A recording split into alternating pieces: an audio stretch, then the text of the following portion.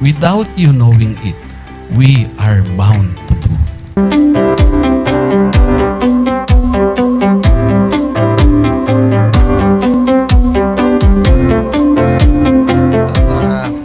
Project natin na Project Shine is a natural consequence dahil sa nangyari sa buong mundo. Let's continue to work together.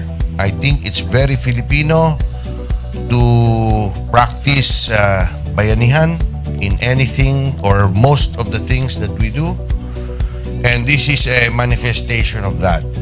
No? We have private sector, we have DEPED, we have local government, all working together.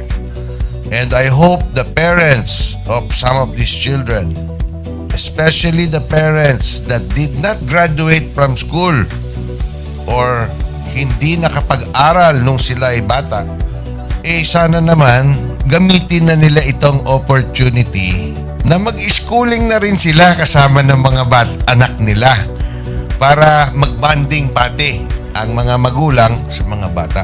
I look at this as doing God's work. Diba? So if you do God's work, it feels right. It's righteous. It's for good, not for evil. Good morning and happy learning, grade 4. Welcome to Aral TarlakHenyo here on RTV Tarlac, channel 26. Simulcast over DZDZ 828, Radio Filipino Tarlac. I am Teacher Mercy Pacheco Bognot. This is Alistair Aidatu. I am Marie Josephine B. Andrade. I am Teacher Princess Marie M. Dueñas, and I will be your teacher broadcaster for today.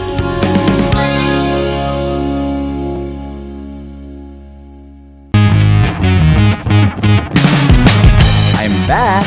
This is Sir Z, your teacher broadcaster. Magandang araw mga kapantas.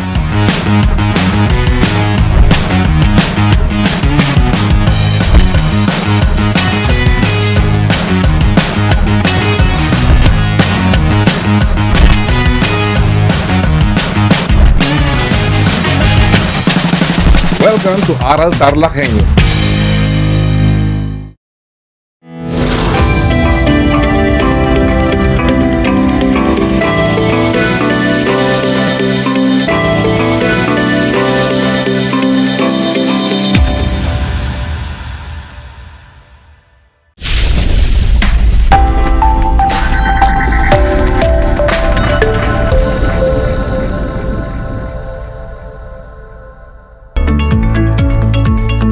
Welcome sa ating Project Shine, Aral TarlakHenyo ng SDO Tarlac Province na kasalukuyang napapanood dito sa RTV Tarlac Channel 26 at Converge Air Cable 100 at sa bayang napapakinggan sa 828 AM DZTC Radio Filipino Tarlac. Magandang buhay, mabuting tao! Kumusta kayo mga giliw kong tagapakinig?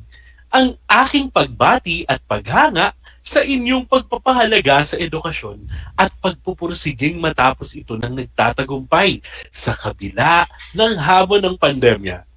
Ako ang inyong guro sa edukasyon, Ivan Ave P. Ocampo, sumasahimpapawid mula dito sa bayan ng Concepcion Tarlac, nasasamahan at gagabayan ka sa Most Essential Learning Competency na nasusuri ang kanyang pakikipagkaibigan batay sa 3 uri ng pakikipagkaibigan ayon kay Aristotle. Natitiyak kung kayo ay handang-handa na sa pagpapatuloy ng ating aralin para sa araw na ito. Siguraduhin maging alerto at listo sa anumang impormasyong magbibigay sa atin ng inspirasyon, pag-asa at aral sa buhay na makakatulong sa pagiging mabuting tao. Makikita sa inyong screen mga anak ang larawan ng Self-Learning Module or LAS, mga project regalo at learner's material na ating tatalakayin sa edukasyon sa pagpapakatao, baitang 8. Para sa araw na ito, ang ating tatalakayin ay ang 3 uri ng pakikipagkaibigan. Bago tayo dumako sa ating aralin, nais kong balikan muna natin ang ating nakaraang talakayan na may paksa na ang aking kaibigan. Sino-sino nga ba ang ating mga kaibigan? Sabi nga sa ating nakaraang talakayan, ang lahat ng tao ay manlalakbay dito sa mundong ibabaw na kung saan marami tayong mga nakikilalang tao na nagiging mahalaga sa atin. At isa na sa mga ito ay ang ating mga kaibigan. Isa sa malawak na nasasakop ng tinatawag na kapwa ay ang kaibigan. Ang kaibigan ng taong pumapangalawa sa pamilya, nakasama ng tao sa hirap at ginhawa. Ang kaibigan, ang taong pwedeng makasama na hindi kailangang itago ang tunay niyang pagkatao at mga nararamdaman. Paano nga ba makapagbuo ng ulirang pagsasamahang magkaibigan? Ang mabuting kaibigan ay handang dumamay sa iyo sa lahat ng oras, higit lalo sa oras ng kagipitan.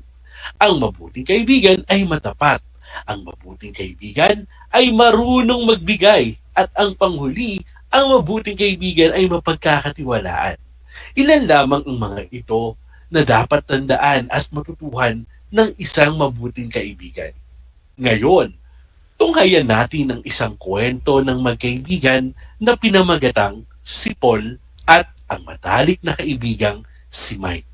Ito'y isinulat ni Ginang Evelyn A. Ramos. Simula nung kinder pa lamang si Paul ay kasama niya na si Mike. Sila ay magkaklase. Hanggang ngayon na nasa wailong baitang na sila sa sekundarya. Sa kabila ng kanilang pagkakaiba sa buhay, ay matalik silang magkaibigan. Si Paul ay anak ng isang magsasaka. Ang kanyang ina naman ay tindera ng gulay sa palengke. Samantalang ang magulang naman ni Mike ay kapwa OFW sa bansang Dubai. Parehong masiyahin sina Paul at Mike. Pareho silang kapwa nagpupursige sa klase at aktibo sa mga contest sa paaralan. Ni minsan hindi naramdaman ni Paul ang hirap ng buhay nila dahil di naman nawala ng pambayad sa mga proyekto nito sa tulong at suporta ng kanyang kaibigan na si Mike. Matulungin at bukas palad si Mike. Hindi lang sa kaibigan, kundi pati na rin sa iba pa niyang kaklase na nangangailangan. Sa murang edad ni Mike ay halos kumpleto na siya sa mga gamit tulad ng laptop, cellphone, mga makabagong gadgets, mga bagong sapatos at damit. Subalit, nagbago ang lahat mula nung maghiwalay ang kanyang mga magulang. Ang dating masiyahin, bibo at aktibong mag-aaral ay naging tamad na sa pag-aaral, hindi dahil hindi na siya lumalahok o hindi na siya kasi lumalahok sa mga patimpalak. Hindi na rin siya gumagawa ng kanyang mga takdang aralin at madalas na rin lumiban sa kanilang klase. Pinupuntahan naman siya palagi ni Paul upang hikayating pumasok at ibalik ang kanilang kilala na si Paul na masiyahin at masipag. Hindi tumigil sa pagpupunta ng pag-alaan at pag-alalay si Paul sa kaibigan. Lagi niyang pinapasaya at kinukumbinsing bumalik na sa pag-aaral. Hanggang isang umaga sa paaralan ay nadatnan ni Paul si Mike nakangiti sa kanyang mga upuan habang nakatingin sa kanya. Nagpasalamat si Mike kay Paul dahil hindi niya ito sinukuan. Nagyakap ang dalawang matalik na magkaibigan. O, naiintindihan niyo ba ang kwento? Sagutin nga natin ang ilan sa mga katanungan bilang tanda na may lubos kayong pagkatuto sa ating binasang kwento. O para sa unang katanungan, sino ang dalawang magkaibigan? Ano ang inyong sagot? Siyempre, ang matalik na magkaibigan sa kwento ay sina Paul at Mike. Ikalawa, ilarawan nga ang pagkakaibigan nila Paul at Mike. Ang sagot ay magkaklase na sila mula pa kinder hanggang ngayong nasa baitang 8. Kapwa sila masiyahin, nagpupursigi sa klase at nagtutulungan. Ikatlong tanong, anong mensahe ang nais iparating sa kwento ng mga magkakaibigan? Ang sagot para sa tanong na ito ay huwag dapat sukuan ng isa't isa. Ang mga pagsubok sa buhay ay hindi dapat maging hadlang upang magtagal ang ugnayang magkakaibigan. Mula sa ating binasang kwento, ipinapakita nito ang isa sa itinuturing na pinakamataas, pinaka-ideal na uri ng pakikipagkaibigan na ating tatalakayin ngayon. Ang pakikipagkaibigan, ang isang napakagandang regalong maibibigay sa kapwa at ito rin ang regalong nais matanggap ng bawat isa. Ano nga ba ang pagkakaibigan? maraming pakahulugan ang mga salitang pagkakaibigan o ang salitang pagkakaibigan. Unahin natin ang kahulugan. Ayon sa Webster's Dictionary, ang pagkakaibigan ay nangangahulugan ng pagkakaroon ng ugnayan sa isang tao dahil sa pagmamahal o affection o pagpapahalaga o yung tinatawag nating esteem. Mahalagang maunawaan na ang pagkakaibigan ay hindi isang damdamin, bagkus isang pasya dahil ito ay nangangailangan ng malinaw na hangarin. Hindi ito ibinabatay lamang sa simpleng pagkagusto at sa kagalakan dahil sa presensya ng isang tao. Ang kaibigan ay hindi basta-basta mahanap.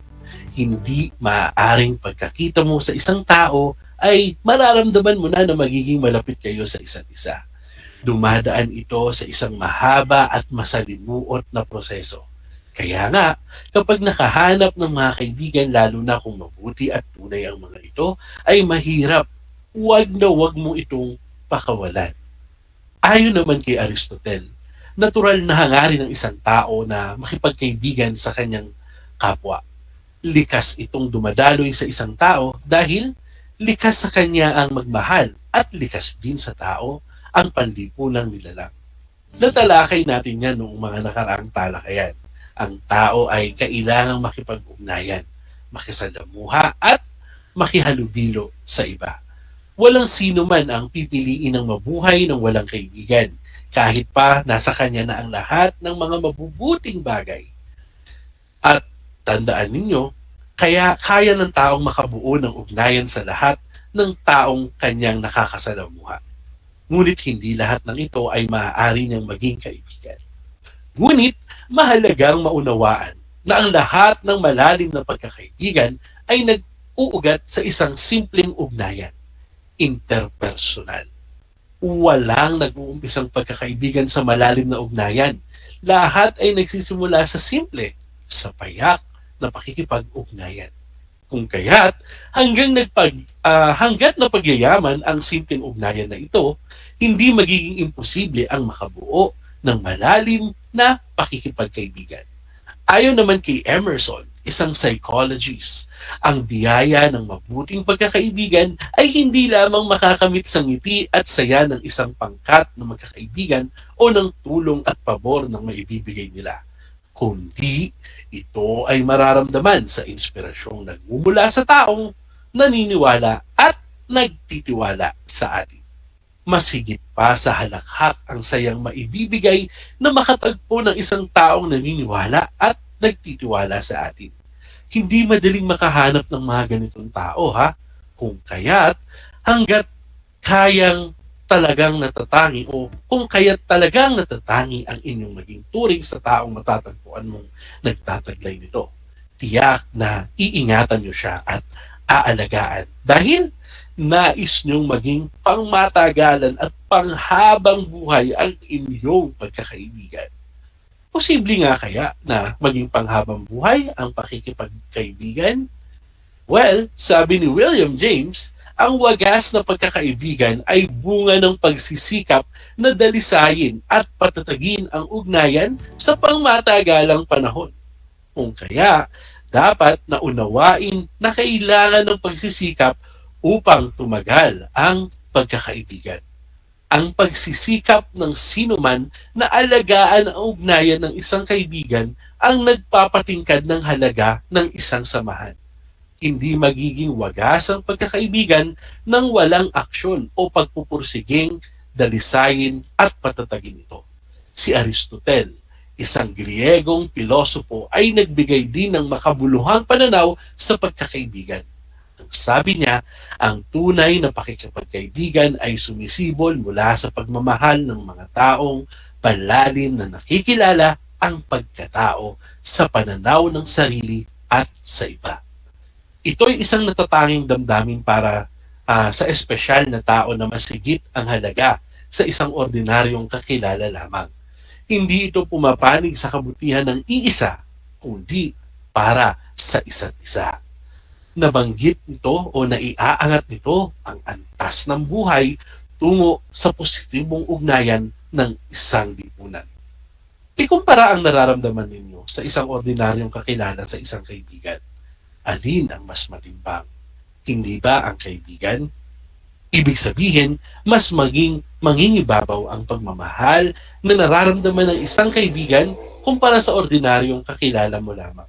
Ang ganitong klase ng pakiramdam ay makatutulong upang mapaunlad, malinang ang buhay sa iba't ibang mga positibong ugnayan sa lipunang kinabibilangan. Ayon pa kay Aristotle, mayroong mahalagang dapat bigyang pansin ng tatlong uri ng pakikipagkaibigan. Makatutulong ang mga ito upang masuri ang mga pagkakaibigan na inaalay sa inyo ng mga pinili ninyong mga kaibigan. Ang mga ito ay, una, pakikipagkaibigang nakabatay sa pangangailangan.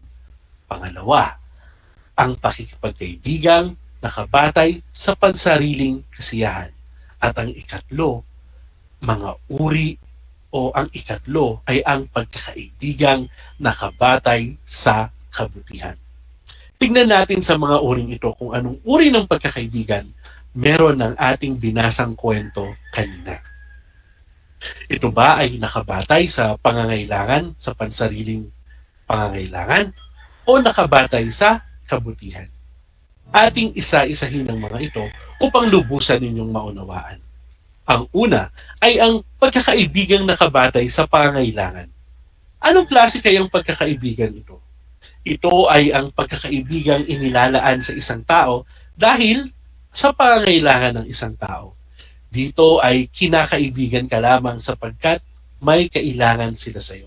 Sa paaralan, halimbawa, may mga mag-aaral na kinakaibigan ng kanyang kapwa mag-aaral dahil sa angkin nitong kasipagan at kabutihan na siya ay tulungan sa paggawa ng mga takdang aralin at proyekto. Kung minsan nga pati sa pangungopya, sa pagsusulit, nagagamit ito. Negatibo ang epekto nito dahil umaasa lamang sa kanyang mga kaibigan at hindi nakatatayo sa sariling mga paa. Mapapansin ang ganitong uri ng pagkakaibigan ay maglalaho sa panahong hindi magiging maganda o sa panahong hindi na maging handa ang isa na muli pang magbigay ng kanyang tulong. Maaaring may sinserong pagnanais ang isa na tulungan ng isa pa na matutong tumayo sa kanyang sariling paa at maging responsable sa kanyang pag-aaral, ngunit mababaliwala lamang ang malasakit na ito dahil tiyak na magwawakas ang pagkakaibigan dahil dito. Kaibigan kita dahil kailangan kita. Iyan ang linyang madaling makapaglalarawan sa sitwasyong ito. Ito ay napakababaw na uri ng pagkakaibigan. Kulang ng kabutihan, ng katarungan, ng pagmamahal, at higit sa lahat, ng pagpapahalaga. Ang ikalawa na uri ng pagkakaibigan ayon kay Aristotle ay ang pagkakaibigang nakabatay sa pansariling kasiyahan. Ang ganitong uri ng pakikipagkaibigan ay nabubuo sa pagitan mo at ng isa o mahigit pang tao na masaya kang kasama o kausap. Madalas ito ay ang mga taong kasama mo sa maraming mga gawain, katulad ng mga kalaro mo sa basketball, mga kasama mo sa pamasyal, o mga madadalas na nagpapatawa sa iyo sa oras ng kwentuhan. Maituturing itong mas mataas kaysa sa naunang uri. Nabubuo ang pagkakaibigan sa bahaging ito dahil mayroong taglay ang isang tao na gusto mo at nakakapagpasaya sa iyo. Ngunit, hindi pa rin maituturing na pangmatagalan ng gantong uri ng pakikipagkaibigan dahil ilang bahagi lamang ng tao ang ginusto mo o ilang bahagi lang ng tao ang ginugusto at hindi ang kabuuan ng kanyang pagkatao. Maaari itong maglaho kapag nakita ang katangiang maaaring hindi mo nagugustuhan o kaya naman ay kapag nawala na ang kasiyahan na ibinibigay nito sa iyo. Halimbawa nito, naging matalik na magkaibigan sina Josh at Angel dahil pareho silang interes sa paglalaro ng chess. Magkasama sila sa iba't ibang palaro at magkasalo sila sa lahat ng natatamasang tagumpay at kabiguan. Ngunit nang lumipat ng ibang paaralan si Angel ay naputol din ang kanilang komunikasyon. Nakikita sa halimbawang ito na ang pagkakaibigang nakabatay sa kasiyahan ay madaling mawala kung hindi na madalas magkasama at hindi na nakapagbibigay ng kasiyahan sa isa't isa. Ang ikatlong uri ng pagkakaibigan naman ay ang pagkakaibigang nakabatay sa kabutihan. Ito ang uri ng pagkakaibigan ating namalas sa ating binasang kwento kanina nagpakita ng kabutihan ng pagkakaibigan nila Paul at Mike sa isa't isa. Ang uri ng pagkakaibigang nakabatay sa kabutihan ay nabubuo batay sa pagkagusto o admiration at paggalang sa isa't isa. Hindi ito madaling mabuo. Nangangailangan ito ng mas mahabang panahon kung ikukumpara sa pagkakaibigang nakabatay sa pangangailangan at pagkakaibigang nakabatay sa pansariling kasiyahan. Ngunit, ihahalin tulad din sa mga naunang ito ay ang mas tumatagal at mas may kabutihan. Ito ay nagsisimula kapag naging kapansin-pansin ang pagkakatulad ng mga pagpapahalaga at layunin na pagkakaroon ng pagkaparehong pananaw sa mundo at sa buhay ng dalawa o higit pang tao. Hindi ito nangangahulugan na nagsisimula mula pagkabata o sa anumang tiyak na yugto, bagaman marami sa mga malalim na pagkakaibigan ay nagsisimula sa maagang yugto. Ito ay ang pagkakaibigan na pinapahalagahan, ite-treasure, kumbaga. Mahirap mahanap ang ganitong klase ng pakikipagkaibigan sa isang kaibigan, kaya kapag nakahanap ka nito ay sikapin mo itong pahalagahan. I-treasure ninyo ito. Para sa inyo, alin sa tatlo o alin sa tatlong uri ng pakikipagkaibigan ang nanaisin nyo? Kung ang sagot ninyo ay ang pakikipagkaibigang batay sa kabutihan, tama. Ito ang pinakamataas na uri ng pakikipagkaibigan. Itinuturing na bertud ang pakikipagkaibigan dahil ito ay nagpapahalaga sa katarungan at halaga ng pagbabahagi ng sarili sa kapwa. Marami lahat tayo ay pinapangarap na magkaroon ng tapat at tunay na kaibigan, bagaman hindi lahat tayo ay ganong kapalad na magkaroon ng ganitong uri ng kaibigan, kaya pahalagahan pa rin natin ang anumang pagkakaibigang meron tayo dahil sa mabuting pakikipagkaibigan, mapapaunlad ang ating kapwa. Mahalagang tandaan, mga anak, ang sumusunod na konseptong muling ating natutunan ngayong araw. Una, mula sa tatlong uri ng pakikipagkaibigan, nakabatay sa kabutihan ng pinakamataas na uri. Ang mas malalim at mas makabuluhang pagkakaibigan ay nabubuo sa pagitan ng mabubuting tao na kapwa nagtataglay ng iba't ibang mga pagpapahalaga at magagandang kaasalan. Kapag nagkaroon ng ganitong klaseng kaibigan, huwag na huwag hayaang masira at mawasak. Pangalawa, ang pagkakaibigang naghahangad ng mabuti na katutulong sa pagpapaunlad at nag-iisip para sa kapakanan ng kaibigan ay ang pinakamataas na antas ng pakikipagkaibigan. Dahil dito, ang uri ng pagkakaibigang ito ay tumatagal katulad ng pagiging pangmatagalan ng mga bertud at pagpapahalaga. Ikatlo, sa pakikipagkaibigan, mahalagang maging mabuting kapwa sa magkaibigan upang makatulong sa paglalago o sa paglago ng bawat isa at ang taong humuhubog sa kanilang pagkakaibigan, ang kanilang pagkakaibigan naman ang humuhubog sa kanila. Isang talakayan na naman ang malapit ng matapos at ako ay masayang-masaya sa ipinakita ninyong aktibong pakikibahagi sa ating aralin ngayong araw, higit lalo na sa inyong pagmamahal sa edukasyon. Ipagpatuloy ang kagandahang asal na ito, mga anak. Ito'y hakbang tungo sa katuparan ng inyong mga pangarap sa hinaharap. Sa puntong ito, panahon na akong alamin na kayo ay may natutunan mula sa ating aralin sa pamamagitan ng munting pagsusulit. Sa lahat ng nanonood ng FB Live, gamitin ng FB chat box para sa inyong mga kasagutan. Ihanda naman ang panulat at sagutang papel sa mga nanonood sa telebisyon at nakikinig sa radyo. Meron tayong 5 katanungan, ha? Makinig ng mabuti at piliin ang titik ng tamang sagot. Para sa unang bilang, tanggap ni Ben ang buong pagkatao ni Alice kahit madalas sila hindi magkasundo sa mga bagay-bagay. Hindi pa rin ito hadlang sa kanilang pagkakaibigan, mas lalo pa silang naging malapit sa isa't isa. Anong uri ng pagkakaibigan ang pinapakita ni Ben kay Alice batay sa A, ito ang mga pagpipiliang titik. Kabutihan, B, panglibangan, C, pangailangan, o D, pangsariling kasiyahan. Ano ang sagot? Ang sagot ay titik A. O, ikalawang tanong. Alin sa sitwasyon ang nagpapakita ng pakikipagkaibigang nababatay sa pangangailangan? A. Kapwa masaya ang magkaibigan dahil pareho silang mahilig maglaro ng badminton. B. Kinakaibigan ni Tricia si Celine dahil alam niyang nakatutulong ito sa kanyang mga proyekto. C. Nagsasagawang alalayan ni Susan si Ana sa pagsasanay nito sa pagsasayaw kahit siya'y nahihirapan. O D. Matagal nang magkaibigan sina Mario at Ben, subalit biglang nagbago si Ben at lumiban na sa klase dahil nahumaling na pala sa paglalaro ng computer, kaya pinagsabihan siya ni Mario. Ang tamang sagot ay titik B. Kinaibigan ni Tricia si Celine dahil alam niyang nakatutulong ito sa kanyang mga proyekto. O ikatlong tanong tayo. Aling sitwasyon ang nagpapakita ng pakikipagkaibigang nakabatay sa pansariling kasiyahan? Titik A. Kapwa masaya ang magkaibigan dahil pare-pareho silang mahilig magbisikleta. Titik B. Tuwang-tuwa si Lina sa bagong kaibigan dahil nasusunod ang lahat ng kanyang kagustuhan. Titik C. Tumagal ang pagkakaibigan ni May at Lynn dahil tanggap nila ang pagkatao ng bawat isa. Titik D. Pinakokopya ni Grace si Don sa tuwing sila'y may pagsusulit dahil lagi siyang nililibre ng snacks. Ang sagot ay titik A. Kapwa masaya ang magkaibigan dahil pareho silang mahilig magbisikleta. Sumunod, ikaapat, ano ang pinakamataas na uri ng pagkakaibigan?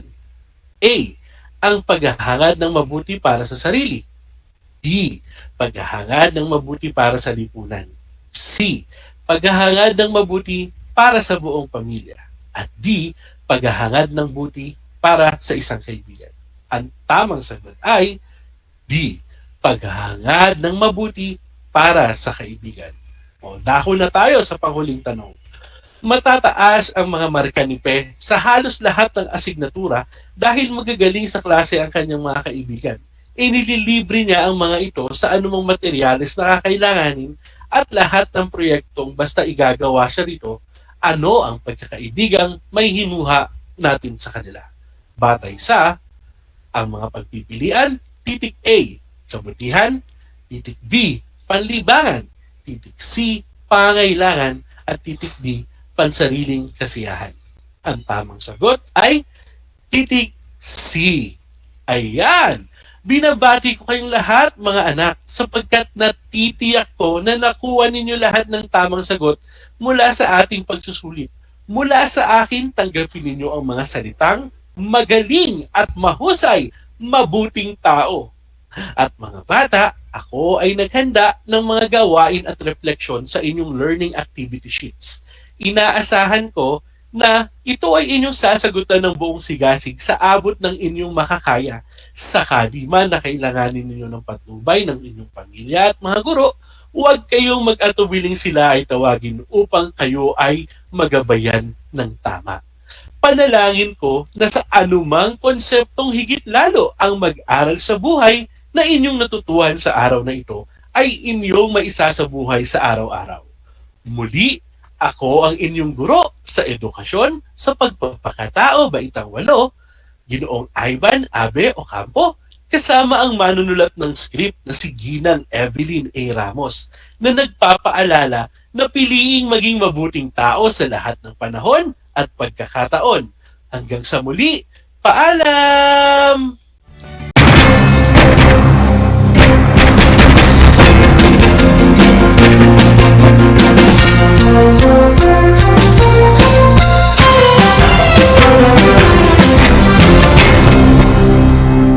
Nais mo bang magpabakuna? Alam mo bang may mga tinatawag na priority eligible groups? Sa bawat priority group, may mga sektor na nakahanay. Kung ikaw ay kabilang dito, wag nang magdalawang isip pa. Halina't magpabakuna na. Simula Hunyo, sisimula na ang pag-roll out ng mga bakuna sa A5 group o ang mga nabibilang sa indigent population. Ito ay ang mga kabilang sa mahihirap na populasyon base sa listahan ng National Household Targeting System for Poverty Reduction o NHTSPR o iba pang verification mechanisms ng local government units. Kaya kung ikaw ay nabibilang sa grupo na ito, tumawag o makipag-ugnayan sa inyong LGU upang malaman ang mga detalye tungkol sa inyong vaccination program katulad ng petsa, oras at lugar kung saan ka magpapabakuna. Humingi ng medical clearance sa inyong doktor kung ikaw ay may autoimmune disease, HIV, cancer, malignancy, dumaan sa organ transplant, kasalukuyang dumadaan sa steroid treatment o nakaratay sa higaan. Huwag kalimutan ang iyong proof of eligibility o mga dokumentong nagpapatunay na ikaw ay kasama sa priority group na ito. Huwag din kalimutang dalhin ang iyong government ID, pati na ang face mask, face shield, sanitizer at ballpen bago ang iyong vaccination. At paalala, pagkatapos ng pagbabakuna, huwag mag-atubiling magtanong na makaragdagang impormasyon tungkol sa bakuna na ginamit sa iyo. Hingin at itago ang contact information ng personnel na tatawagan kung sakaling ikaw ay makaramdam ng seryosong side effects. Huwag ring kalimutan ang vaccination card at alamin ang petsa ng iyong second dose ng pagbabakuna. Higit sa lahat, ugaliin pa ring sundin ang minimum public health standards tulad ng wastong paghuhugas ng kamay, pagpapanatili ng safe physical distancing at pagsusuot ng face mask at face shield.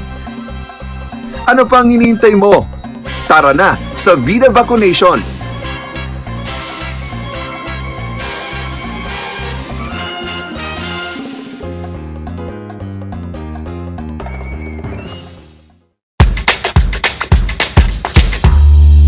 Alam niyo ba na ang whale shark ay hindi isang whale? Ang whale shark o butanding ay kinikilalang world's largest fish at tinatawag gentle giants. May sukat itong 12 meters. Maliliit ang ngipin ng butanding, kaya naman planktons o maliliit na hipon at isda lang ang kaya nilang kainin. Simula noong 2011, marami nang nahumaling mag-whale shark watching sa Oslo, Cebu. Alam niyo na, yan ang whale shark! Did you know that children learn more when they initiate an activity and are actively engaged in it?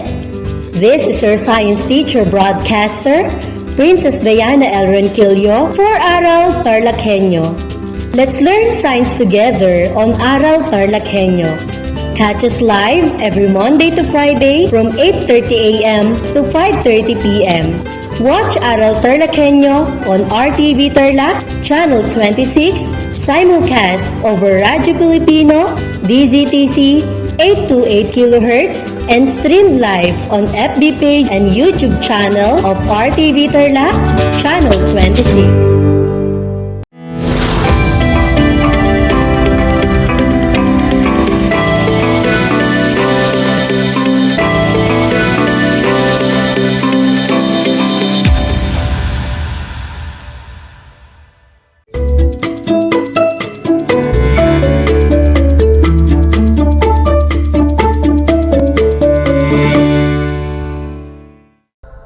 And good day to all our listeners and viewers out there.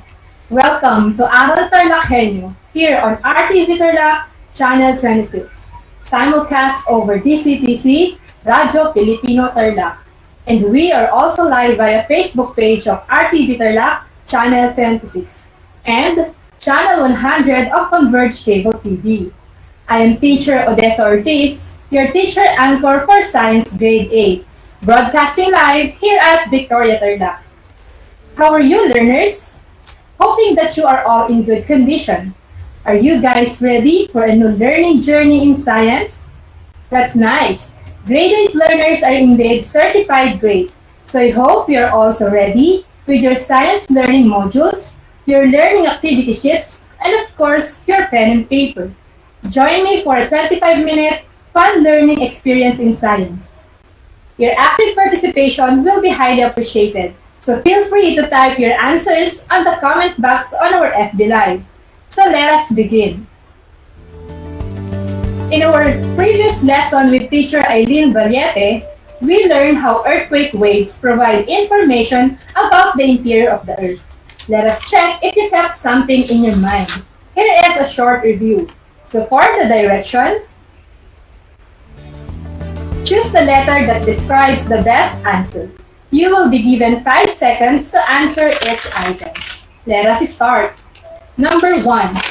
Which of the following travels the fastest and is detected first in the seismic station? A. Love wave. B. Primary wave. C. Surface wave. Or letter D, secondary wave? You have 5 seconds. The answer is letter D. That was a good start, grade 8. Let us proceed. What type of seismic waves are responsible for a destructive earthquake? A. Lava wave.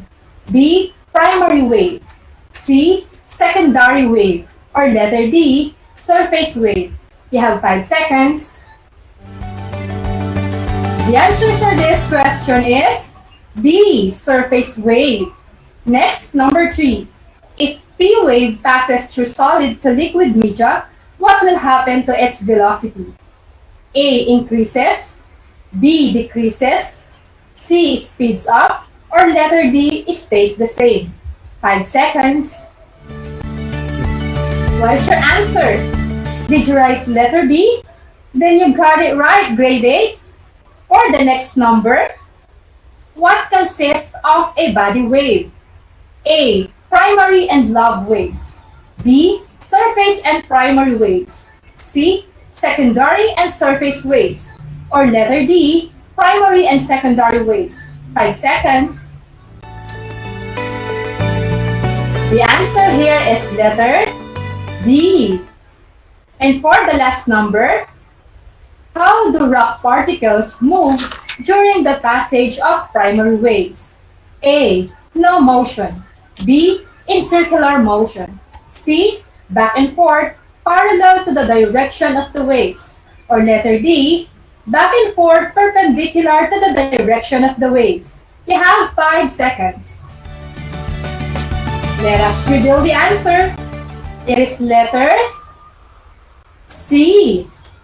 So how many of you got a perfect score? Congratulations then. I'm happy that you understood well the past lesson. So I guess you are now ready to learn this week's Most Essential Learning Competency, where you are expected to explain how typhoon develops and how it is affected by landforms and bodies of water. And here are our specific learning targets. Define typhoon. Plot the Philippine area of responsibility. Enumerate the categories of tropical cyclone. And lastly, prepare for the occurrence of a typhoon through the information from Philippine Storm Warning Signal. Now class, look at the picture of a globe giving emphasis on the location of our country, the Philippines. Being in the tropical region, the Philippines is visited by typhoons every year. According to the Asian Disaster Reduction Center, our country is visited by an average of 20 typhoons every year, 5 of which are destructive. The term typhoon is used in the northwestern part of the Pacific Ocean, with the northeastern part of the Pacific Ocean, and also in the northern part of the Atlantic Ocean. The equivalent term of typhoon is hurricane. In the Bay of Bengal, Arabian Sea, and western South Indian Ocean, the name is cyclone. But the generic term used by meteorologists to describe this weather disturbance is known as tropical cyclone. Technically, a tropical cyclone is defined as a non-frontal synoptic scale cyclone developing over tropical and subtropical waters at any level and having a definitely organized circulation.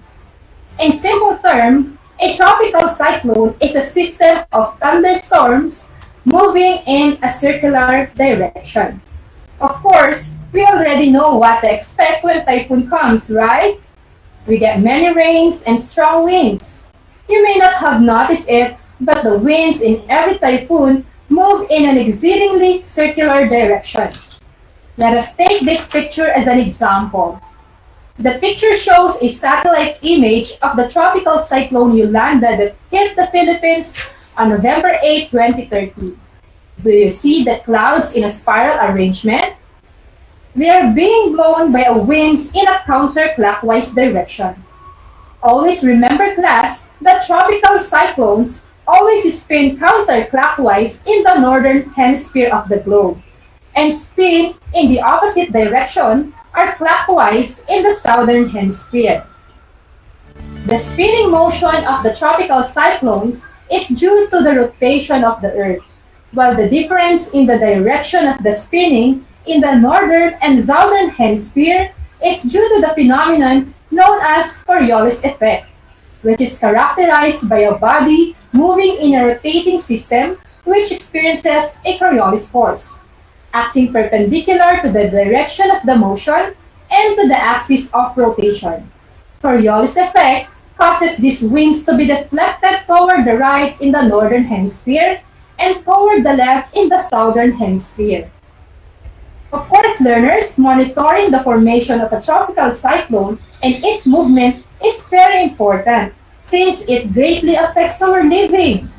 In the Philippines, the PAG-ASA or Philippine Atmospheric, Geophysical, and Astronomical Services Administration is the institution dedicated to provide typhoon warnings, public weather forecasts, and advisories. When a weather disturbance enters or is expected to enter the Philippine Area of Responsibility or PAR, PAG-ASA begins to monitor it. Do you know which area is covered by the PAR?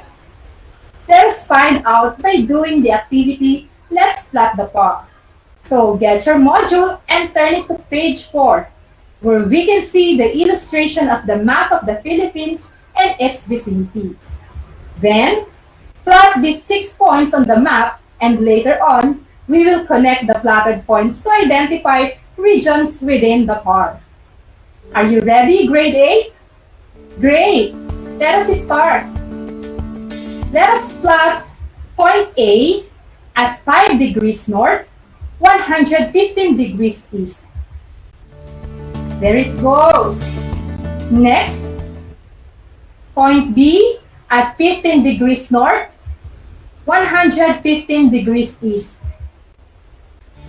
Alright, now let us plot point C at 21 degrees north and 120 degrees east.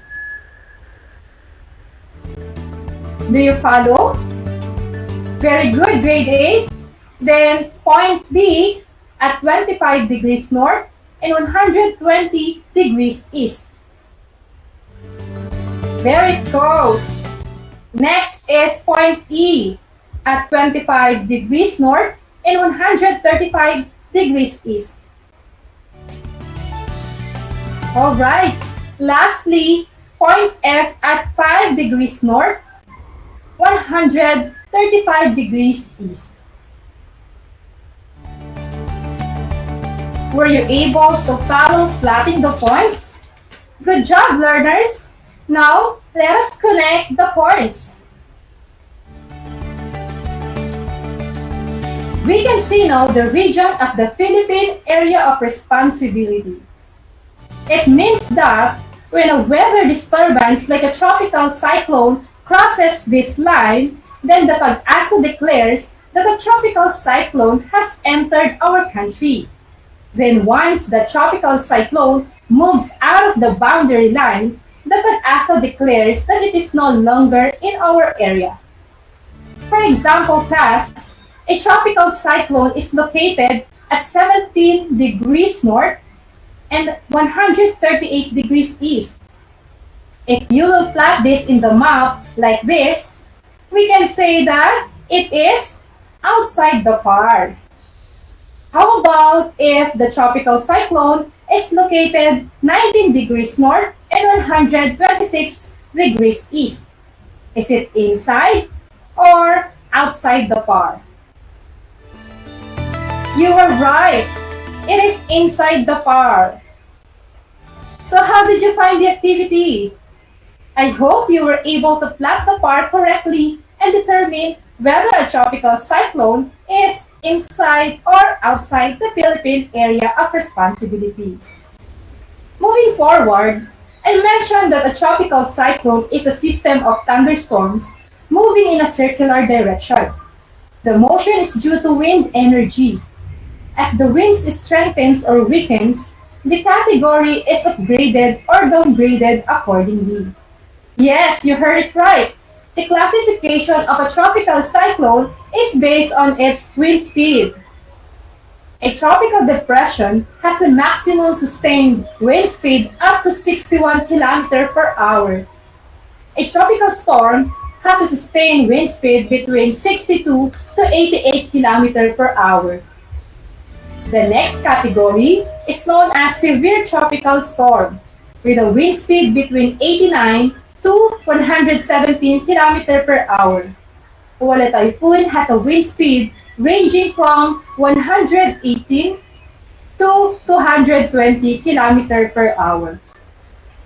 And lastly, the most intense and most destructive tropical cyclone has a wind speed exceeding to 220 km per hour. It is known as a super typhoon. Yolanda was considered as a super typhoon and is the most powerful tropical cyclone in 2013 and one of the most destructive typhoons of all times. Tropical cyclone is considered one of the most destructive natural disasters that affect the lives of many people and causes tremendous loss of properties. Here are the effects of tropical cyclone that can leave a significant mark on the lives of people. First in the list are the strong winds. The surface wind increases in magnitude and is maintained over time interval of several minutes to half an hour. Second are the tornadoes. These are produced by tropical cyclone characterized by a violent and destructive whirling wind accompanied by a funnel shape with a speed of about 64 to 116 km per hour. Next are the rainfall and flooding. Rainfall associated with tropical cyclone is both beneficial and harmful. Rains contribute to the water needs of the areas traversed by the tropical cyclone. However, the rains are harmful when the amount of water is way too large as to cause flooding. And lastly, the storm surge.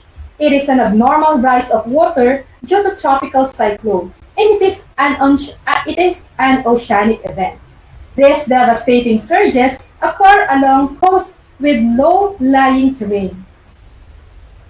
A tropical cyclone, as I mentioned, is a natural phenomenon that nobody can stop. But we can prepare for its arrival through the communications coming from Pag-asa. Weather forecasts on television, on newspaper, and over the radio may assist in the dissemination of this information for the public to know. Public storm warning signals or PSWS are raised to warn the public of incoming weather disturbances.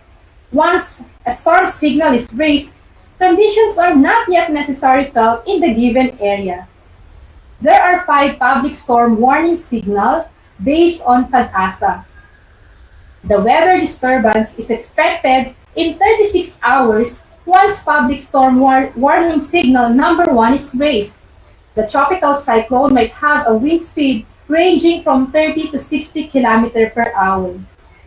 While storm signal number 2 is raised when weather disturbance has a wind speed ranging from 60 to 120 km per hour, and it is expected in 24 hours. A public storm signal number 3 indicates that wind speed of the tropical cyclone is ranging from 121 to 170 km per hour and is expected in 18 hours. On the other hand, signal number 4 indicates that the lead time of landfall of the weather disturbance is 12 hours, and its wind speed range from 117 to 220 km per hour. Lastly, the highest storm signal is number 5. The tropical cyclone at this signal is considered as a super typhoon with a wind speed of more than 220 km per hour and is expected in 12 hours. Remember, class, that the public storm warning signal of an area is based on the intensity of the wind speed, size of the circulation, and the forecast direction of a tropical cyclone, and not on the intensity of the rain. Although flooding because of heavy rain is also associated to a tropical cyclone, it is possible that there is no rain even there is a tropical cyclone. But bear in mind that a strong wind is also harmful and detrimental to our safety. Since tropical cyclones are natural phenomena, it is important to have a sufficient knowledge about these weather conditions and, of course, about weather forecasts for us to be ready and be safe should one hit our place. Aside from weather forecast and public storm signal, we should also have our emergency kit that might help us to survive after a weather disturbance. An emergency kit is a collection of basic items that a household should have in the event of an emergency like a typhoon. So most of the things included in the kit are inexpensive and easy to find and could save your life. Make sure your emergency kit has the following: water, non-perishable foods, cellular phone with charger and power bank, transistor radio, and batteries. Of course, whistle to signal for help, flashlight and batteries, personal hygiene items, pocket knife, first aid kits, and matches. Will you think of other basic materials that can be added to an emergency kit? Good job, learners! Always remember that materials in your emergency kit should last for at least 72 hours in case emergencies will happen after a weather disturbance. Alright, we have come this far, grade 8. Do you have any question or clarification regarding our lesson?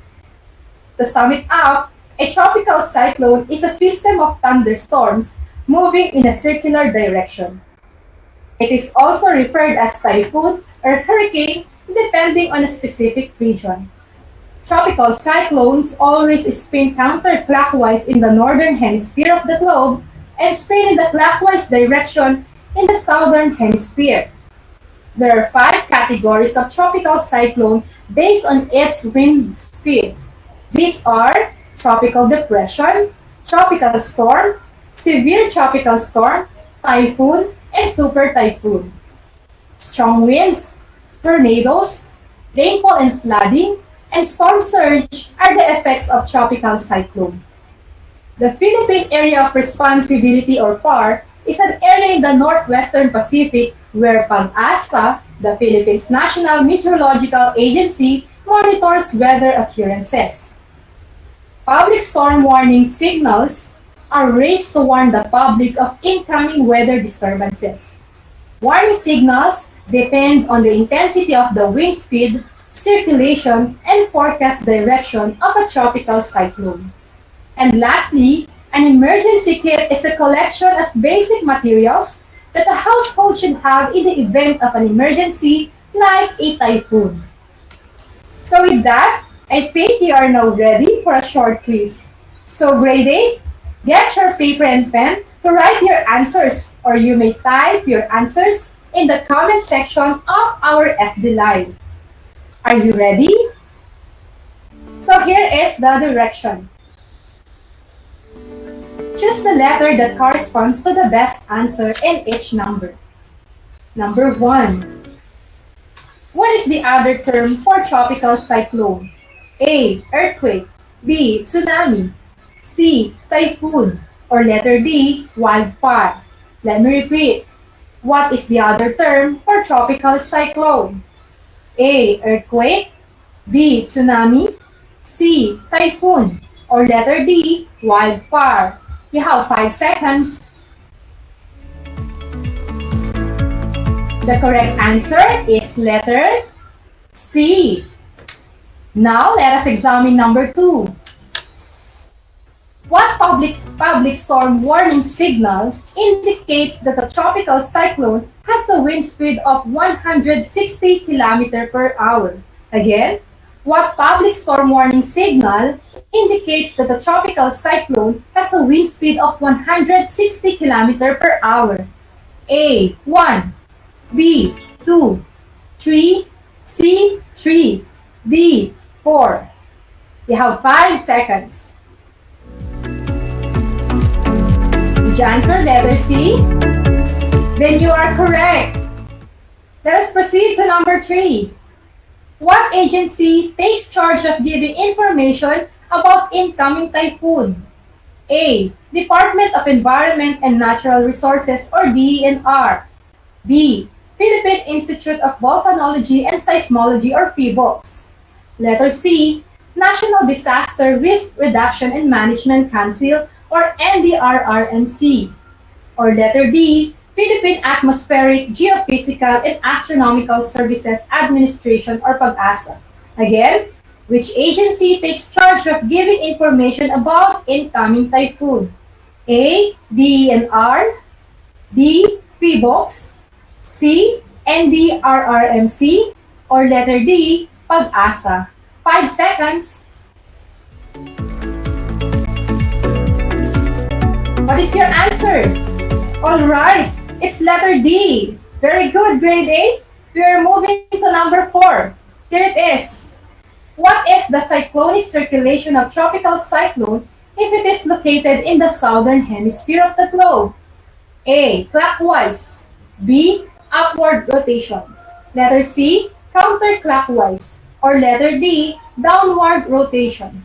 Again, what is the cyclonic circulation of a tropical cyclone if it is located in the southern hemisphere? A, clockwise. B, upward rotation. Letter C, counterclockwise. Or letter D, downward rotation. 5 seconds. If your answer is letter A, then you are correct. We are now on the last number, learners. Which statement tells about storm surge? A, it is a rise in sea level due to global warming. B, it is the rising of the sea level due to the friction between surface water and wind. Letter C, it is a destructive wave due to underwater earthquake that occurs along the sea coast. Or letter D, it is an abnormal rise of seawater due to tropical cyclone that occurs along the sea coast. 5 seconds. If you answered letter D, then you got it right, grade A. We are done in our quiz. Did you get a perfect score? Very good. You are indeed certified grade. In case not, then do not worry because there would be next time. I hope you learned something in our session for today. In the event that you were confused or there were things that left uncleared, feel free to send your questions via Messenger. You may also watch replay of our session in the FB page of RTV Tarlac Channel 26. Or you may directly ask me or your science teacher for any clarification about our topic. Keep on tuning to our radio station, DCTC, Radio Filipino Tarlac, and keep watching on RTV Tarlac Channel 26. Join me again on Monday as we discuss the anatomy of a tropical cyclone, how it develops, and the factors that may affect its formation. Once again, I am Teacher Odessa Ortiz, your teacher broadcaster for today. See you next time!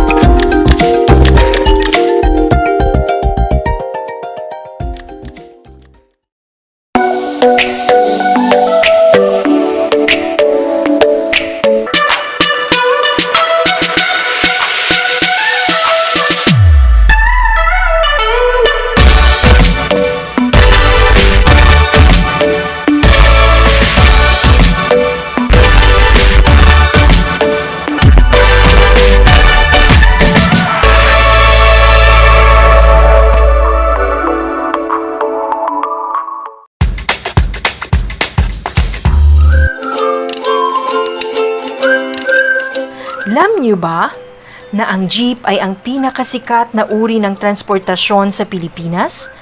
May nagsasabi na ang pangalang jeep ay hango sa salitang jeepy na ang ibig sabihin ay general purpose or government purpose na naglalarawan ng military jeep na ginamit noong World War II. Pagkatapos ng digmaan, iniwan na ng mga sundalong Amerikano ang libu-libong jeep sa kalsada ng Maynila. Ang matibay at makulay na jeepney nga raw ay truly mestizo dahil sa half local at half foreign na katangian nito. Alam nyo na, yan ang jeepney. Kumusta mga giliw kong tagapakinig? Nagbabalik ang inyong paaralang panghimpapawid, Aral TarlakHenyo sa RTV Tarlac, Channel 26 at sa bayang naririnig sa DZTC 828 Radyo Pilipino Tarlac. Tayo rin ay napapanood sa FB Live ng RTV Tarlac Channel 26. Sumasahimpapawid mula sa bayan ng Pura Tarlac, mula sa bayan ng San Clemente. mula rito sa Puro Elementary School, Pura Tarlac, sa bayan ng Kapas Tarlac. Ako, ang inyong guro, na maghahatid sa inyo ng makabuluhang pagtalakay sa ating aralin. Multiply 1089 by 9, you will get an answer, the exact reverse, which is 9801. My name is JRP Duldulao, your teacher broadcaster on Aral TarlakHenyo. For more math trivia and answers to your math questions, catch Aral TarlakHenyo every Monday to Friday from 8:30 a.m. to 5:30 p.m. Learning math is so much fun!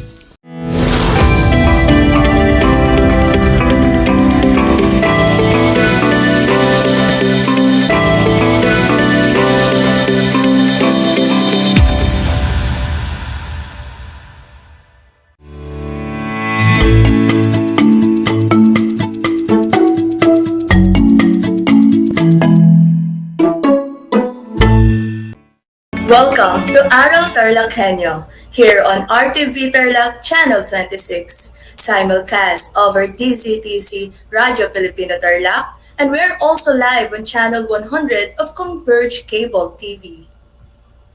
Streaming live from Concepcion, Tarlac, I am Micaela Angelica D. Mercado, your teacher broadcaster today for Grade 8 Mathematics.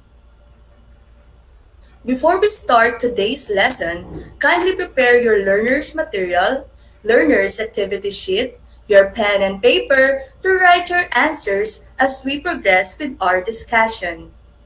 We can all say that this month is one of the most wonderful time of the year.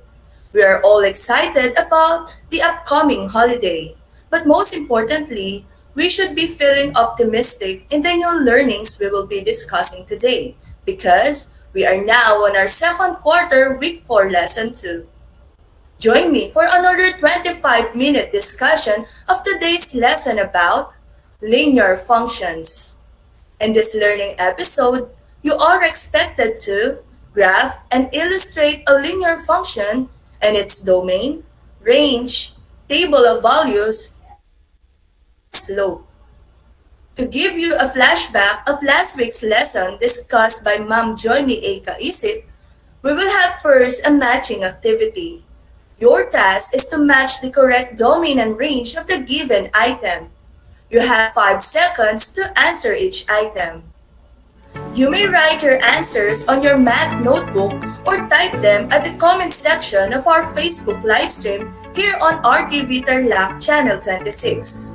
You may type your name, section, school, and your answer. Are you ready, grade 8 learners? Great, let's begin.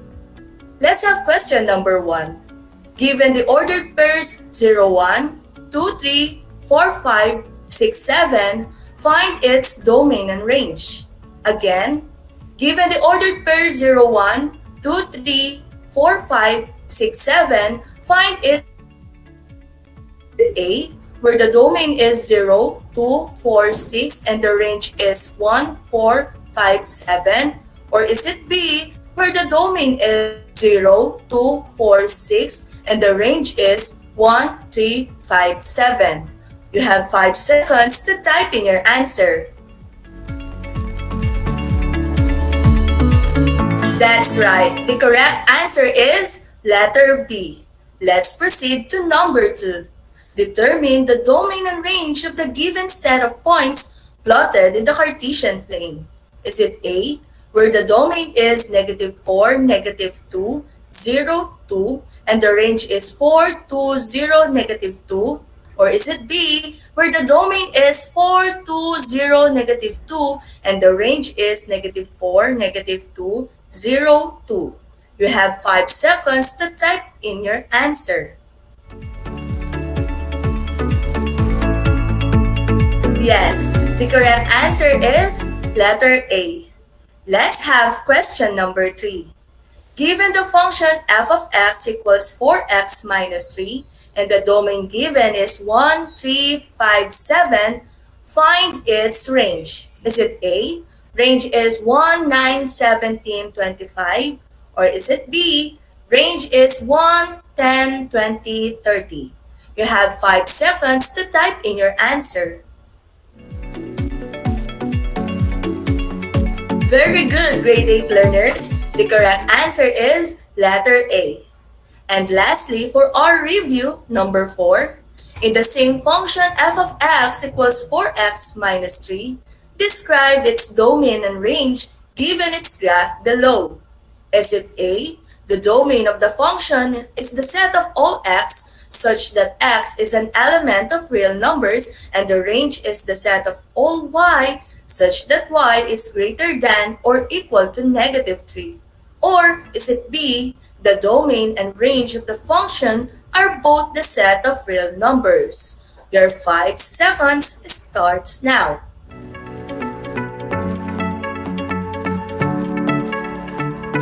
Time's up. If you choose letter B, then you are correct. The given function has a graph of a straight line. If the graph is a straight line, then it is a linear function having a set of real numbers as domain and range. And that will be our discussion for today.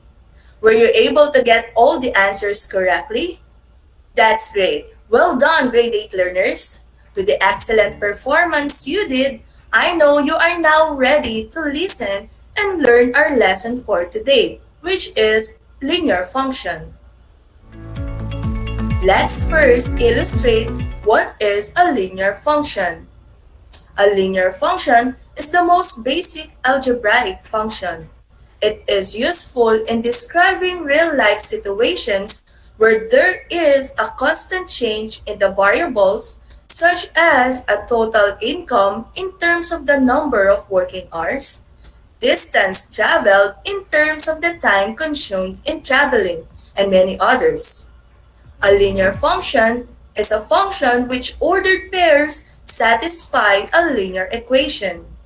Any linear function can be written in the form of y equals mx plus b, where f of x equals mx plus b, where m and b are real numbers and m is the slope of the line while b is its y-intercept. If m is not equal to 0, then the degree of the function is 1. If m is equal to 0 and b is not equal to 0, then the degree of the function is 0. If m is equal to 0 and b is equal to 0, then the degree of the function is not defined. When a linear equation is written in standard form ax plus by equals c, where a, b, and c are real numbers and a is not equal to 0, notice that both x and y have exponents of 1. X and y are not multiplied together, and x and y do not appear in denominators, exponents, or radicands. Let's have some illustrative examples. We will now analyze if the following function is a linear function or not a linear function. Let's have function number 1. The function f of x equals 2x plus 3 is a linear function since the highest exponent or the degree of x is 1. and it is written in the form f of x equals mx plus b. The slope is m. The slope m is 2, while the y-intercept b is 3. Now, let's have function number 2. The function f of x equals x squared plus 5x plus 4 is not a linear function because its degree, or the highest exponent of x, is 2. Next, function number 3. The function f of x equals 2 raised to x minus 3 is not a linear function since it is not written in the form f of x equals mx plus b, and the variable x appears as an exponent. Let's have function number 4. The function f of x equals negative 2x is a linear function, since the highest exponent of x is 1 and it can be written in the form of f of x equals mx plus b, where b is equal to 0. Now, it's your turn to answer this. Is the function f of xy equals 5xy a linear function or not a linear function? You have 5 seconds to answer this. Time's up. Correct. F of xy equals 5xy is not a linear function since the two variables are multiplied together and cannot be written in the form y equals mx plus b or f of x equals mx plus b. Did you understand, grade 8 learners? That's good. Now, let's talk about the table of values of the linear function. Linear functions can also be presented in table of values. Okay, so let us now determine whether each table of values represents a linear function. Let's have the first table of values with the domain -1, 0, 1, 2, and the range of 5, 6, 7, 8. What can you say about the changes in the domain or the x values? Yes, the x values increases by 1 each time. How about the changes in the y values or range? Correct. The y values also increases by 1 each time. As x increases by 1, y increases by 1 also. The rate of change is constant, therefore, the function that represents this table of values is a linear function. Can you still follow, grade 8 learners? Great. Let's proceed to the second table of values with the domain of 2, 5, 8, 11, and the range of 2, 17, 50, 101. What can you say or what can you observe about the changes in the x and y values? Good job! As x increases by 3, y increases by a greater amount each time. The rate of change is not constant, so this function is not a linear function. Now, it's your turn to tell whether the given table of values with the domain of 1, 3, 5, 7, and the range of 10, 30, 50, 70 is a linear function or not. You have 5 seconds to answer.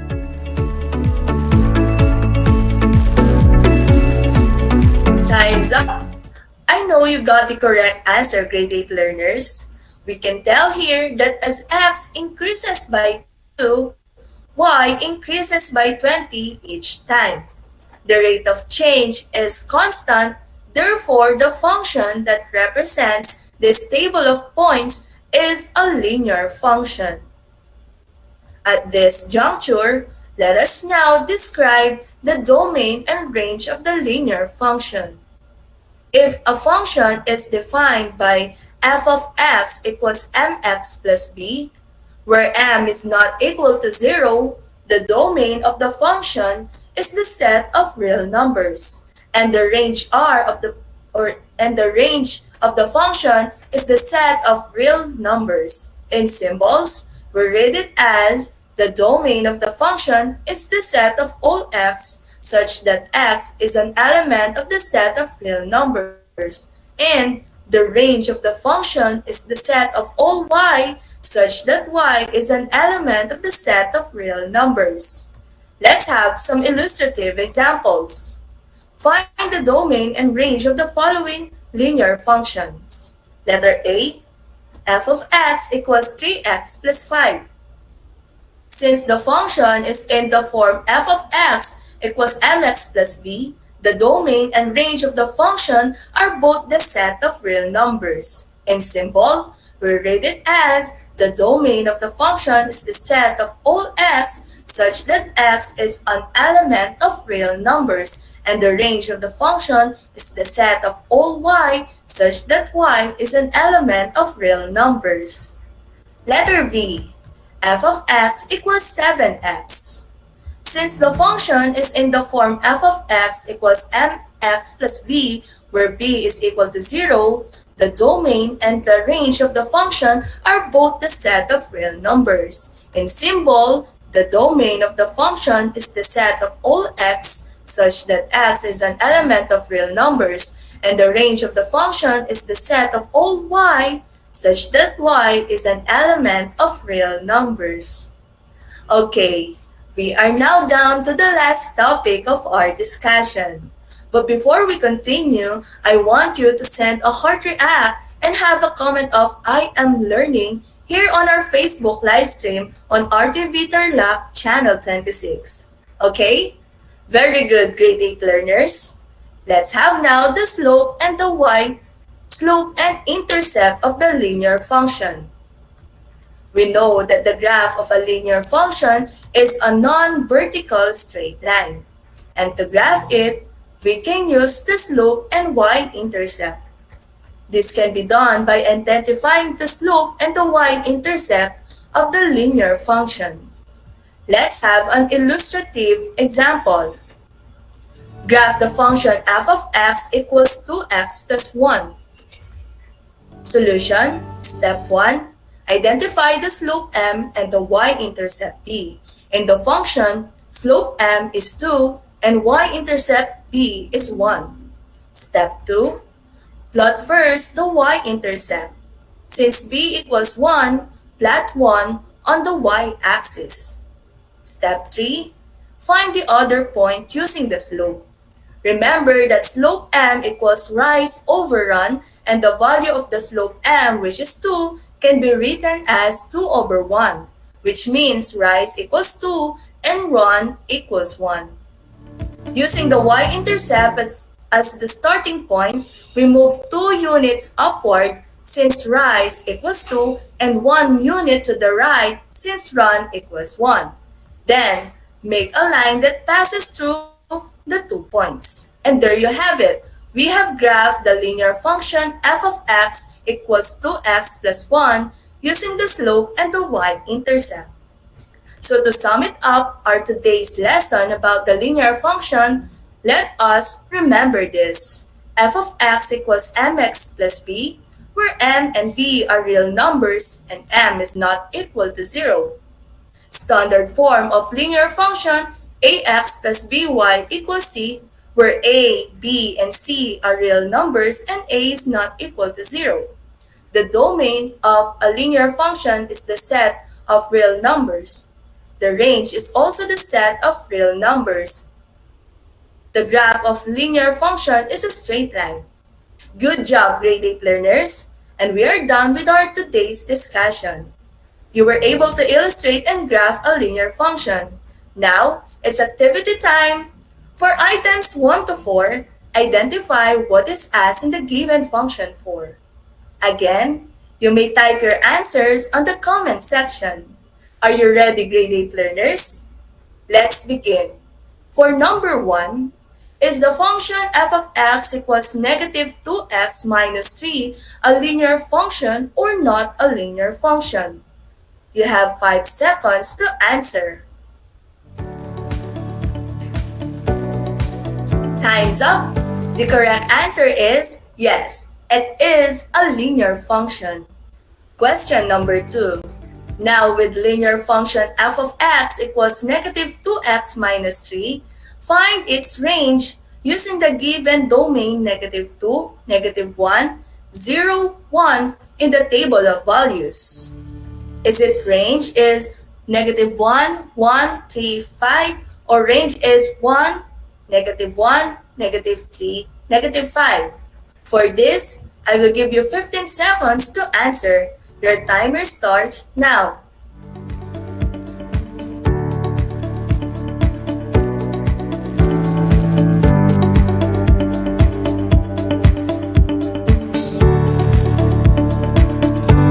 Time's up.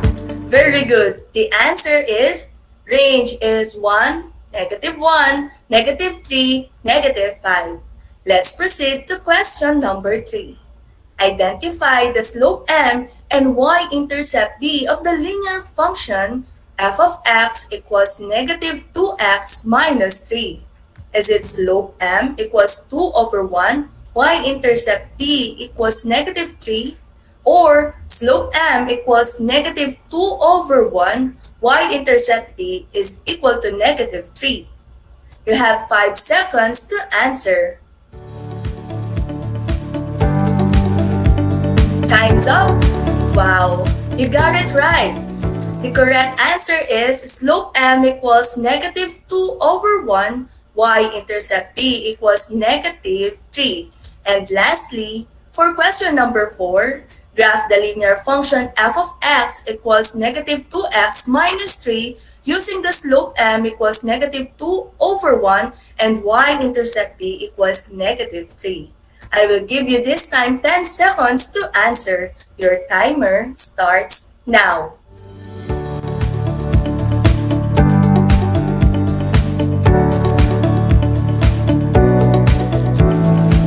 Time's up. Good job if you did graph it with negative 3 on y-axis and then move 2 units downward since rise equals negative 2 and 1 unit to the right since run equals 1 and made a line that passes through the 2 points. Then you are correct. At this point, we will now apply what we have learned today. Linear function has varied applications to real-life situations using the topics discussed a while ago, and we will have more of these in your next week's lesson. Fernan drives a motorcycle going back to his hometown. He traveled an average speed of 60 km per hour. Use the function f of x equals 60x to answer the following questions. Make a table that relates the number of hours he traveled, which is x, and the distance he covered in traveling, which is f of x. What would be the distance he covered after traveling for 4 hours? And sketch the graph that describes the function. Okay, first, make a table that relates the number of hours he traveled and the distance he covered in traveling. The table below relates the number of hours he traveled, which is x, and the distance he covered in traveling, which is f of x. For the domain, we can set any real numbers. So let's have x, or the number of hours, from 1, 2, and 3. With that, we will evaluate the function f of x equals 60x by substituting the domain 1, 2, and 3 to the function for us to be able to get the range. First, if we substitute 1 in place of x in the function f of x equals 60x, we will get f of 1 equals 60 times 1, which is equal to 60. For x equals 2, we will substitute 2 in place of x. So, f of 2 equals 60 times 2, which is equal to 120. And lastly, for x equals 3, again, we will substitute 3 in place of x. So f of 3 equals 60 times 3, which is equal to 180. Did you get it, grade 8 learners? Okay, let's proceed to the next question. What would be the distance he covered after traveling for 4 hours? Solution: to find the distance he traveled after 4 hours, we will still use the f of x equals 60x as the given function. Next, we will substitute 4 to x, so we have f of 4 equals 60 times 4. Then, simplify f of 4 equals 60 times 4, which is equal to 240. Thus, the distance traveled by Fernan after 4 hours is 240 kilometers. And lastly, sketch the graph that describes the function. Below is the graph that describes the given problem. Using the table of values a while ago, we then plot the points first. So the ordered pairs are 0, 0, 160, 2, 120, or 2, 120, 3, 180. Make a line that passes through these points by looking at our graph. We can say that as the time he traveled increases, the distance he traveled also increases. Alright, grade 8 learners, congratulations for another excellent performance. You did great in understanding and answering on our today's lesson.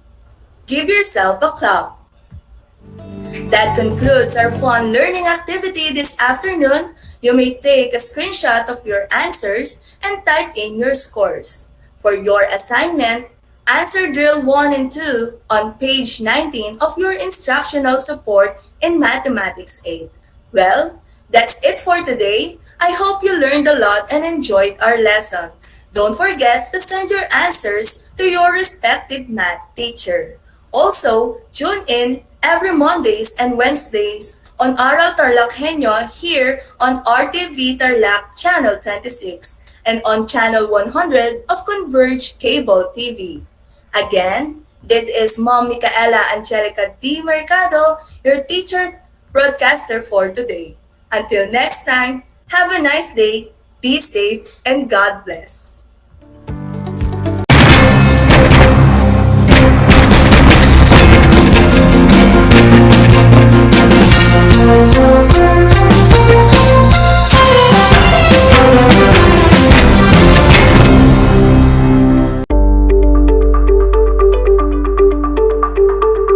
Sa pagnanais na mapigilan ng ating pamahalaan ang pagdami ng bilang ng mga kaso ng COVID-19, binuo ang One Hospital Command Center o OHCC upang mas mabilis na matugunan ang medikal na pangangailangan ng ating mga kababayan. Bukas ang OHCC 24 oras araw-araw. Tumawag lamang sa mga hotline nito sa 0919-977-3333 o 0915-777-7777 o 02-886-50500. Maaari ring i-download ang Pure Force Citizens app sa Android o iOS upang mabilis na matugunan ang sinumang nangangailangan. Layon din ng OHCC na maiwasang mapuno ang kapasidad ng bawat ospital. Kaya't kung ikaw ay kinakailangang tumawag sa OHCC, mabibigyan ka ng libreng preliminary consultation. Para sa mga nangangailangan ng emergency quick response, makikipag-ugnayan ang OHCC sa DOH bed tracker at sa mga ospital upang makahanap agad ng pinakamalapit na bakanteng ospital. Ang transportasyon o ambulansya naman ng ospital na inirefer ng OHCC sa pasyente ang siyang susundo sa bahay nito. Kaya't kapag ikaw ay nakakaranas ng anumang sintomas ng COVID-19 o nangangailangan ng agarang tulong medikal, tumawag lamang sa OHCC at handa silang tumulong sa lahat ng oras.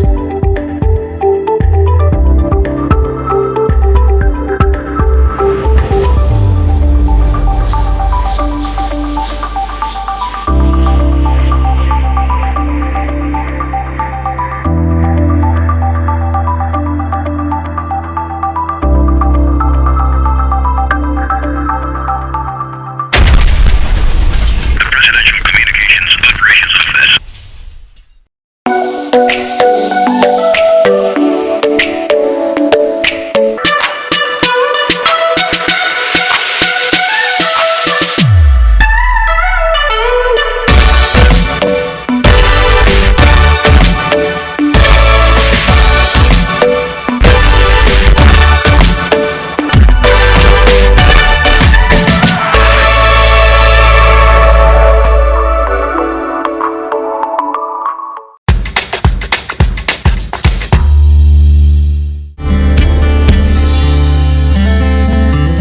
ba na ang Pilipinas ay mayroong 7,641 islands? Mula sa bilang na 7,107 islands, nadagdagan ito ng 534 na isla noong 2017. Tanging 2,000 lamang sa mga islang ito ang natitirhan.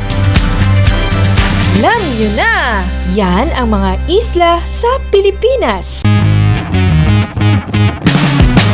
I'm back! This is Sir Z, your teacher broadcaster. Magandang araw mga kapantas!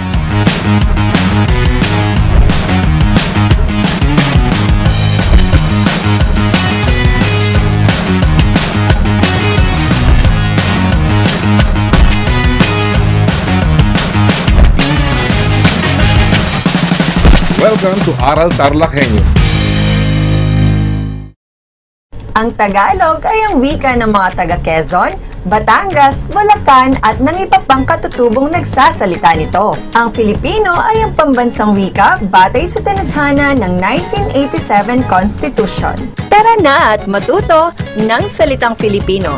Manood at makinig ng Aral TarlakHenyo sa RTV Tarlac, Channel 26 at sabayang naririnig sa Radyo Pilipino, DZTZ 828 at napapanood din live sa FB page at YouTube channel na RTV Tarlac, Channel 26. Manood at matuto ng ating mga aralin sa Filipino. Dito lang yan sa Aral TarlakHenyo. Ako si Ma'am Crystal May Aquino, ang inyong teacher broadcaster sa Filipino.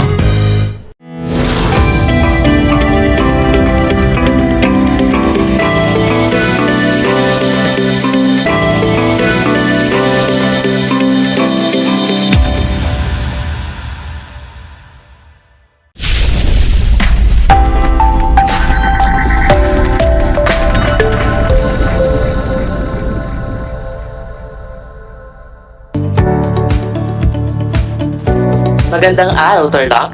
Magandang araw, mga kapantas. Live mula rito sa Concepcion, Tarlac. Sa pamagitan ng remote live broadcast, ito ang Project Shine, Aral TarlakHenyo ng SDO Tarlac Province na mapapanood sa RTV Tarlac Channel 26, Converge Cable Channel 100, Facebook page, YouTube channel at sabayang naririnig sa DCTC 828 Radyo Pilipino Tarlac. Ako ang inyong kapantas, teacher broadcaster, Ginoong Carlo M. Gutierrez ng Binig na ESA Aquino National High School. Samahan ninyo ako sa 25 minutong pagtalakay sa asignaturang Filipino, Baitang 8. Nagagalak akong makasama kayo ngayong hapon. Naway nasa maayos at ligtas na kalagayan kayo. Tayo magsasama-sama sa ating aralin ngayong hapon. Kahit pa sa gitna ng maraming pagsubok, ay hindi tayo susuko sapagkat kahit may pandemya sa panahong ito, sabik tayo sa pagtuklas ng bagong karunungan. Sapagkat ito ang ating susi tungo sa magandang kinabukasan. Kaya naman tayo ay gumising at sumama sa ating gagawing talakayan ngayong hapon. Ihanda ang inyong self-learning activity sheets, ang inyong kwaderno at panulat. Kung may katanungan, maaari niyong i-type sa comment section ng ating Facebook page ng RTV Tarlac Channel 26 o i-send sa aking cell number na 0915-378-4238. Uulitin ko, 0915-378-4238. At aking sisikaping tugunan ang inyong mga tanong bago matapos ang ating aralin. Kung sakaling hindi masagot, huwag mag-alala sapagkat sasagutin ko naman ito offline. Mga kapantas, bago tayo tuluyang tumungo sa ating aralin, narito ang ilang mga paalala o tagubilin upang higit na maging mabisa ang ating talakayan. Una, tiyaking may laman ang tiyan at nakakain na ng merindal. Ikalawa, kayo ay may hawak na ballpen, sagutang papel dahil mamaya ay magsusulat kayo ng mahalagang detalye tungkol sa ating pag-aaralan. Ikatlo, tiyaking kayo ay nasa komportableng lugar at maayos na naririnig ang ating broadcast. Ikaapat, maging alerto at interesado sa pakikinig, maging masigla sa pagsagot at paggawa gamit ang inyong learning materials. Ikalima, sa mga nakikinig sa radyo sa DCTZ 828 Radyo Pilipino, ilagay sa tamang lakas ang inyong radyo upang mas maging malinaw at maliwanag ang inyong maririnig. Handa na ba kayong tumaklas ng ating bagong aralin? Mabuti! Ngayon atin ang simulan ang ating makabuluhang talakayan. Batid pa ba ninyo ang inyong tinalakay na paksa kasama si Ma'am Wilda? Tama! Iyan ay ang pagtalakay tungkol sa sarswela, partikular sa dulang walang sugat ni Severino Reyes o mas kilala sa tawag na Lola Basyang. Ano nga ba ulit mga kapantast ang sarswela? Ang sarswela ay isang komedya o melodramang may kasamang awit at tugtog na nahihinggil sa mga punong damdamin ng mga tao tulad ng pag-ibig, kapuotan, paghihiganti, kasakiman, kalupitan, at iba pa. O kaya naman ay tungkol sa mga sunurining panlipunan o pampolitika. Sa mga nakaantabay sa ating Facebook page, maaari ninyong i-type ang inyong sagot sa ating chat box at sa mga nanonood sa RTV Tarlac Channel 26 at nakikinig sa DCTZ 828 Radyo Pilipino Tarlac, ihanda ang inyong kwaderno at panulat at ating sagutin ang isang gawain bilang paghamon sa inyong natutuhan sa nakaraang aralin. Tara, at balikan natin. Narito ang panuto. Piliin ang tamang sagot mula sa mga tanong na hango sa paksang sarswela. Isulat ang wastong sagot sa iyong sagutang papel. Narito ang unang katanungan. Isang komedya o melodramang may kasamang awit at tugtog. Ano kaya ito mga kapantas? Ito ba'y A. Balagtasan, B. Karagatan, C. Duplo, o kaya naman D. Sarswela? Ang sagot mo ba ay letrang D? Kung ganoon, magaling! Ngayon, tumungo tayo sa ikalawang tanong. Ang sarswela ay ginagamitan ng dialogo na mga kapantas. Ito ba ay A. Paawit, B. Pasalita, C. Patula, o D. Lahat ng nabanggit? Ano ang inyong sagot mga kapantas? Kung ang inyong sagot ay D, binabati ko kayo sapagkat yan nga ang tamang sagot. Tumungo tayo sa ikatlong tanong. Siya ang may akda ng walang sugat at nakilala bilang si Lola Basyang. Sino kaya siya mga kapantas? Siya ba ay si letter A, Aurelio Tolentino, B. Hussein Batute, C. Severino Reyes, o D. Severino Aguilar? Ang sagot mo ba kapantas ay letrang C? Kung ganoon, mahusay, tama ang iyong sagot. Tumungo tayo sa ikaapat na tanong. Siya ang pinakamamahal ni Tenyong. Sino kaya ang pinakamamahal ni Tenyong mga kapantas? Siya ba ay si A. Julia, B. Monica, C. Putin, o D. Juana? Ano kaya ang sagot mga kapantas?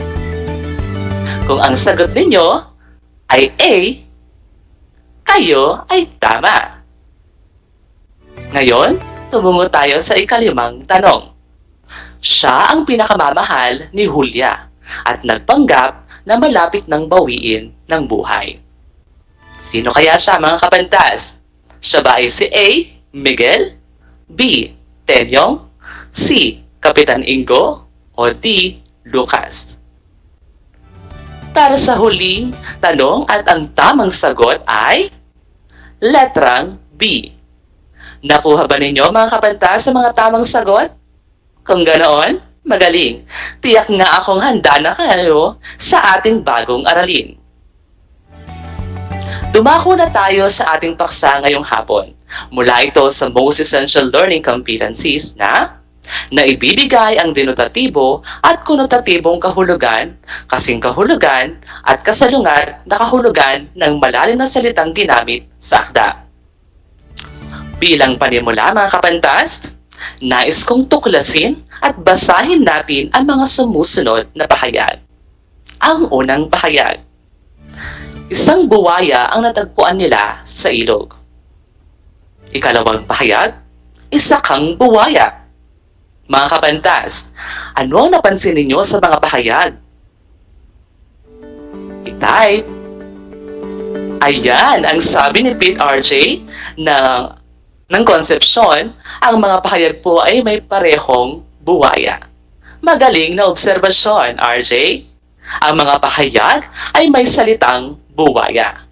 Ang unang pahayag ay tumutukoy sa isang halimbawa ng reptilya, samantalang ikalawa naman na pahayag ay tumutukoy sa pagiging galit, sakim o manloloko. Ating ipagpatuloy ang pagbabasa sa mga pahayag. Ang unang pahayag, si Luisa ay nanguha ng mga bato sa ilog upang ihanay sa harapan ng kanilang bahay. Ikalawang pahayag, bato na ang damdamin ni Lucas para sa mga kaibigan matapos siyang gawan ng hindi maganda na mga ito. Mga kapantas, ano naman ang napansin ninyo sa mga pahayag? Ayan, may nagbigay ulit ng komento. Ang sabi ni Christian ng Kapas, pareho pong may bato ang mga pahayag.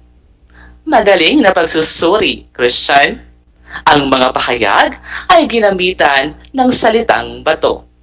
Ang unang pahayag ay tumutukoy sa isang bagay na mayroong iba't ibang hugis at anyo na matatagpuan kahit saan. Samantala, sa ikalawang pahayag, ito ay nangangahulugang manhid. Alam ba ninyo, mga kapantas, ang mga binasa nating mga pahayag ay ang tinatawag nating denotatibo at konotatibong pahayag. Halina't mas lalimin pa natin ang ating pangunawa tungkol sa ating paksa. Ano nga ba ang denotatibo? Ang denotatibo ay ang literal na kahulugan ng isang salita na matatagpuan sa diksyonaryo o totoong kahulugan ng salita. Ang denotatibo rin ay nagbibigay ng isang tiyak na kahulugan at ito'y ginagamit sa karaniwan at simpleng pahayag. Samantala, ang konotatibo ay tumutukoy sa iba pang kahulugan na ikinakabit sa isang salita, depende sa intensyon o yung tinatawag nating agenda ng nagsasalita o sumusulat. Ang konotatibo rin ay maaaring mag-iba-iba ayon sa saloobin, karanasan, sitwasyon ng isang tao.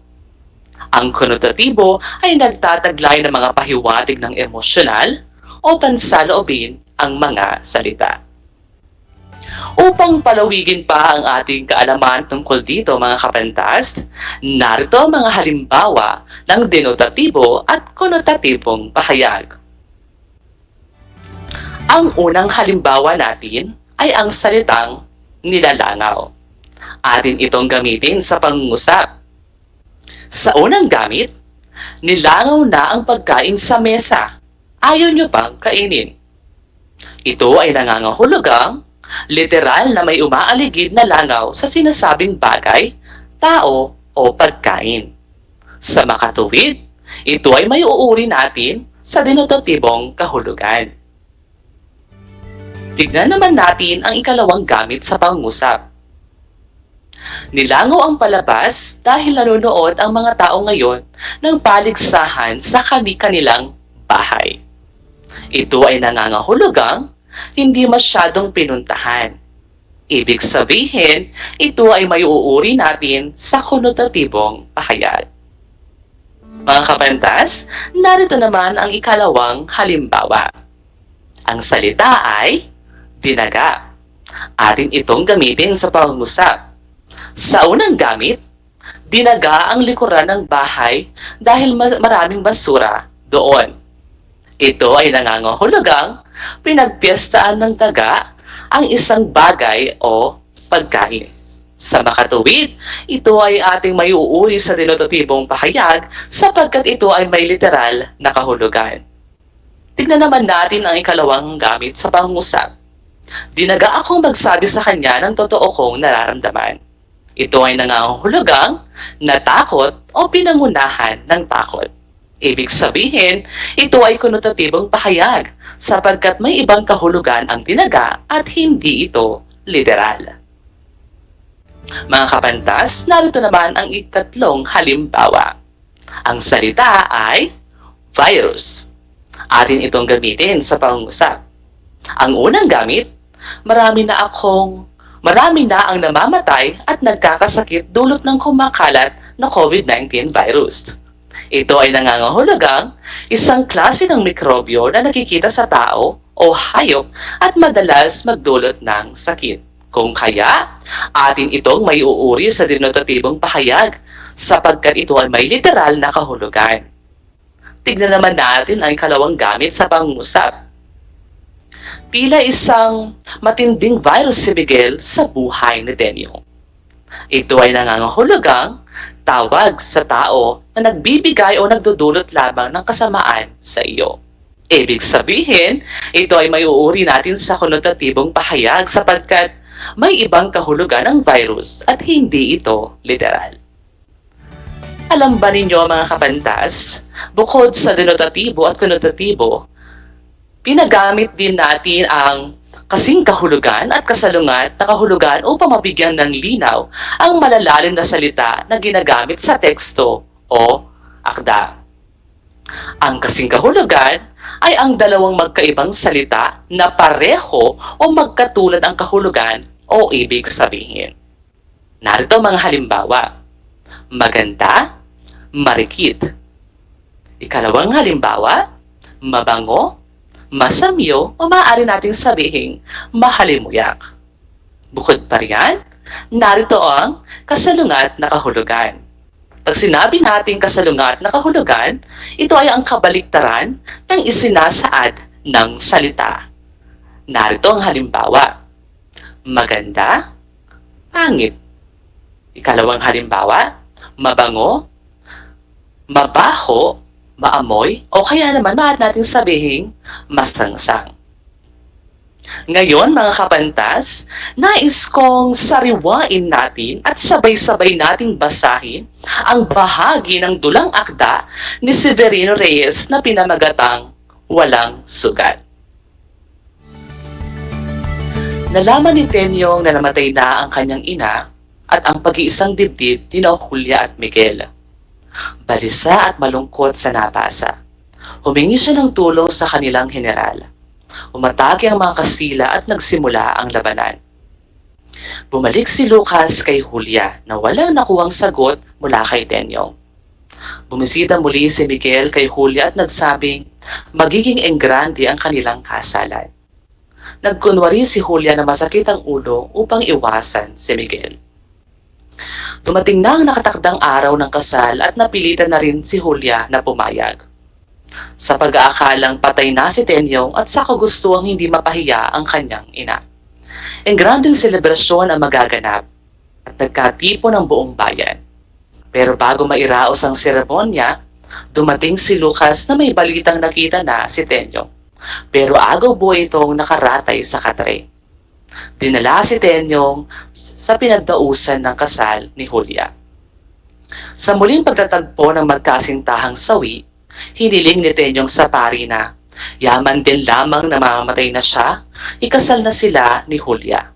Sa pagkamatay daw ni Tenyong, maaari ng pakasalan ni Julia si Miguel. Dahil mukhang matutuluyan na nga si Tenyong, pumayag na rin si Miguel sa kaibang huling hiling ni Tenyong. Kinasal si Tenyong at Julia ng paring Kastila. Matapos ang seremonya ng kasal, biglang tumayo si Tenyong at ang lahat ay napamanghang sumigaw, walang sugat, walang sugat. Ayan mga kapantas, muli nating napagtanto ang bahaging akda ng walang sugat ni Severino Reyes. Ngayon mga kapantas, narito ang inyong unang gawain. Mula sa natalakay nating akda na dulang walang sugat ni Severino Reyes, ibigay ang kahulugan ng mga denotatibo o konotatibong pahayag mula sa salita o mga salitang nakasulat ng pahilig. Piliin ang wastong sagot at isulat ito sa sagutang papel.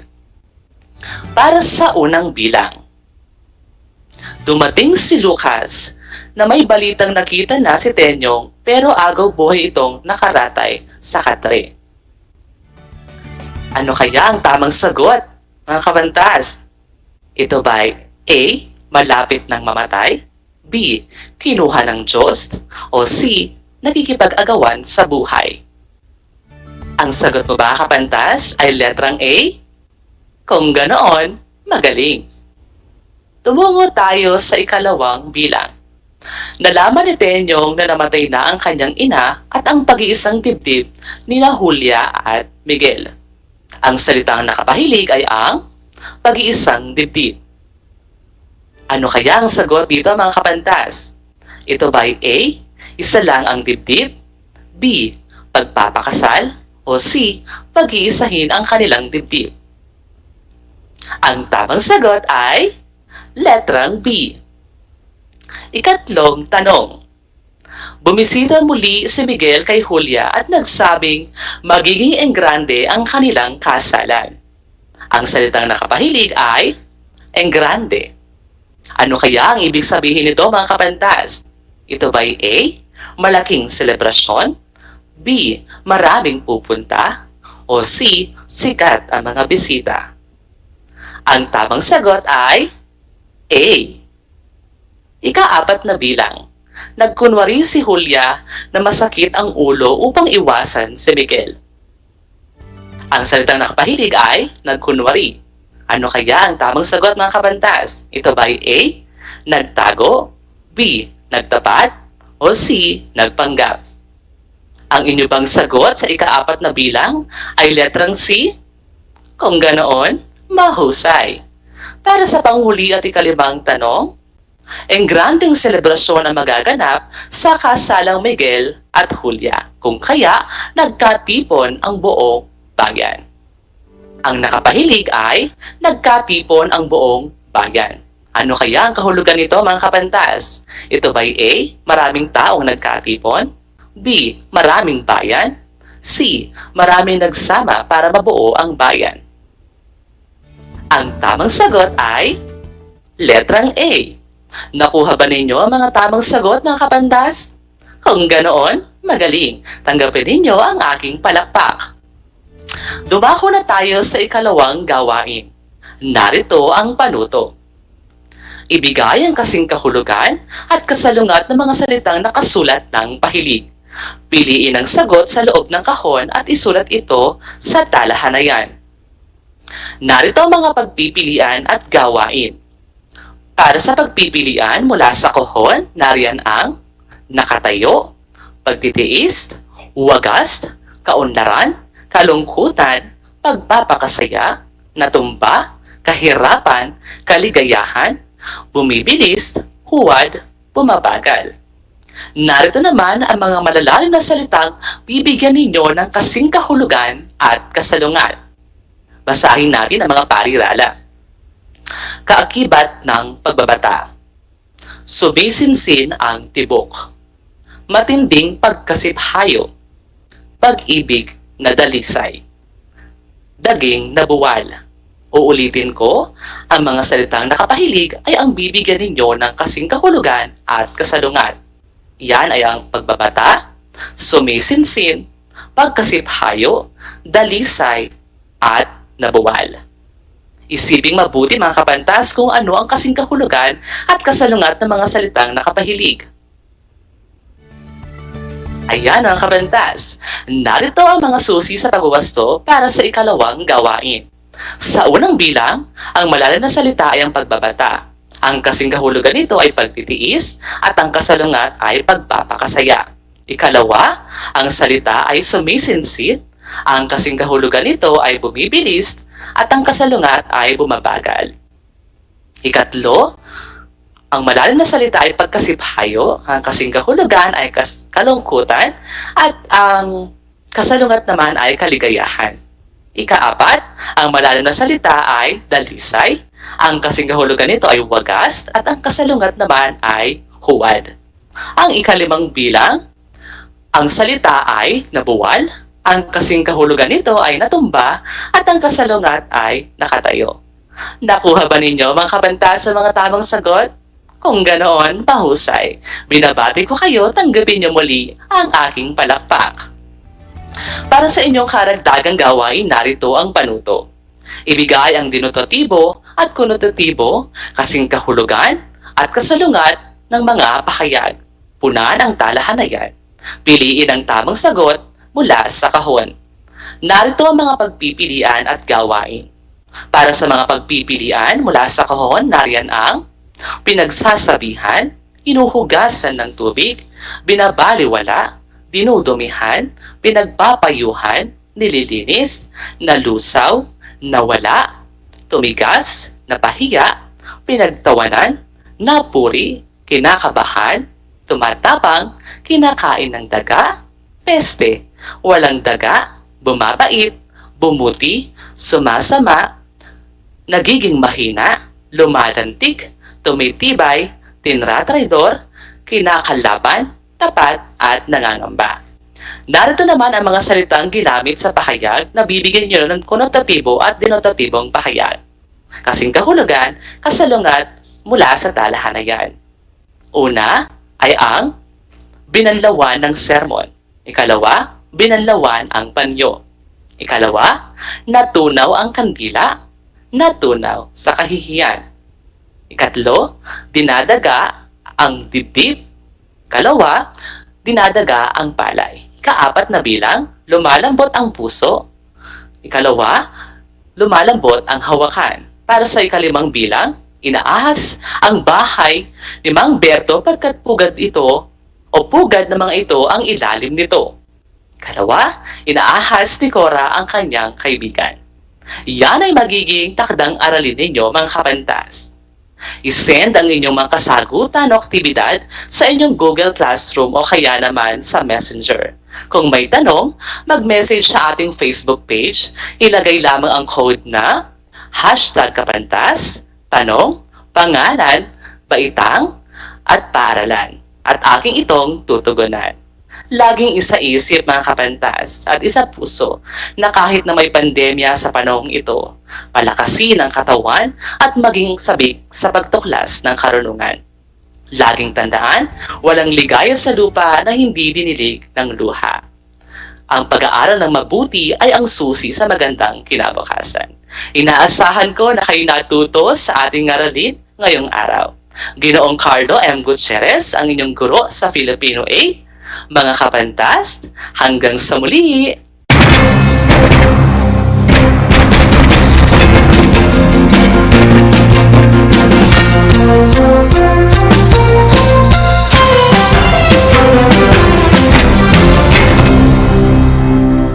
Bahagi mo Radyo Pilipino saan mang bahagi ng Pilipinas, saan mang bahagi ng mundo, ano mang uri ng pamumuhay, kabahagi mo Radyo Pilipino. Radyo Pilipino sumasahim papawid sa DWPR 1296 Dagupan, DZTC 828 Tarlac, DZLT 1188 Lucena, DZYM 1539 Mindoro, DWRL 1080 Legazpi, DWRN 657 Naga, DYRB 540 Cebu, DYRL 1035 Bacolod, DYRN 1134 Dumaguete, DXCO 1044 Cagayan de Oro, DXGS 765 General Santos, DXOC 1494 Ozamis, DXOW 981 Davao at Radio Filipino Podcast Center Manila.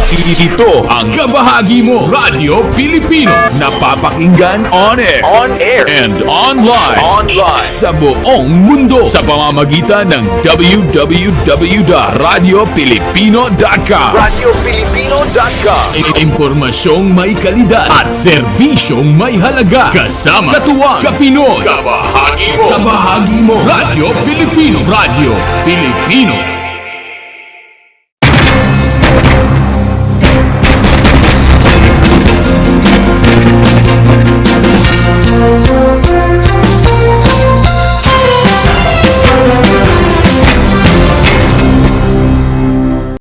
Kumusta mga video kong tagapakinig? Nagbabalik ang inyong paaralang panghimpapawid. Aral TarlakHenyo sa RTV Tarlac, Channel 26. at sabayang naririnig sa DZTC 828 Radyo Pilipino Tarlac. Tayo rin ay napapanood sa FB Live ng RTV Tarlac Channel 26. Sumasahimpapawid mula sa bayan ng Pura Tarlac, Mula sa bayan ng San Clemente. mula rito sa Puro Elementary School, Pura Tarlac. Sa bayan ng Kapas Tarlac. ako, ang inyong guro, na maghahatid sa inyo ng makabuluhang pagtalakay sa ating aralin.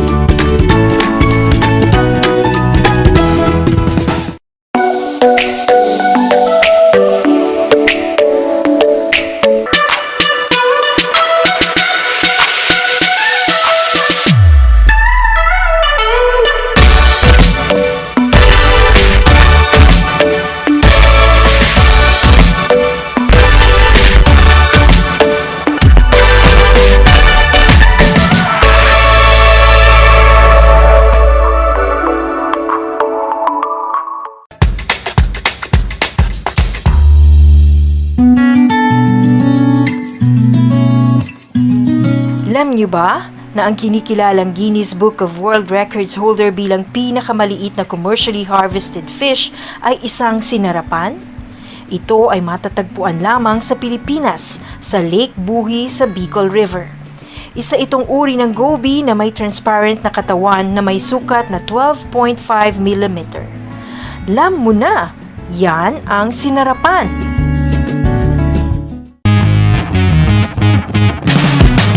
I'm back! This is Sir Z, your teacher broadcaster. Magandang araw mga kapantas!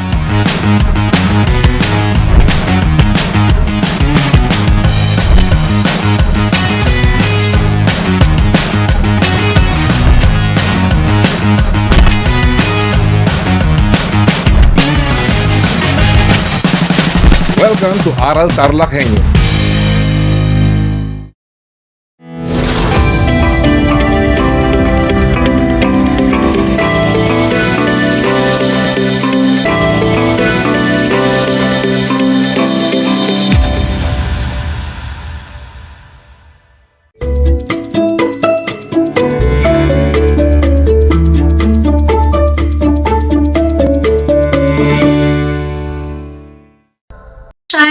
Aral TarlakHenyo ng SDO Tarlac Province na kasalukuyang napapanood dito sa RTV Tarlac Channel 26 at Converge Air Cable Channel 100 at sa bayang napapakinggan sa 828 AM DZTZ Radyo Pilipino Tarlac.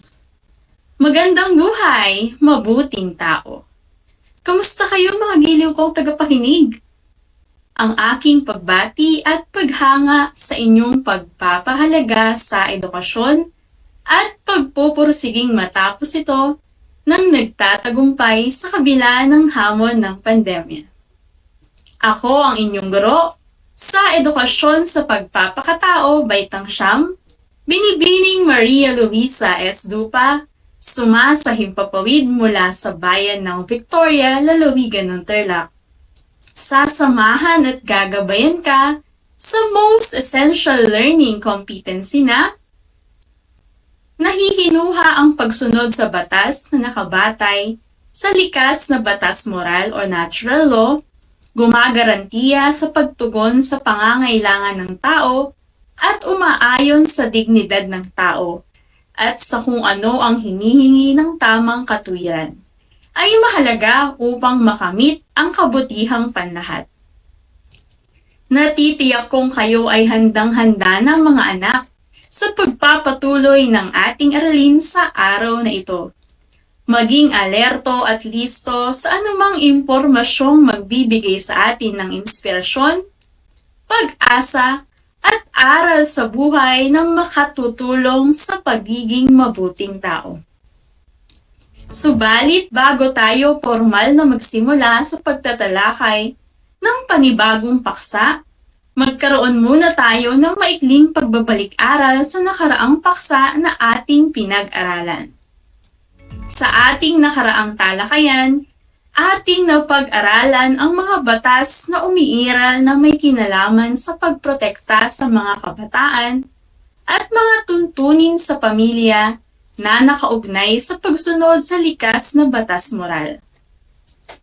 Ating isa-isahin muli ang mga batas na ito.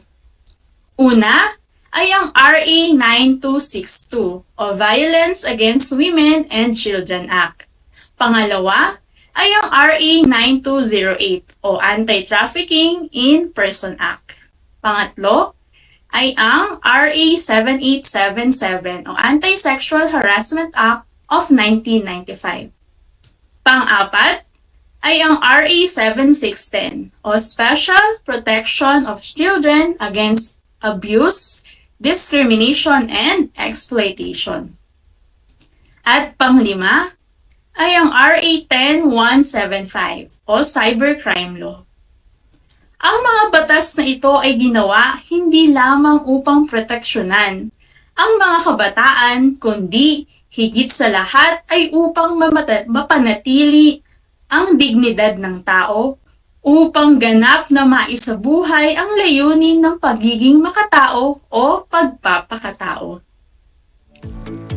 Sa ating nakaraang talakayan, inisa-isa rin na tinalakay sa inyo ang tatlong mahalagang gampanin ng mga magulang sa kanilang mga anak. Una, ang pagbibigay ng tamang edukasyon.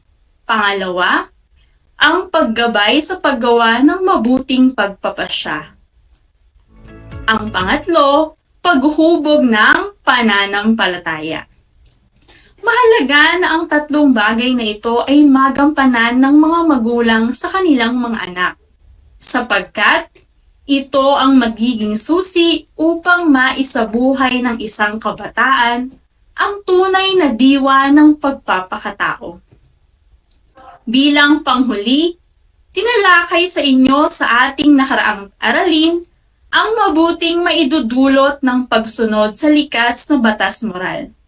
Ito ay ang paghubog sa inyong sarili ng pagiging isang ulirang kabataan na nagtataglay ng magandang pag-uugali at angkop na kilos na nagpapakita ng paggalang sa dignidad ng inyong kapwa. Bago natin simulan ang ating talakayan, nais ko lang ipaalam sa inyo ng ating konseptong pag-aaralan sa araw na ito ay inyong mababasa sa inyong self-learning module ng ESP9 para sa ikalawang markahan. At kung may learner's material naman kayo ng ESP9, ay maaari nyo itong buksan sa pahina 70 hanggang 74 upang mas masundan at maintindihan ninyo ang ating gagawing talakayan. Ngayon, ay atin nang simulan ang ating aralin. Sa ating gagawing pag-aaral sa araw na ito, atin pang tatalakayin ang mga batayang konsepto na napakaloob sa ating paksa na tungkol sa likas na batas moral. Manatili kayong alerto sa ating gagawing talakayan, sapagkat magkakaroon tayo ng maikling pagsusulit pagkatapos ng ating talakayan. Ayon sa pilosopo na si Santo Tomas de Aquino, lahat ng tao ay may kakayahang mag-isip. Lahat ng tao ay may kakayahang makaunawa sa kabutihan.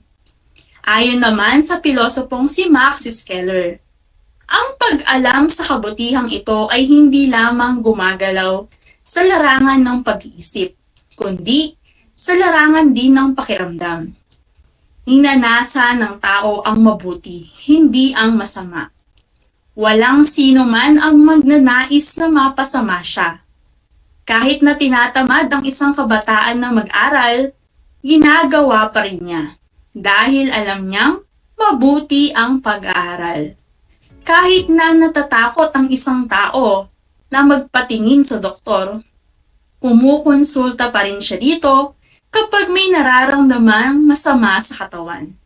Dahil alam niyang mabuting gawin ito upang makita ang kalagayan ng kanyang kalusugan.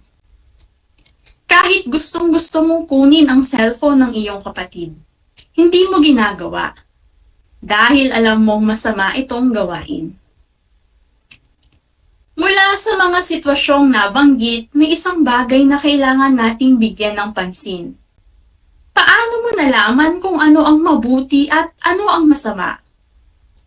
Maari ang sagot tinuro na sa atin ng ating mga magulang. Nakuha natin sa mga kapitbahay, napanood sa telebisyon, nabasa, narinig.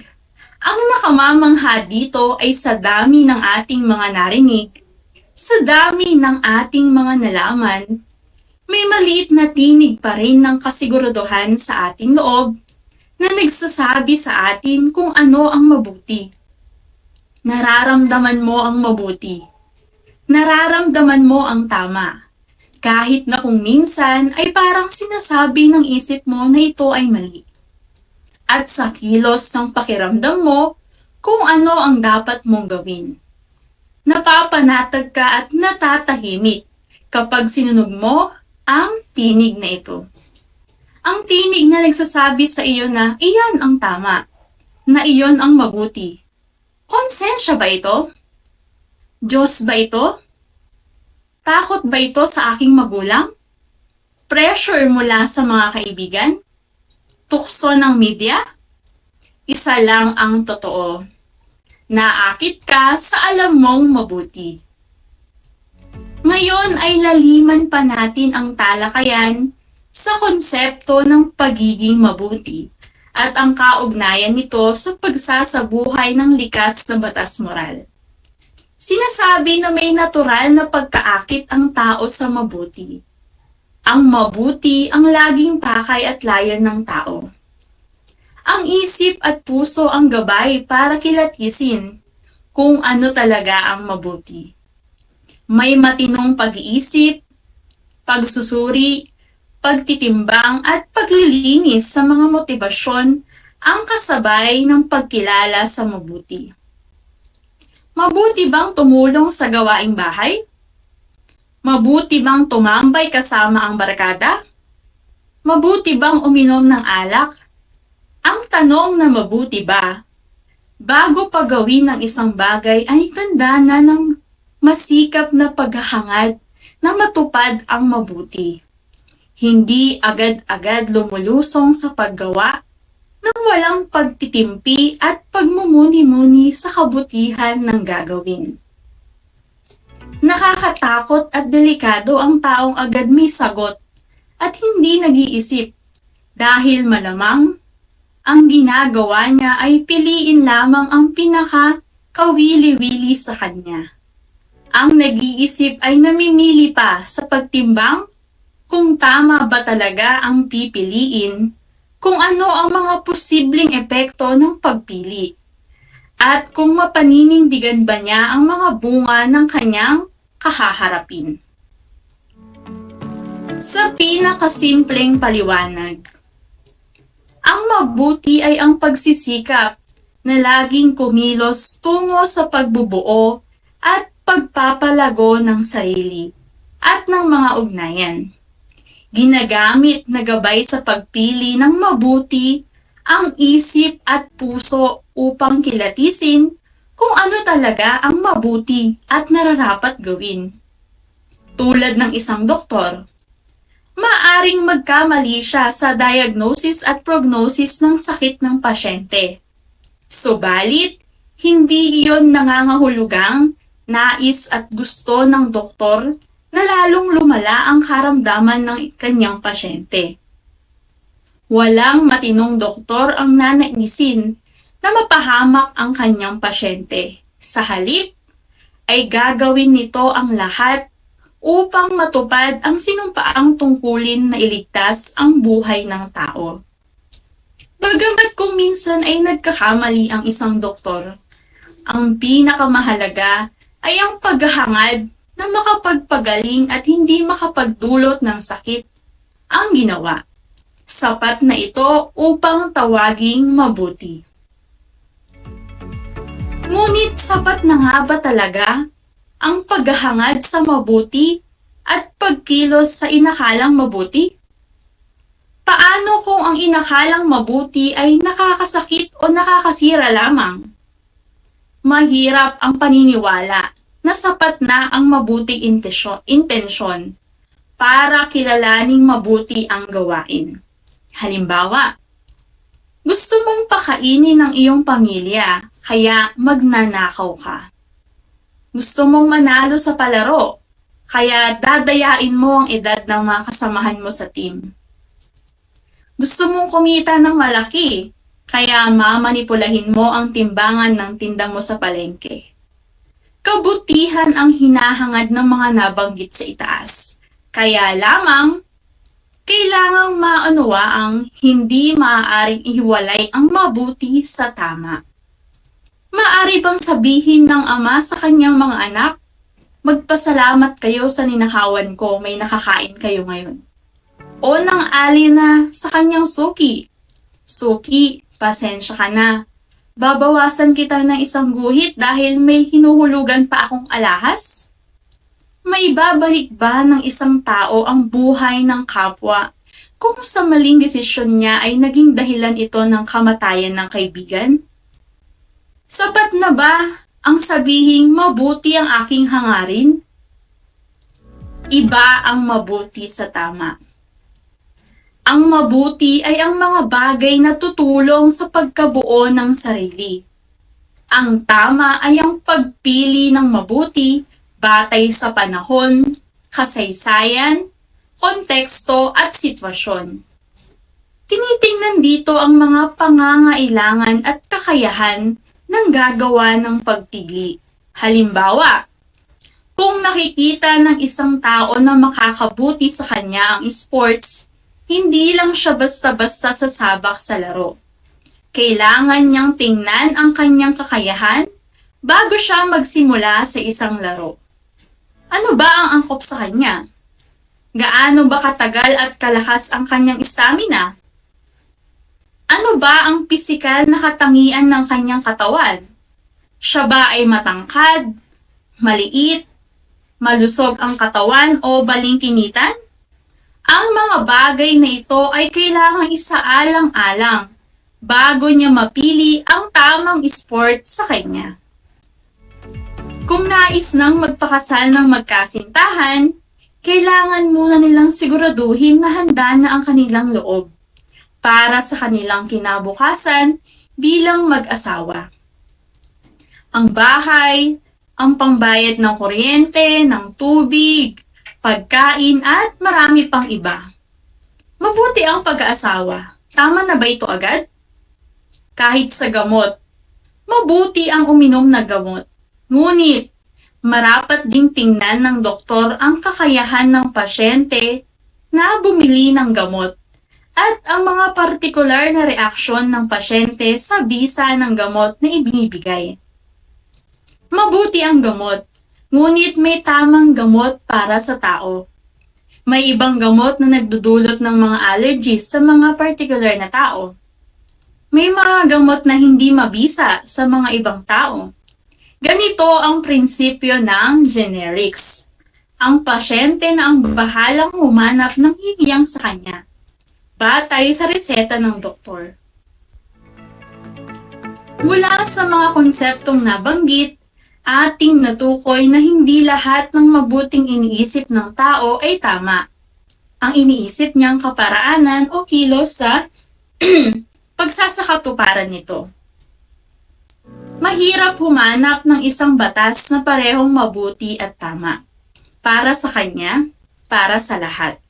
Ito ay sapagkat ang tao ay iba-iba ng kultura, relihiyon, paniniwala, pamamaraan ng pamumuhay, at patakarang sinusunod. Subalit, kagaya ng ating tinalakay sa nakaraan, may isang batas na umiiral na maaring mabuti at tama para sa lahat. Ito ay pagpapahalaga at pag-iingat sa buhay ng tao. Naiwasan ang manakit ng kapwa. Ito ang pinakadiwa ng likas na batas moral. Kung ating iuugnay ang paggawa ng mabuti at tama sa likas na batas moral, preskripsyon ang mabuti at ang tama ay angkop sa tao. Bilang paglalahat sa ating ginawang talakayan sa araw na ito, narito ang mga mahalagang punto na kailangan niyong matandaan. Una, Ang paggawa at pag-iisip ng mabuti ay likas o natural sa tao na impluwensya ng ating kapaligiran. Pangalawa, ang mabuti at tama ay magkaibang prinsipyo. Ang mabuti ay ang mga bagay na tutulong sa pagkabuo ng sarili. Ang tama ay ang pagpili ng mabuti batay sa panahon, kasaysayan, konteksto at sitwasyon. Tinitingnan dito ang mga pangangailangan at kakayahan ng gagawa ng pagpili. At pangatlo, bagamat iba-iba ang pananaw ng mga tao sa paggawa ng mabuti at tama, nagkakaisa sila sa paniniwala na ang paggalang at pag-iingat ng buhay ng tao ay parehong mabuti at tama, na ito ang tunay na diwa ng pag-iral ng likas na batas moral. Isang talakayan na naman ang malapit ng matapos. Ako ay masayang-masaya sa ipinakita niyong aktibong pakikibahagi sa ating aralin ngayong araw, higit sa lahat ang inyong pagmamahal sa edukasyon. Ipagpatuloy ang kagandahang asal na ito mga anak, hakbang tungo sa katuparan ng inyong mga pangarap sa hinaharap. Sa puntong ito, panahon na upang alamin kung kayo ba ay may natutunan mula sa ating aralin sa pamamagitan ng maikling pagsusulit. Sa lahat ng mga nanonood sa Facebook Live, gamitin ang ating Facebook chat box para sa inyong mga kasagutan. Ihanda naman ang panulat at sagutang papel sa lahat ng mga nanonood sa telebisyon at nakikinig sa radyo. Ang ating gawain ay tama o mali. Magbibigay ako ng 5 sitwasyon at inyong tutugunan kung ito ba ay tama o mali batay sa ating ginawang talakayan kanina. Handa na ba kayo? Kung gayon ay simulan na natin. Babasahin ko ng 2 beses ang bawat sitwasyon. Makinig ng mabuti. Para sa unang sitwasyon, isang babae ang nahuli sa isang mall na nag-shoplift ng mga grocery items. Nang tanungin ang depensa niya ay nagawa lang niya ito dahil wala siyang pambili at nagugutom na ang kanyang mga anak. Ito ay pagpapakita ng pagkakaroon ng mabuting intensyon, subalit hindi tama ang pamamaraan ng pagsasagawa. Ulitin ko. Isang babae ang nahuli sa isang mall na nag-shoplift ng mga grocery items. Nang tanungin ang depensa niya, ay nagawa lang niya ito dahil wala siyang pambili at nagugutom na ang kanyang mga anak. Ito ay pagpapakita ng pagkakaroon ng mabuting intensyon, subalit hindi tama ang pamamaraan ng pagsasagawa. I-type na ang inyong mga kasagutan, ito ba ay tama o mali? Ang sagot ay tama! Tumako na tayo sa ikalawang sitwasyon. Gusto ni Archie na sumali sa Glee Club sa kanyang eskwelahan. Subalit, hindi naman siya mahusay kumanta o gumamit ng instrumento. Napagpasyahan niya na sumali sa chess club sapagkat siya ang nilalaban noong elementarya siya sa chess competition ng kanilang paaralan. Ito ay nagpapakita ng tamang pagpili ng kilos na makakabuti sa isang tao. Ulitin ko, gusto ni Archie na sumali sa Glee Club sa kanyang eskwelahan. Subalit hindi naman siya mahusay kumanta o gumamit ng instrumento. Napagpasyahan niya na sumali sa chess club sapagkat siya ang nilalaban noong elementarya sa chess competition ng kanilang paaralan. Ito ay nagpapakita ng tamang pagpili ng kilos na makakabuti sa isang tao. I-type na ang inyong mga kasagutan. Ito ba ay tama o mali? Ang sagot sa ikalawang sitwasyon ay tama! Dumako na tayo sa ikatlong sitwasyon. Bumili ang isang bata sa tindahan. Habang naglalakad siya, napansin niya na sobra ang sukli na ibinigay sa kanya ng tindera. Natuwa siya at sinabing ang bait naman ng ale. At hindi niya na ibinalik ang sobrang sukli. Nagpapakita ito ng pagsasabuhay ng mabuti at tamang kilos. Ulitin ko. Bumili ang isang bata sa tindahan. Habang naglalakad siya, napansin niya na sobra ang sukli na ibinigay sa kanya ng tindera. Natuwa siya at sinabing ang bait naman ng ate at hindi na niya binalik ang sobrang sukli. Nagpapakita ito ng pagsasabuhay ng mabuti at tamang kilos. I-type na ang inyong mga kasagutan. Ito ba ay tama o mali? Ang sagot sa ikatlong sitwasyon ay mali. Dumako na tayo sa ikaapat na sitwasyon. Habang si Brian ay naglalakad, nakita niya na may pinagtutulungang bugbugin na bata ang kanyang mga klase sa likod ng paaralan. Nakilala niya ang bata. Ito ang sinasabing palaging nagnanakaw. Sa kanilang kantin, lumapit si Brian at tinulungan ang kanyang mga klase na bugbugin ang bata upang mapaamin sa ginawa nitong pagnanakaw. Ang sitwasyong ito ay halimbawa ng mabuti at tamang kilos ng isang tao. I-type na ang inyong mga kasagutan.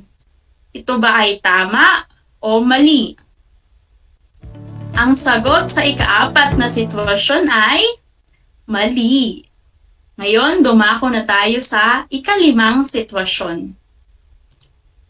Habang nagsusulit, nakita ni Jeric na nahulog ang isang answer sheet ng kaklase sa sahig. Nakita niya na nagbubulungan ang kanyang mga katabi at sinasabihan niya na kunin ito upang makopya nila ang sagot. Pinulot ni Jeric ang answer sheet at ibinalik ito sa kanyang kaklase na nakahulog nito at nagpatuloy siya sa kanyang pagsagot ng pagsusulit. Inis na inis ang kanyang mga katabi sa ginawa niya. Ang sitwasyong ito ay nagpapakita ng pagsasabuhay ng mabuti at tamang kilos ng isang tao. I-type na ang inyong mga sagot. Ito ba ay tama o mali? Ang sagot sa ikalimang sitwasyon ay tama. Binabati ko kayong lahat mga anak sapagkat natitiyak kong nakuha ninyong lahat ang tamang sagot ng ating pagsusulit. Mula sa akin, tanggapin ninyo ang mga salitang magaling at mahusay, mabuting tao. Mga anak, ako ay naghanda ng mga gawain at refleksyon sa inyong learning activity sheets. Inaasahan ko na ito ay inyong sasagutan ng buong sigasig at sa abot ng inyong makakaya. Sakali man na kailanganin ninyo ang patnubay ng inyong kapamilya at guro, huwag kayong mag-atubiling sila ay tawagan upang kayo ay magabayan ng tama. Panalangin ko na anumang konsepto, higit lalo ang mga aral sa buhay na inyong natutunan sa araw na ito ay inyong maisabuhay sa araw-araw. Muli, ako ang inyong guro sa edukasyon sa pagpapakatao, Baitang Siyam, Binibining Maria Luisa S. Dupa, sumasahimpapawid mula sa bayan ng Victoria, lalawigan ng Tarlac, kasama ang manunulat ng script, Ginoong Jobet P. Ordonez, na nagpapaalala na piliing maging mabuting tao sa lahat ng panahon at pagkakataon. Hanggang sa muli!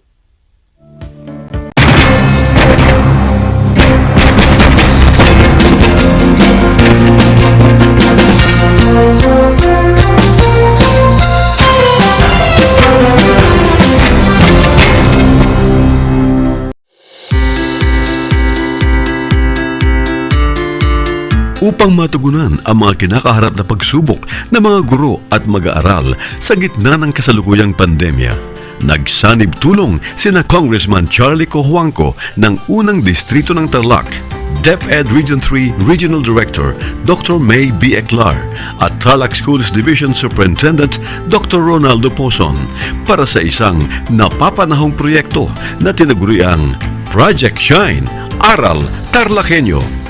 Ang mga mag-aaral ng Grade 4 at Grade 5, ganon din ang Grades 8 and 9 sa buong probinsya ng Tarlac, kasalukuyang sumasailalim sa radio-based instruction. Katuwang ang himpilang DZTZ 828 kHz AM at RTV Tarlac, Channel 26. Ang Tarlac po nangunguna po ngayon pagdating po sa radio-based instruction. Marami pong humahanga sa atin. I'm very happy this station, itong DCTC, could reach the whole of Region 3. Hindi natin alam, we are contributing. We are creating a very big dent in the history of Philippine education. And I am proud. I am here in Tarlac. This is the noble cause of education in which you and I, without you knowing it, we are bound to do.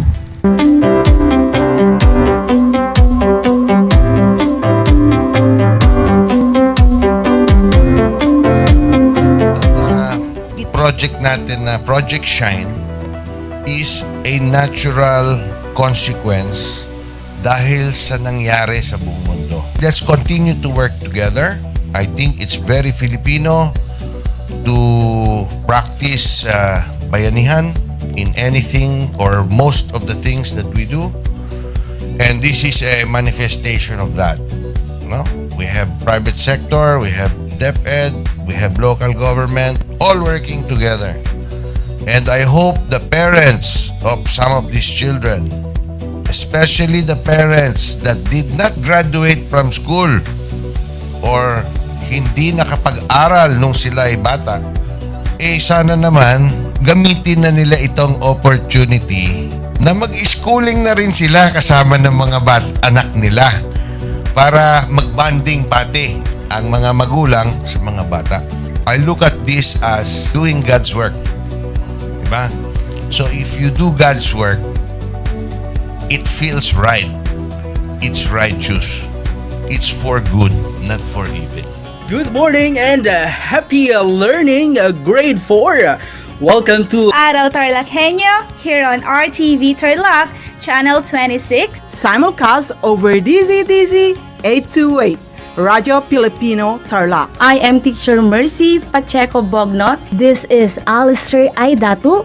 I am Marie Josephine B. Andrade. I am Teacher Princess Marie M. Dueñas, and I will be your teacher broadcaster for today.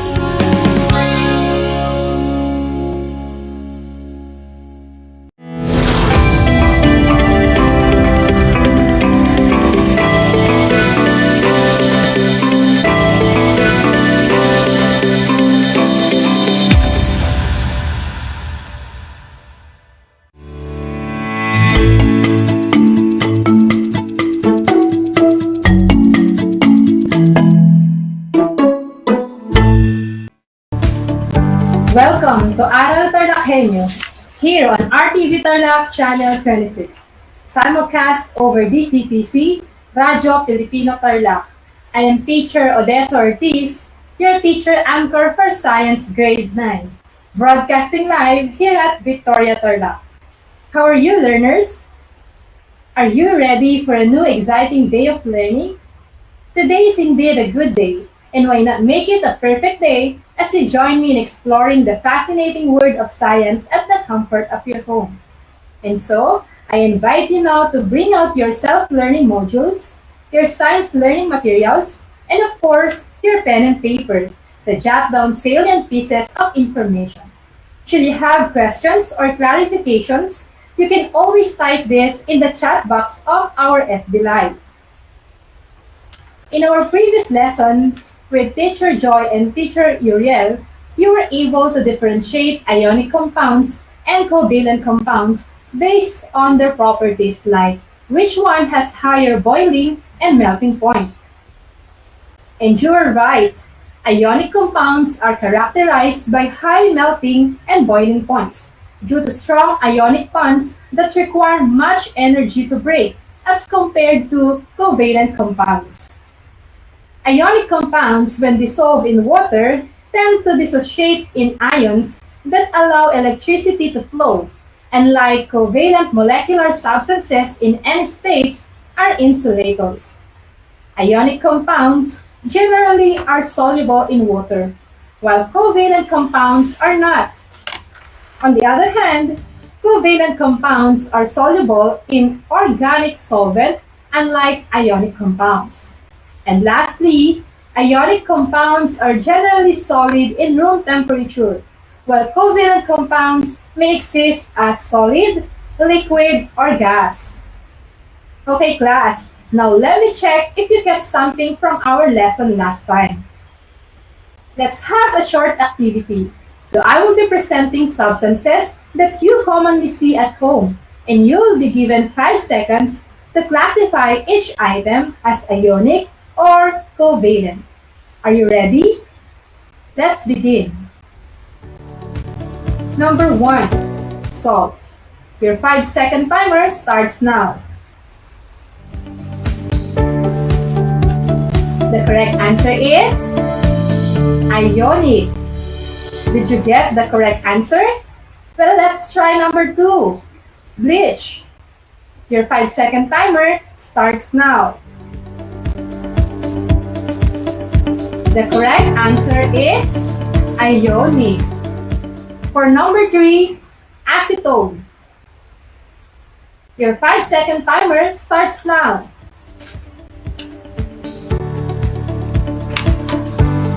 The correct answer is covalent. I'm pretty sure you got it. Next, number 4, water. 5 seconds. And water is, of course, a covalent molecule. And finally, number 5, baking soda. 5 seconds.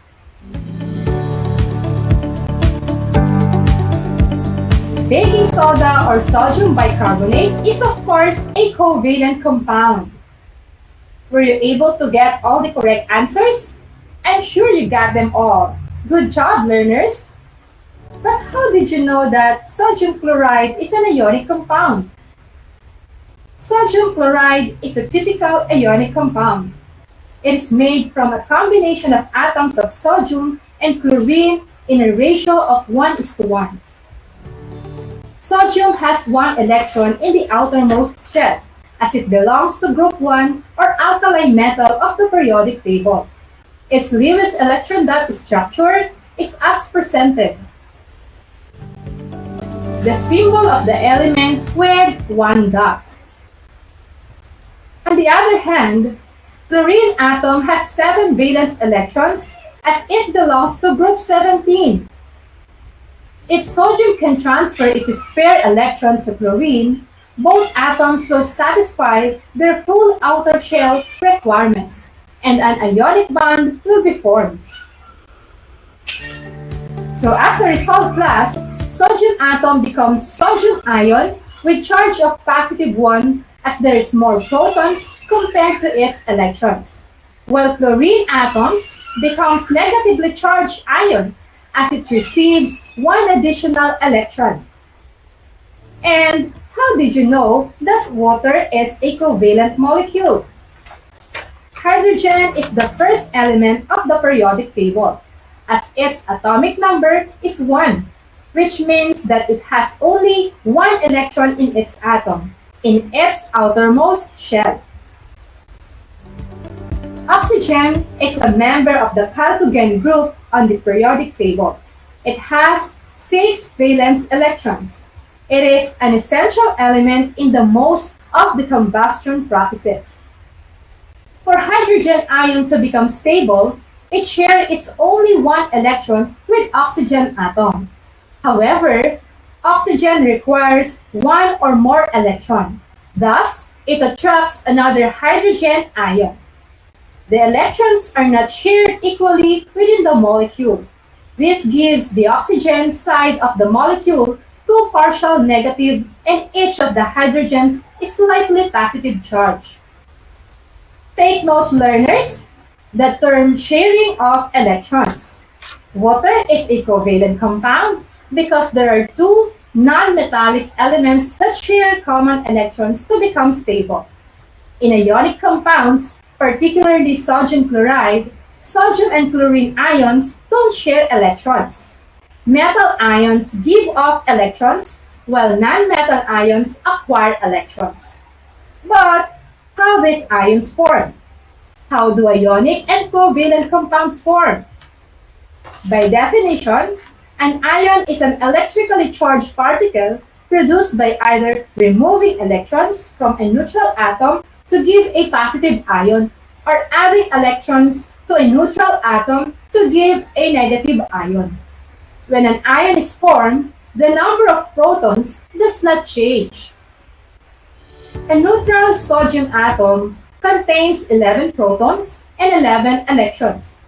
By removing an electron from this atom, we get a sodium ion that has a net charge of positive 1. This is now called a cation. A neutral chlorine atom, on the other hand, contains 17 protons and 17 electrons.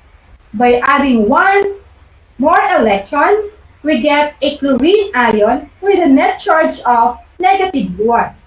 This is now called an ion. Have you heard about the octet rule? Atoms will lose, gain, or share electrons to achieve the electron configuration of the nearest noble gas with 8 valence electrons. Plus, the noble gases are happy atoms. The elements in group 8, or called as noble gases, have 8 electrons in their outer energy level and do not combine easily with other elements. That's why they're called stable atoms. Atoms follow the octet rule because they always seek the most stable electron configuration. So following the octet rule results in completely filled s and p orbitals in an atom's outermost energy level. However, removing electrons from their orbits requires extra energy from outside source. And the energy required depends on the distance of the electrons from the nucleus. This is called as ionization energy. In general, ionization energy increases across a period and decreases down a group. Across a period, effective nuclear charge increases as electron shielding remains constant. This pulls the electron cloud closer to the nucleus, strengthening the nuclear attraction to the outermost electron, and is more difficult to remove, of course. Down a group, the number of energy levels increase and the distance is greater between the nucleus and the highest energy electron. The increased distance weakens the nuclear attraction to the outermost electron, and that's why it is easier to remove. On the other hand, electron affinity is defined as the amount of energy released when an electron is added to a neutral atom or molecule to form a negative ion. So we tend to look at electron affinity to an atom's chance of gaining electron. It is the opposite of ionization energy. So the stronger the attraction, the more energy is released, and the higher the electron affinity will be. Electron affinity increases upward for the groups, and from left to right across periods of a periodic table, because the electrons added to energy levels become closer to the nucleus, thus a stronger attraction between the nucleus and its electrons. In almost all cases, class, chemical bonds are formed by interactions of valence electrons in atoms. To facilitate our understanding of how valence electrons interact, a simple way of representing those valence electrons would be useful. That's why we have a Lewis electron dot diagram. It is a representation of the valence electrons of an atom that uses dots around the symbol of the element. So the number of dots equals the number of valence electrons in the atom. So these dots are arranged to the right and left and above and below to the symbol. So with no more than 2 dots on a side. Remember, it does not matter what order the positions are used. Take note that for any representative element, its group is the same as number of electrons in the highest occupied energy level, known of course as valence electron. So we don't need to write the electron configuration just to know the number of dots we are going to use in writing the notation. Consider the reaction of sodium with chlorine. These two atoms react by transferring the valence electron of sodium to the chlorine atom. The reaction is illustrated as follows. So this reaction consists of three separate reactions involving energy. First, sodium atom receives ionization energy, which yields a sodium ion and the removed electron. Second, chlorine atom receives additional electron, which yields a chlorine ion and the energy released when electron is absorbed. And the third step, sodium and chlorine ions combine through electrostatic attraction to form sodium chloride compound. So these three separate reactions do not actually take place in steps, but rather they occur all at once. So the energy released during the formation of sodium chloride is the same amount of energy necessary to decompose the compound. Now, take a look at our next example. Magnesium with two valence electrons reacts with two atoms of bromine to form magnesium positive 2 and 2 bromine ions. It follows the same process of absorbing and releasing of energy and removing and accepting of electrons. Magnesium positive 2, since it gives off 2 electrons, reacts with bromine negative 1 as it receives 1 more electron to be stable, produces magnesium bromide, or the chemical formula is MgBr2. This means that 1 atom of magnesium requires 2 atoms of bromine to comply with the octet rule, or we simply do the crisscross method, or we let the superscript of one be the subscript of another, and vice versa. Signs of the charges are being dropped. Here are some of the simple cations and anions that form binary ionic compounds. Take note that they belong to representative elements in the periodic table, which are very reactive and show predictable chemical behavior. On the other hand, here are some of the cations of the common transition metals. Notice class that their names come in two forms, the common and systematic names. So regardless of variability of cations oxidation numbers, when combined with nonmetals, they form binary compounds. In our example, magnesium chloride or MgCl2, the compound is made up of 2 elements. Magnesium is a metal and chlorine is a nonmetal. So generally, metals form cations.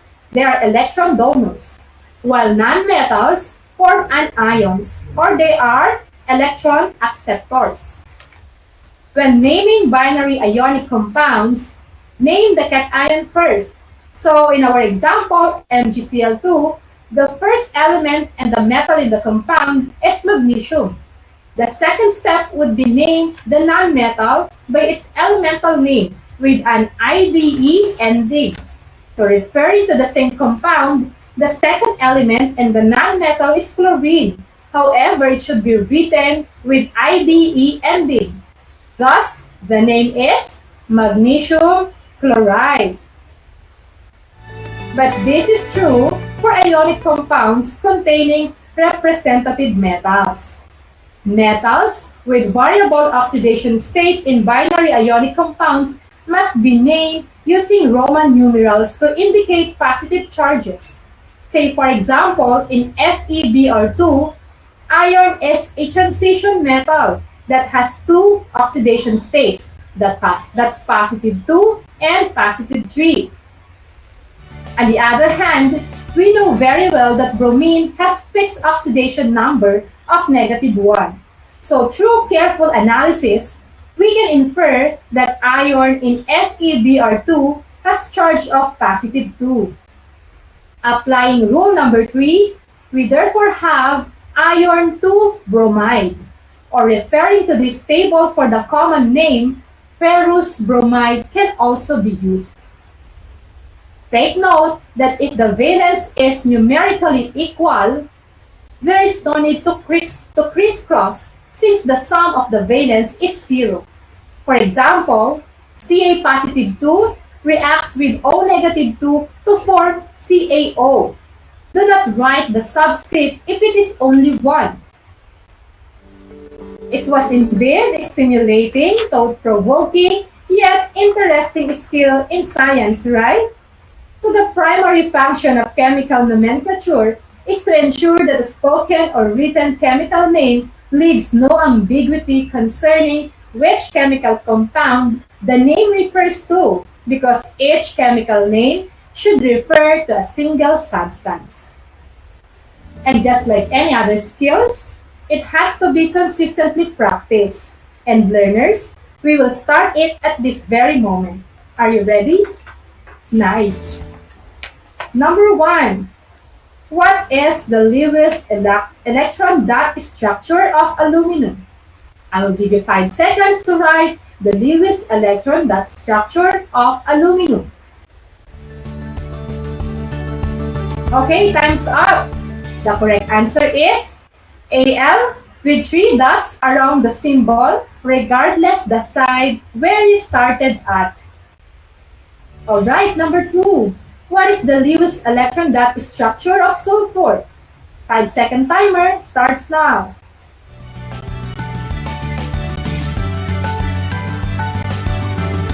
There you go. The correct answer is S with 6 dots around the symbol. Okay, let's proceed. What is the correct notation of aluminum ion? 5 seconds.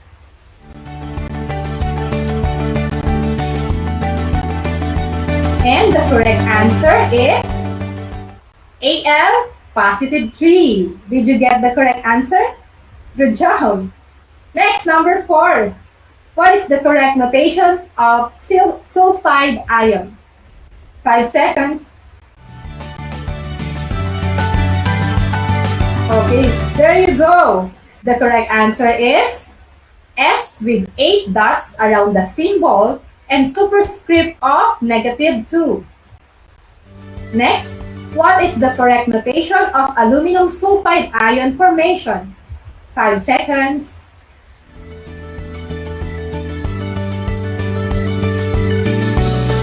And the correct answer is 2 atoms aluminum plus 3 atoms of sulfur yields aluminum sulfide.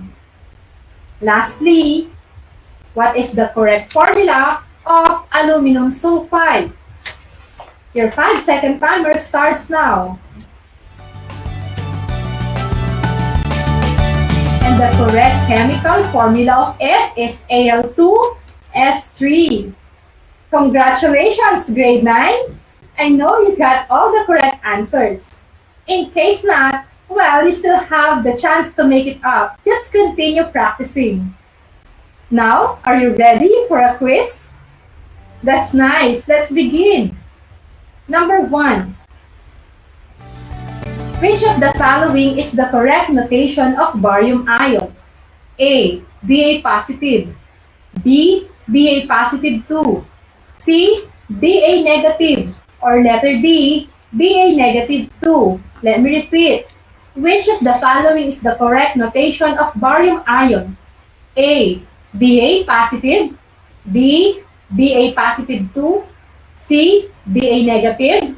Or letter D. Ba negative 2. Your 5-second timer starts now. There you go. The correct answer is letter B. Ba positive 2. Next, which of the following is the correct notation of nitride ion? A. N positive 3. B. N positive 2. C. N negative. Or letter D. N negative 3. Again, which of the following is the correct notation of nitride ion? A. N positive 3. B. N positive 2. C. N negative. Or letter D. N negative 3. 5 seconds. The correct answer here, grade 9, is letter D. Alright, let's proceed.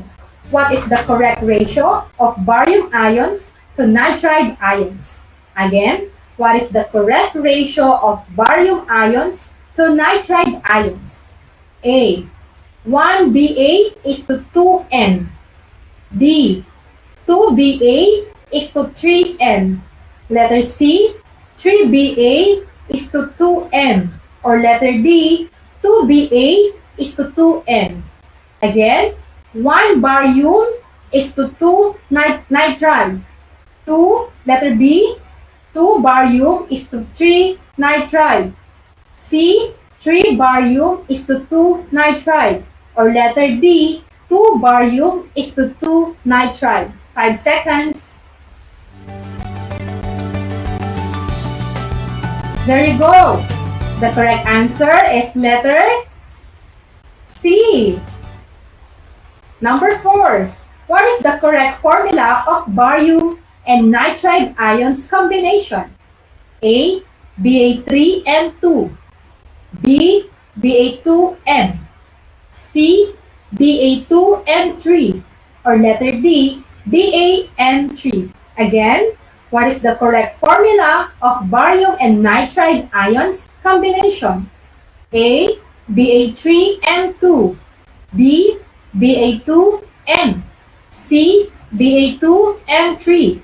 Or letter D. BaN3. 5 seconds. And the correct answer is letter A. Very good, grade 9. Now, last number. What is the correct IUPAC name or the IUPAC name of barium and nitride ions combination? Let me repeat the question. What is the correct IUPAC name of barium and nitride ions combination? A. Barium nitride. B. Barium 2 nitride. C. Barium nitrate. Or letter D. Nitrogen baride. Again, I will repeat the choices. A. Barium nitride. B. Barium 2 nitride. C. Barium nitrate. Or letter D. Nitrogen baride. 5 seconds.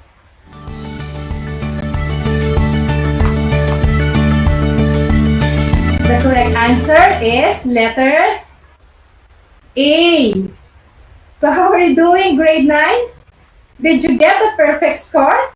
That's amazing. Let's all clap for all of you. I hope you kept something in mind. It has been a meaningful journey for all of us this afternoon. Just keep on tuning to our radio station, DCTC Radio Filipino Tarlac, and keep watching on RTV Tarlac, Channel 26. This is Teacher Odessa Ortiz along with our scriptwriter, Sir Julius Cesar Ortiz, saying you don't need lab coat or a laboratory to be a scientist. What you do need is an inquiring mind and the willingness to figure things out. See you next time.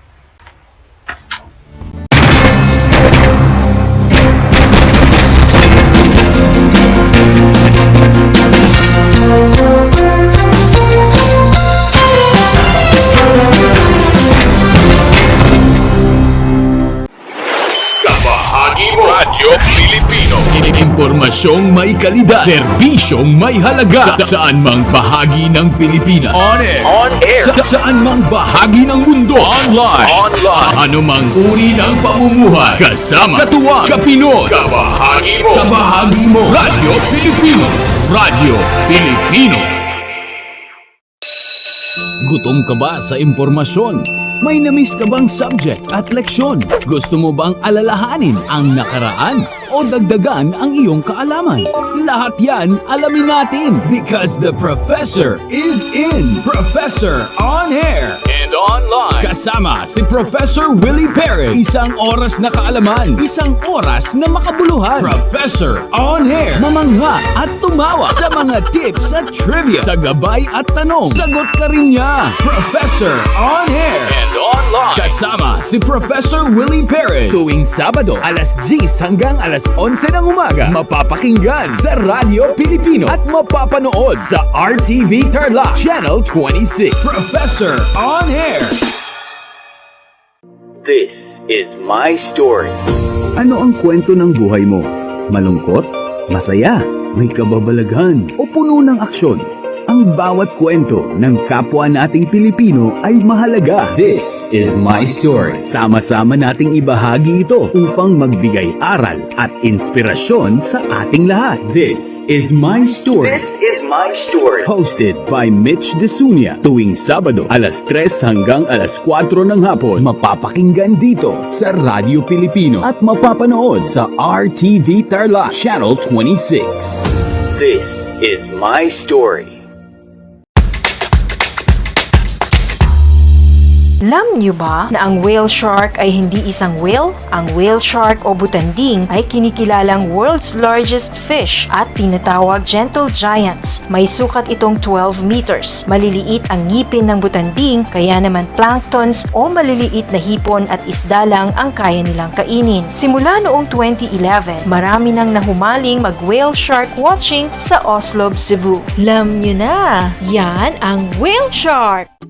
Kumusta mga video kong tagapakinig? Nagbabalik ang inyong paaralang panghimpapawid Aral TarlakHenyo Sa RTV Tarlac, Channel 26. at sabayang naririnig sa DZTC 828. Radyo Pilipino Tarlac. Tayo rin ay napapanood sa FB Live ng RTV Tarlac Channel 26. Sumasahimpapawid mula sa bayan ng Pura Tarlac, mula sa bayan ng San Clemente. Mula rito sa Puro Elementary School, Pura Tarlac. Sa bayan ng Capas Tarlac. Ako, ang inyong guro, na maghahatid sa inyo ng makabuluhang pagtalakay sa ating aralin. Multiply 1089 by 9, you will get an answer, the exact reverse, which is 9801.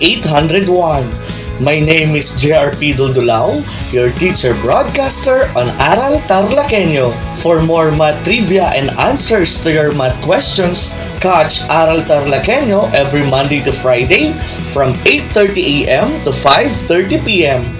Learning math is so much fun!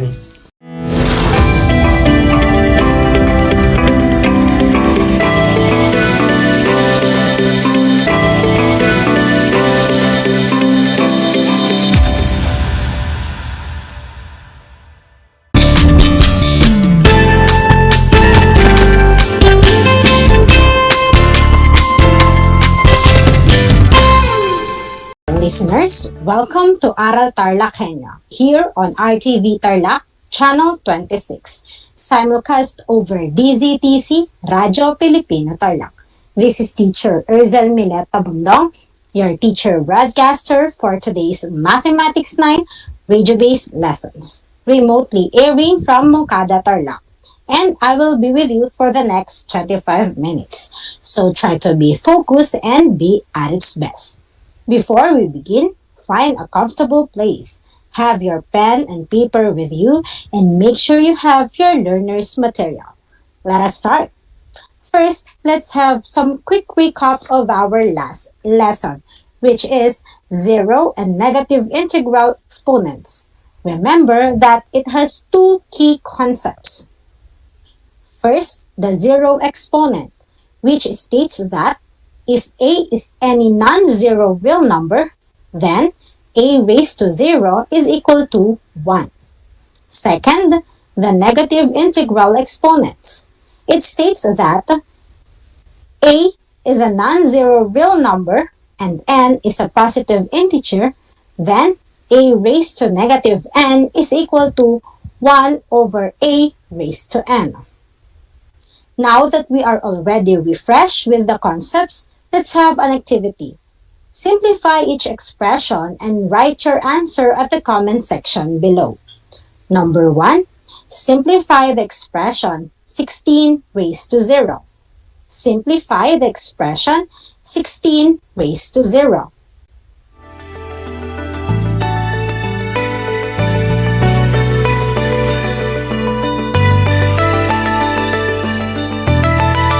answer is 1 because of the definition of zero exponent. Did you have the same answer? That's great. Number 2. Give the simplest form of the expression 3 raised to negative 3. Give the simplest form of the expression 3 raised to negative 3. You have 10 seconds to answer the question. Alright, the correct answer is 1 over 27 because of negative integral exponents. 3 raised to negative 3 is equal to 1 over 3 raised to 3. Simplifying further, it will become 1 over 27. Next, number 3. Write the expression x raised to negative 4 over y raised to negative 2 with positive exponent. Write the expression x raised to negative 4 over y raised to negative 2 with positive exponent. Your time starts now.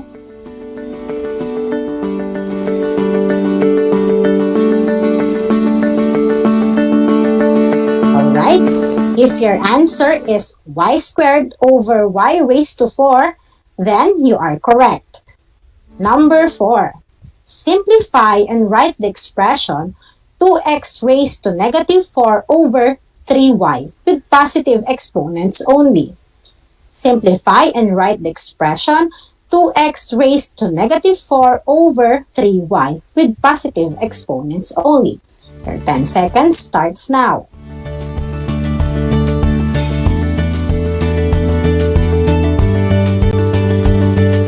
Alright, the correct answer is 2 over 4x raised to 4y. Did you get the correct answer? Good job! Last is number 5. Simplify 1 million raised to 0. Again, simplify 1 million raised to 0. Your time starts now.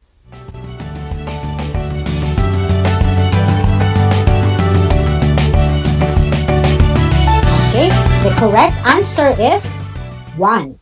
Remember, any number raised to 0 is always equal to 1. Write your scores at the comment section. I know that many of you got everything right. Now for our next lesson, simplifying expressions with rational exponents. Now, we will again extend the definition of exponent even further to include rational exponents. A rational number is a number of the form p over q, where p and q are the integers, and q is not equal to 0.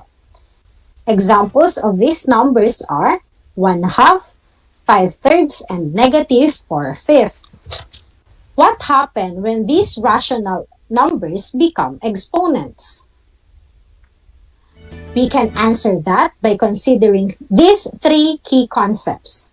For the first key concept, if n is a natural number greater than 1 and the nth root of a is real number, then a raised to 1 over n is equal to the nth root of a.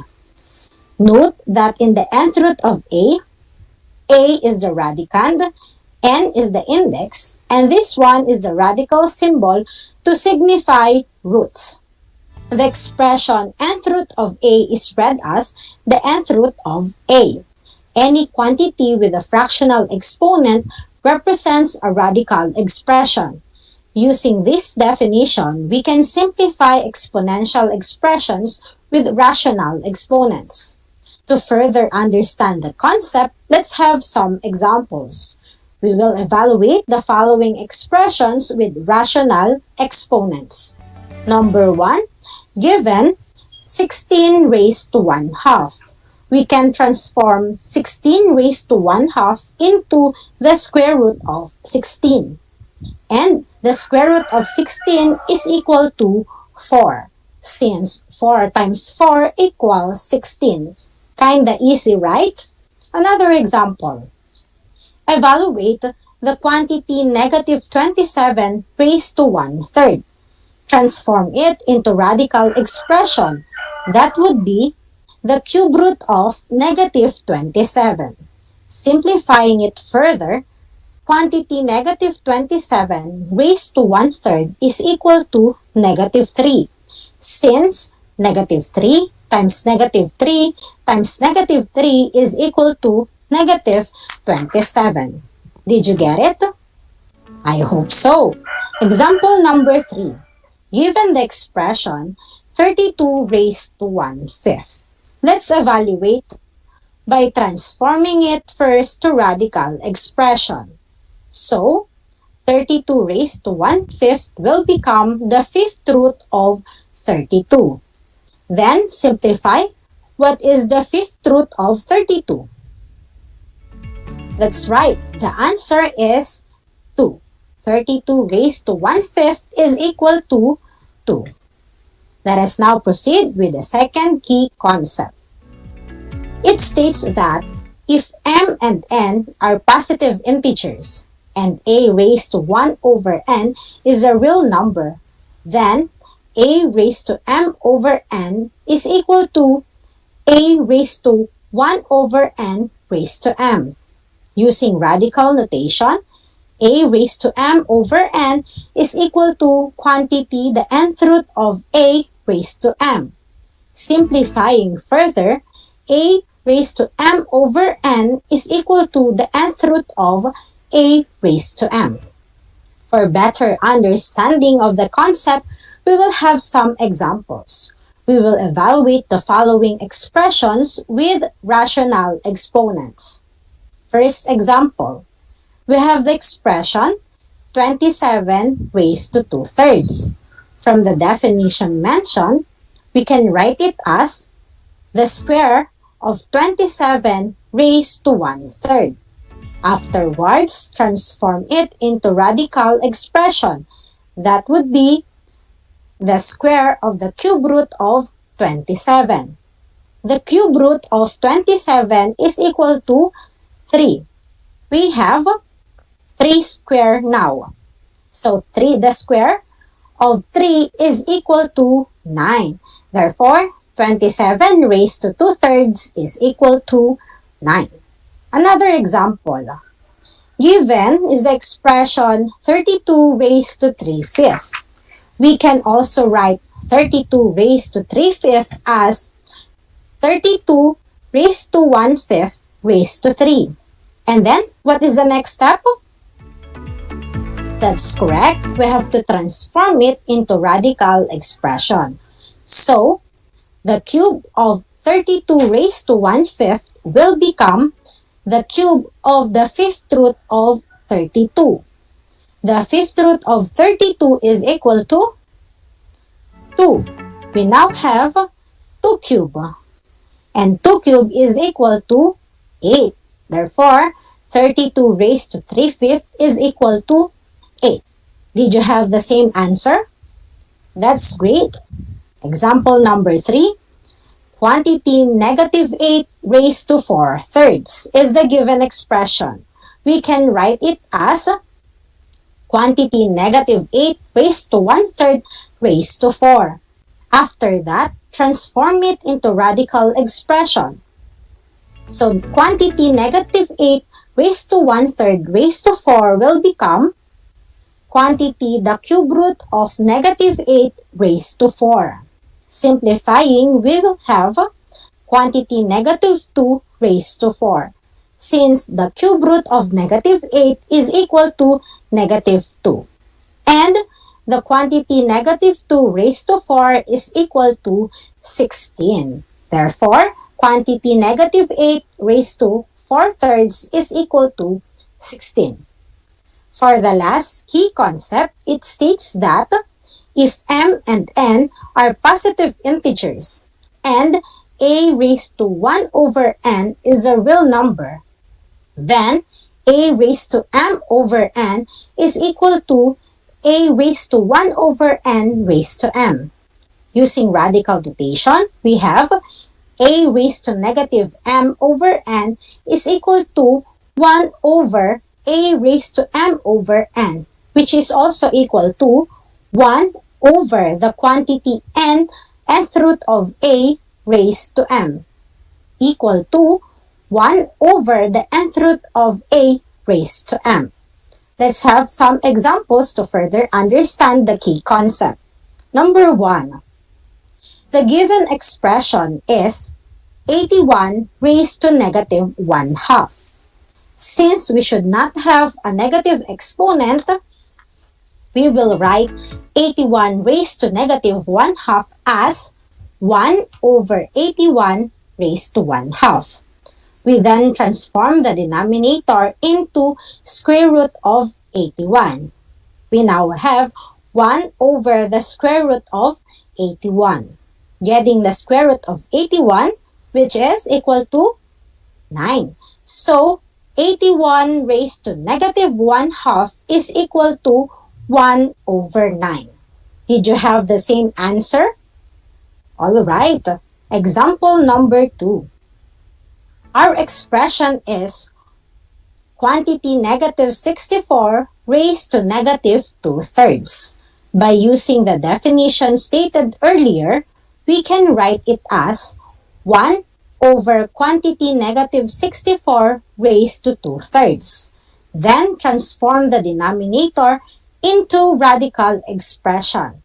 So, quantity negative 64 raised to 2/3 will become this 1 over the square of cube root of 6 negative 64. Getting the cube root of negative 64, that would be negative 4. We now have 1 over the square of negative 4.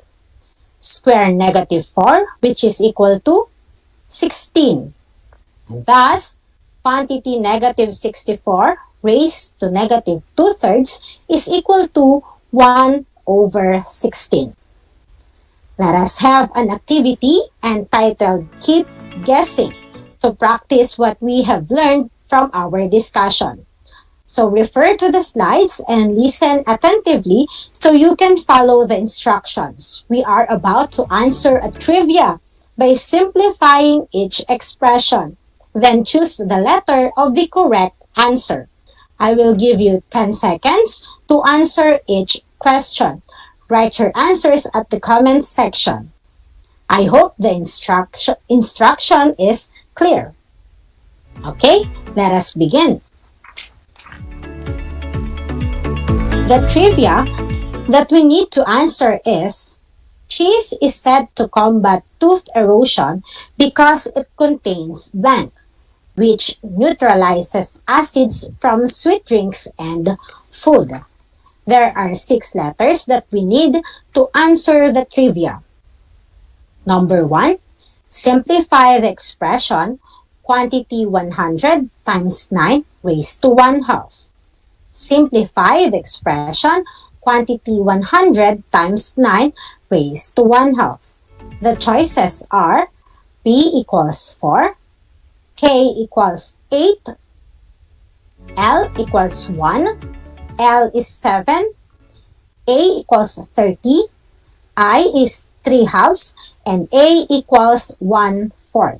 Again, the choices are P equals 4, K is 8, L is 1, L is also equal to 7, A is 30, I is 3/2, and A is equal to 1/4. Your 10 seconds starts now.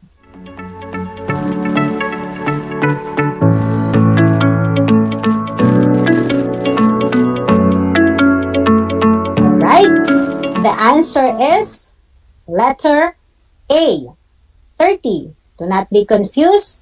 A should be equal to 30. Okay, number 2. Simplify the expression 4 raised to negative 2/3 times 4 raised to 2/3. Simplify the expression 4 raised to negative 2/3 times 4 raised to 2/3. The choices are P equals 4, K equals 8, L equals 1, L equals 7, A equals 1/4, and I equals 3/2. Again, the choices are P equals 4, K equals 8, L is 1, L is also equal to 7, A equals 1/4 and I is 3/2. Your 10 seconds starts now.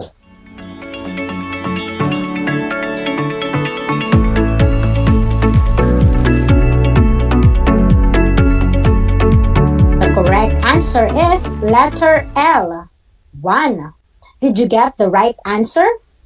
Very good. Number 3. Simplify the expression 2 raised to 1/2 raised to 6. Again, simplify the expression 2 raised to 1/2 raised to 6. The choices are P equals 4, K equals 8, A is 1/4, L equals 7, and I equals 3/2. Again, the choices are P equals 4, K equals 8, A is 1/4, L is equal to 7, and I is 3/2. Your 10 seconds starts now.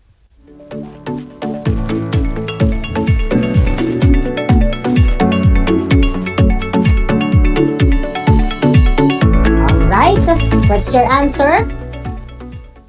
Okay, the correct answer is letter K, 8. Number 4. Simplify the expression 16 raised to negative 1/4 raised to 2. Again, simplify the expression 16 raised to negative 1/4 raised to 2. The choices are P equals 4, L equals 7, I is 3/2, and A equals 1/4. Again, the choices are P equals 4, L is 7, I equals 3/2, and A equals 1/4. Your 10 seconds starts now.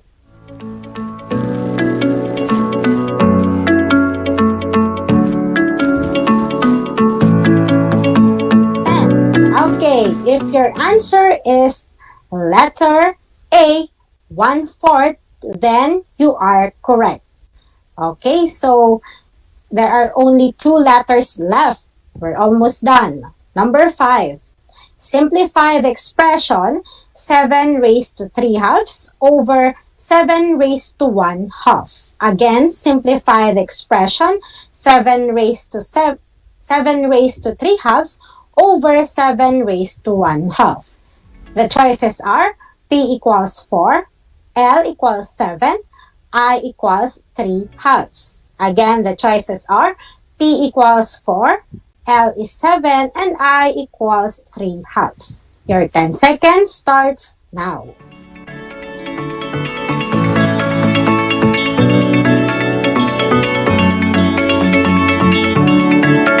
Okay. So, the correct answer is letter L, 7. Okay. Last number. Number 6. Simplify the expression quantity 81 over 16 raised to 1/4. Simplify the expression quantity 81 over 16 raised to 1/4. The choices are P equals 4 and I equals 3/2. Your 10 seconds starts now.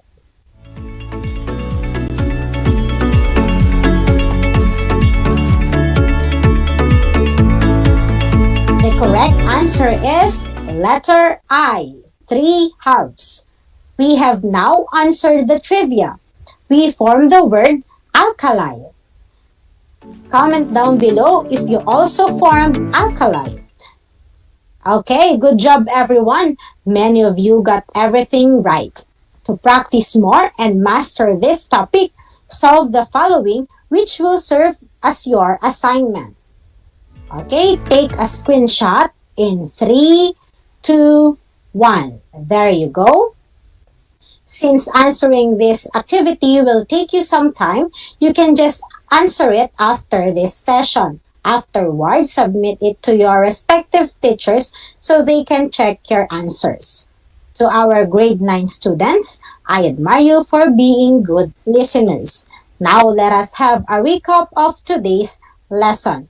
There are 3 key concepts that we have to remember in simplifying expressions with radical exponents.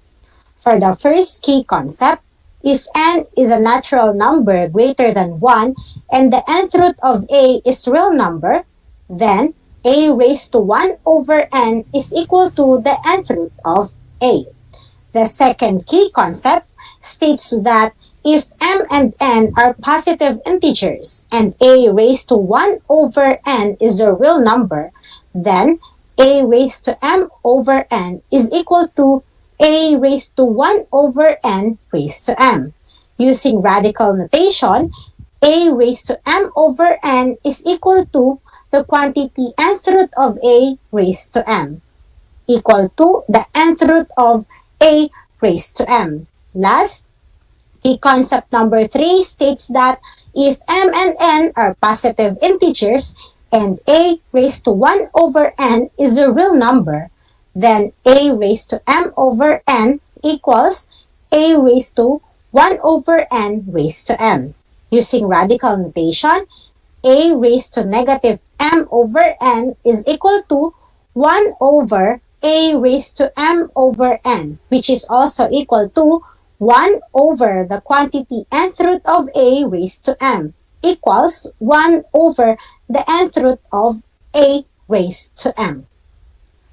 Alright, for your better understanding with our lesson today, you can go back with your learner's material in Math 9. Read again and do the activity provided by your teacher.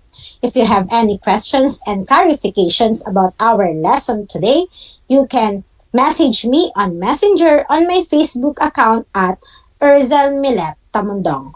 We are done with our lesson for today. I hope you have learned a lot. Dear parents and guardians, kindly assist and guide our learners.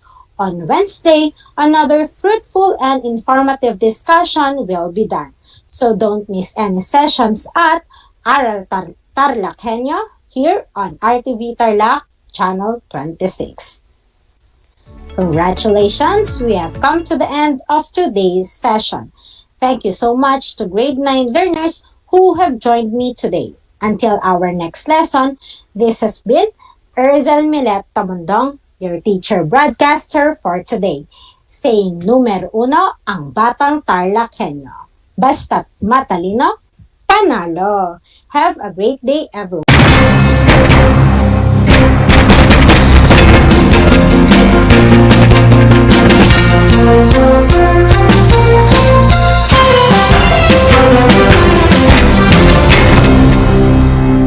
Nais mo bang magpabakuna?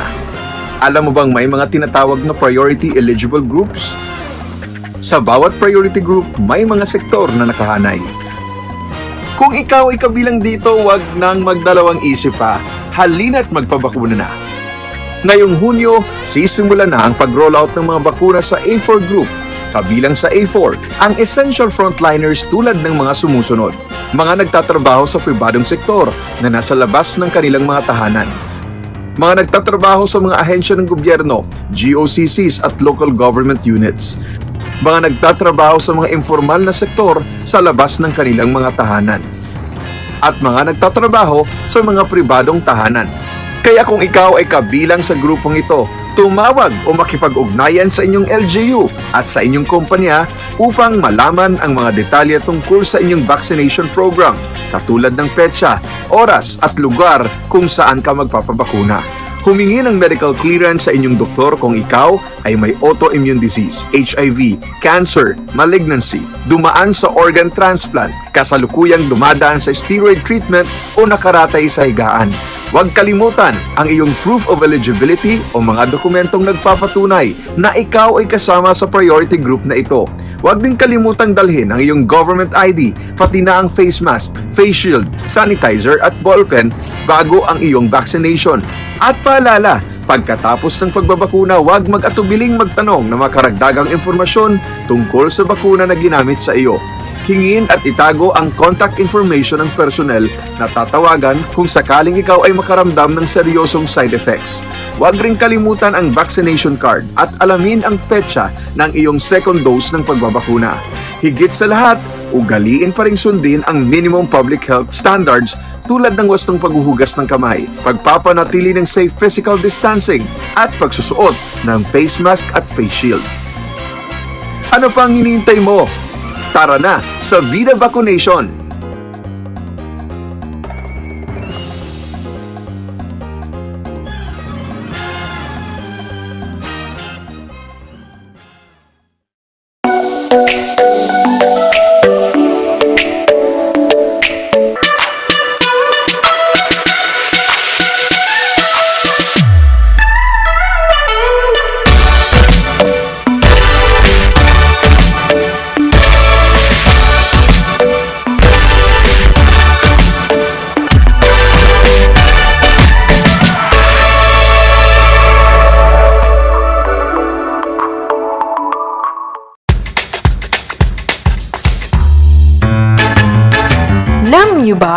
na ang salitang yoyo at ang makabagong bersyon nito ay naimbento ng isang Pilipinong nagngangalang Pedro Flores?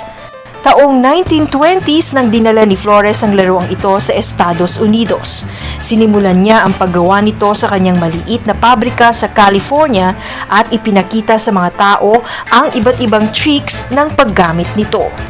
Alam mo na, yan ang yoyo! I'm back! This is Orzi, your teacher broadcaster. Magandang araw mga kapantas!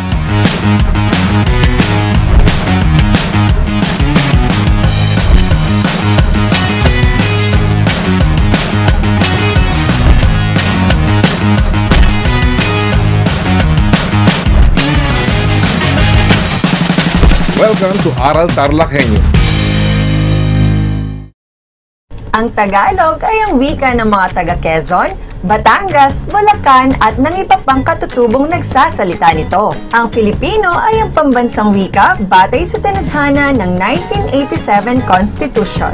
Tara na at matuto ng salitang Filipino. Manood at makinig ng Aral TarlakHenyo sa RTV Tarlac, Channel 26 at sabayang naririnig sa Radyo Pilipino, DZTZ 828 at napapanood din live sa FB page at YouTube channel na RTV Tarlac Channel 26. Manood at matuto ng ating mga aralin sa Filipino. Dito lang yan sa Aral TarlakHenyo. Ako si Ma'am Crystal May Aquino, ang inyong teacher broadcaster sa Filipino.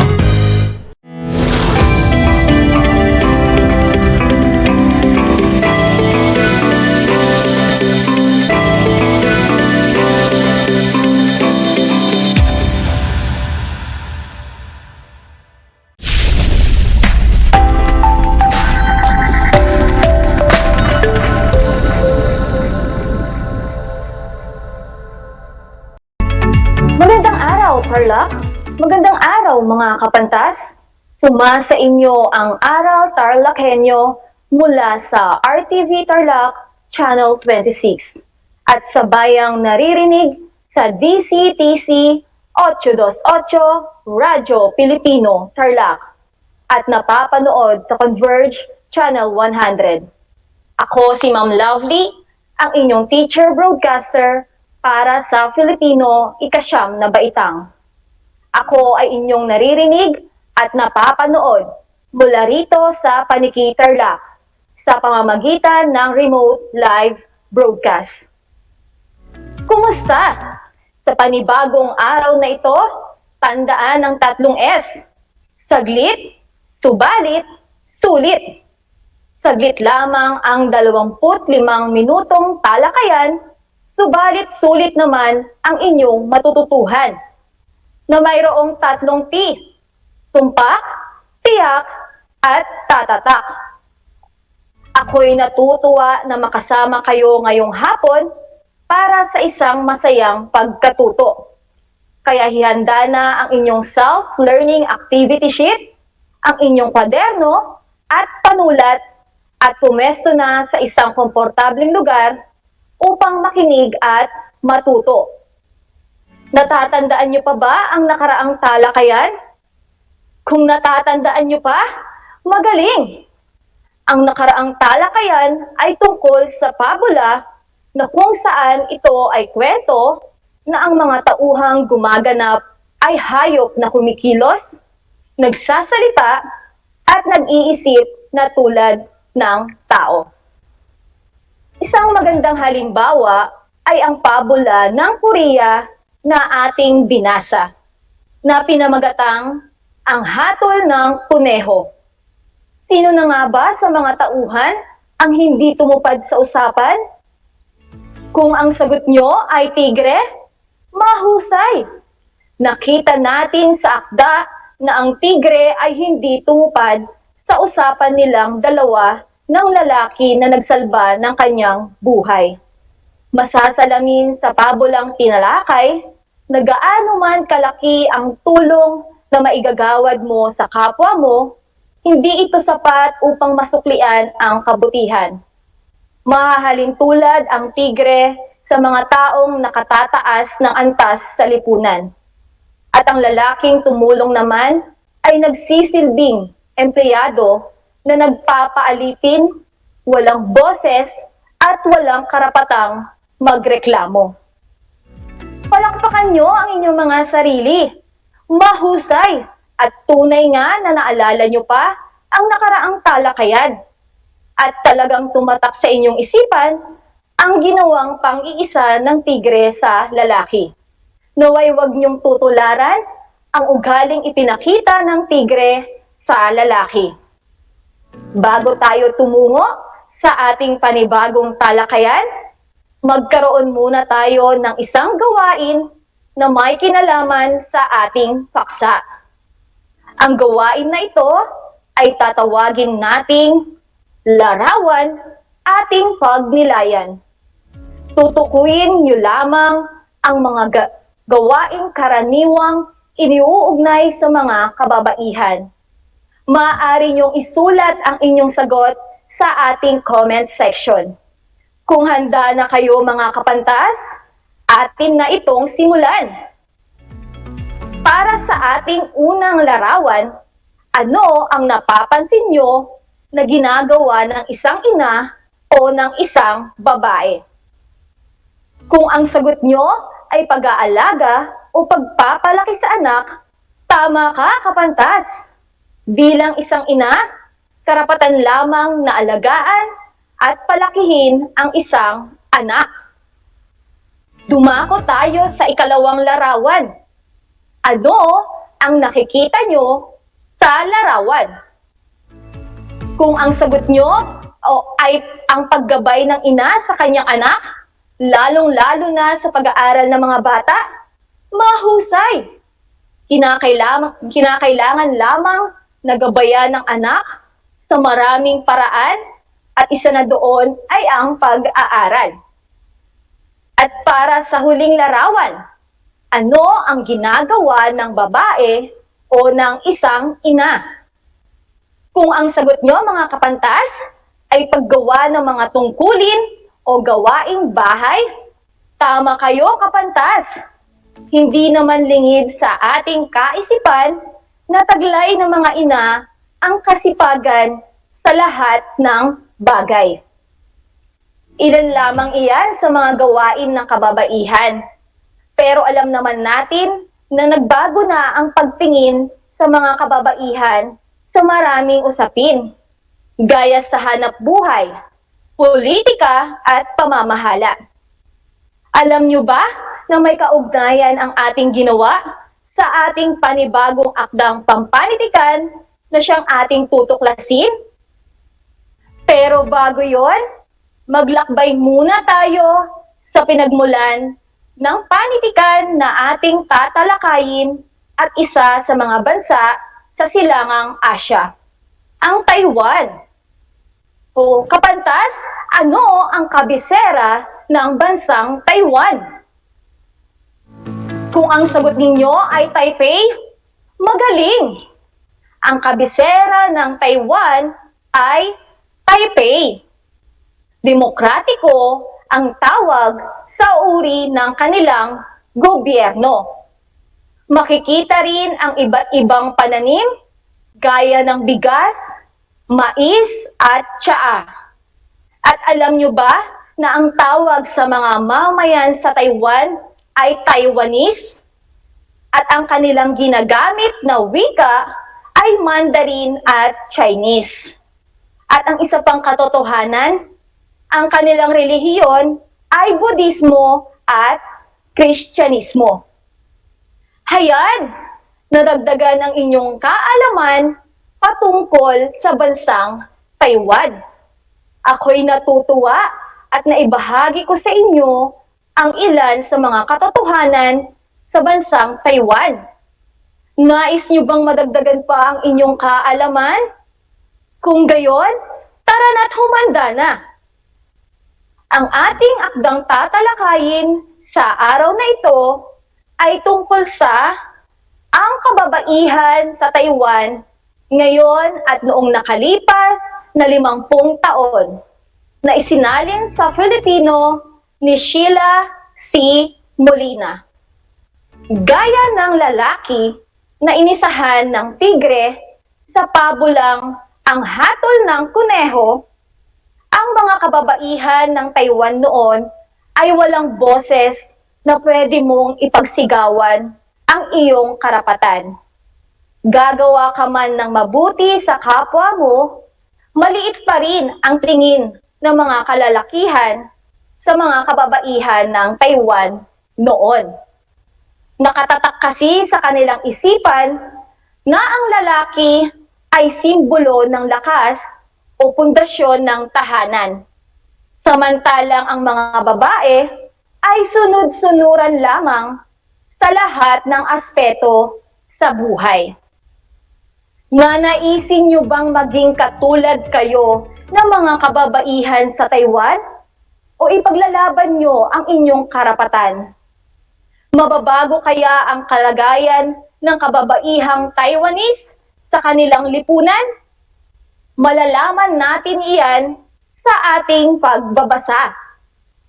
May mga gawain din akong inilaan na tiyak na makatutulong sa paglinang ng inyong kasanayan. Mga kapantas, halina't ating basahin at unawain ang isang sanaysay na may pamagat na ang kababaihan ng Taiwan ngayon at noong nakalipas na 50 taon upang malaman nyo kung paano nasasalamin ang kalagayang panlipunan ng silangang Asya. Ang bilang ng populasyon ng kababaihan sa mundo ay 5 bahagdan o 2 bahagdan na mataas kaysa kalalakihan. Maaring isipin ng ilan na ang kababaihan ay nakakakuha ng parehong pagkakataon at karapatan gaya ng kalalakihan. Ang tungkulin at kalagayan ng kababaihan ay unti-unting nagbago sa nakalipas na 50 taon. Ito ay makikita sa 2 kalagayan.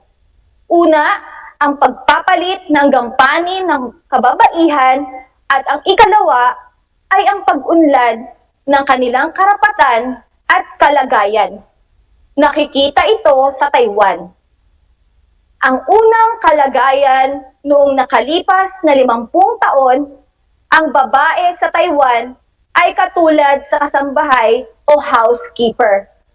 Ang tanging tungkulin nila ay tapusin ang hindi mahahalagang gawaing bahay na hindi natapos ng kanilang asawa.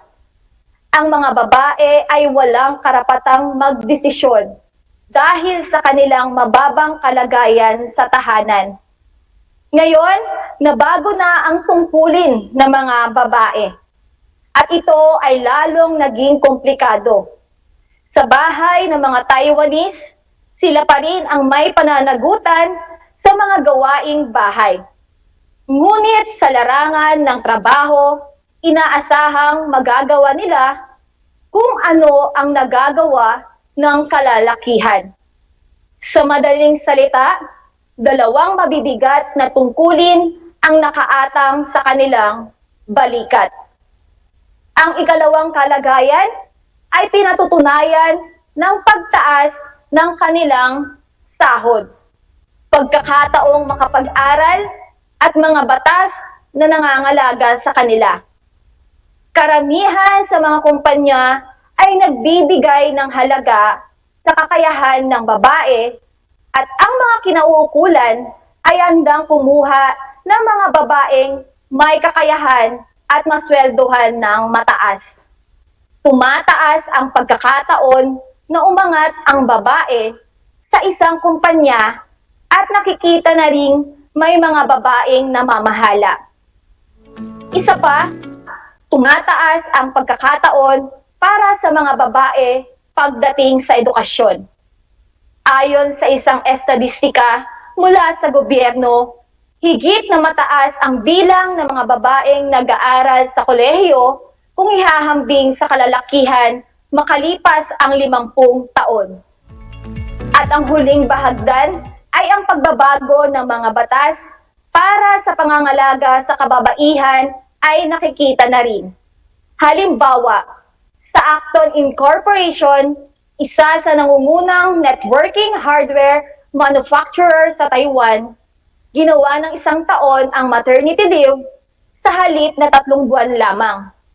Ang gobyerno ng Taiwan ay gumagawa na ng batas sa pagkakaroon ng pantay na karapatan upang higit nilang mapangalagaan ang kababaihan. Bilang pangwawakas, naiiba na ang gampanin ng mga babae at higit itong mapanghamon kung ihahambing noon. Ang kanilang karapatan at kahalagahan ay binibigyan na ng pansin.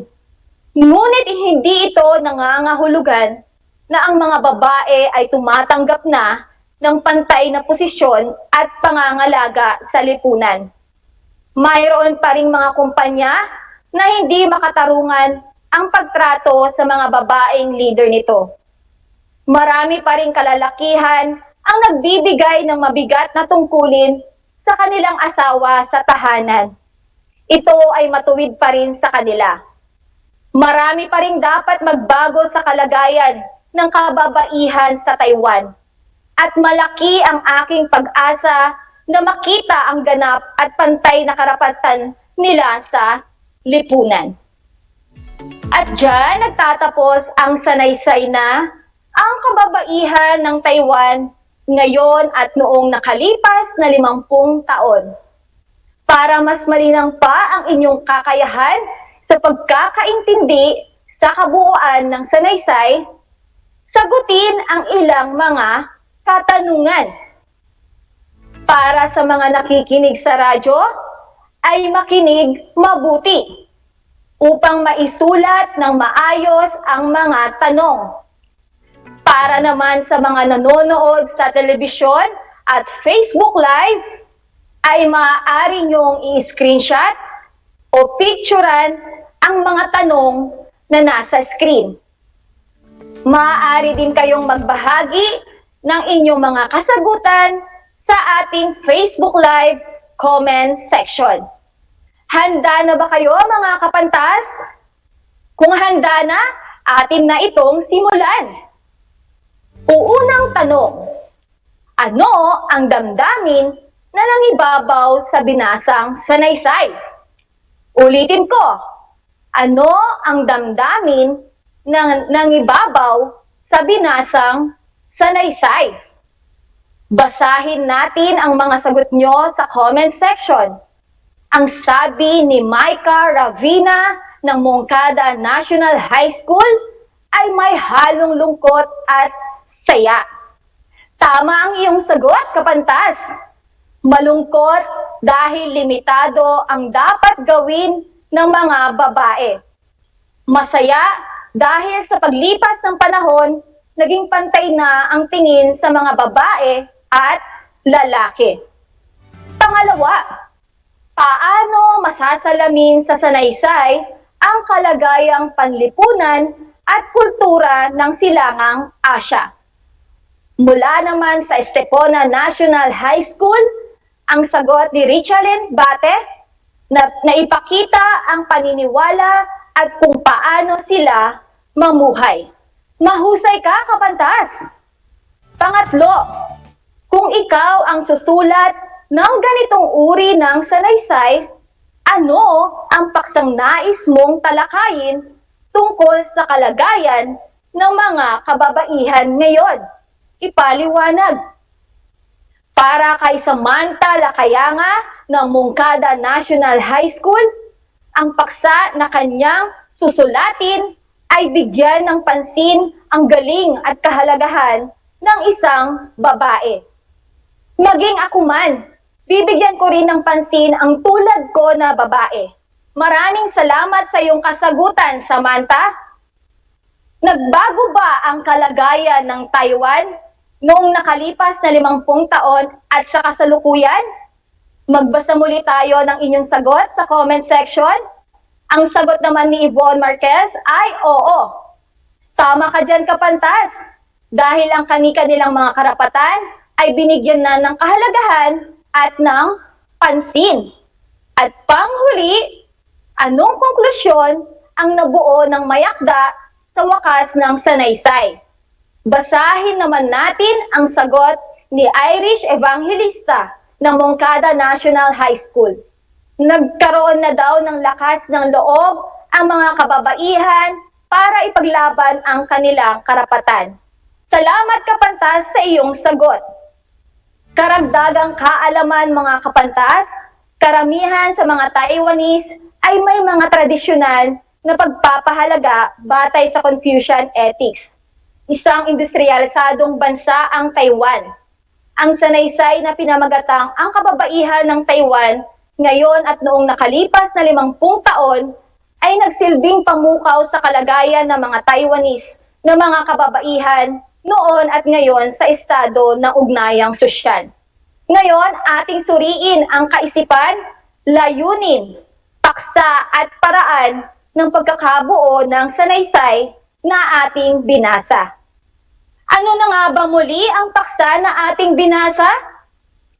Kung ang sagot mo ay patungkol sa karapatan ng babae sa Taiwan noon at ngayon, tama ka kapantas. Nakita natin sa sanaysay ang pagbabago na naganap at nagaganap ngayon at nang nakalipas na mga taon at panahon kung saan maaaring may kumpara ang naging karakter ng mga kababaihan. At sa tingin nyo, ano ang layunin ng sumulat? Kung ang sagot nyo ay ang pagbibigay kahalagahan sa mga kababaihan, magaling!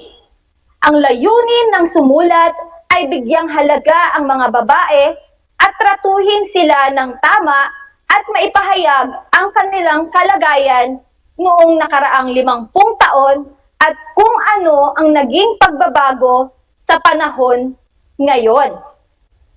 Ano naman ang kaisipan o ideya ang nais iparating ng sanaysay na ating binasa? Ang sagot, ito ay tungkol sa kanyang pananaw sa kababaihan sa aspeto ng kanilang karapatan at kalagayan sa mga susunod na taon. Nakuha niyo ba? Kung ganoon, dumako na tayo sa susunod na tanong. Paano ang paraan ng pagkakabuo ng sanaysay?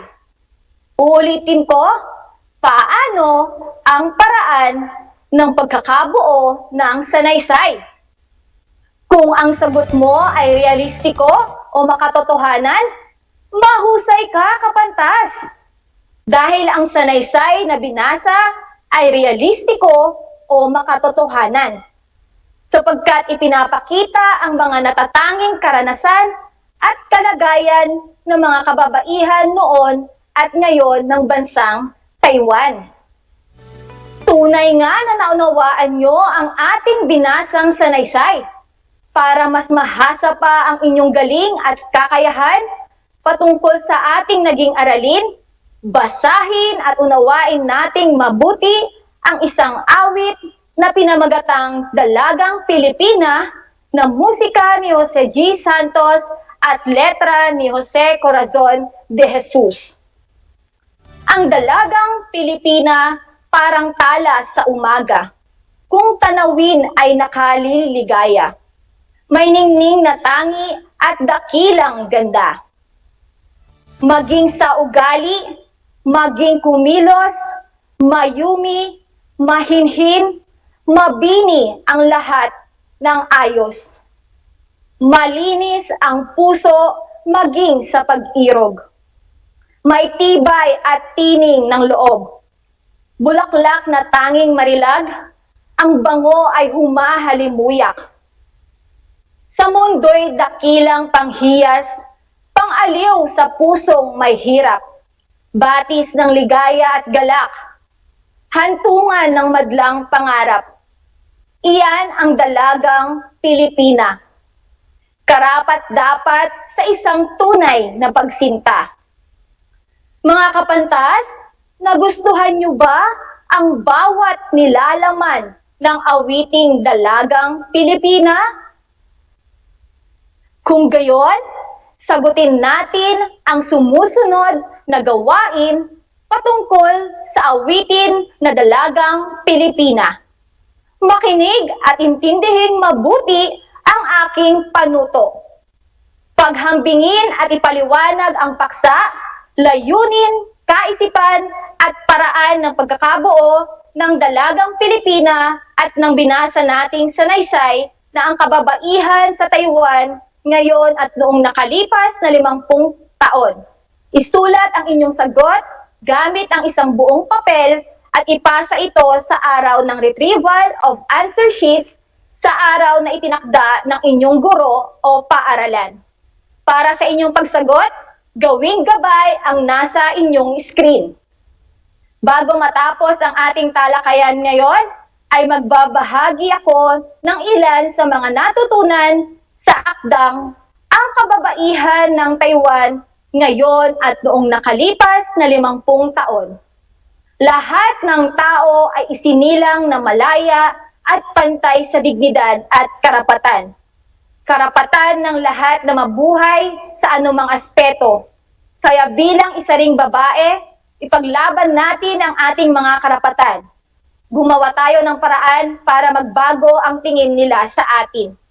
Mga kapantas, dito na nagtatapos ang ating talakayan tungkol sa buhay ng mga kababaihan sa Taiwan.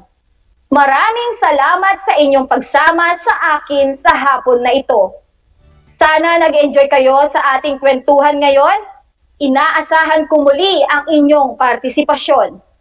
Naway ang lahat ng aral na napulot nyo ay maisagawa at maibahagi sa iba.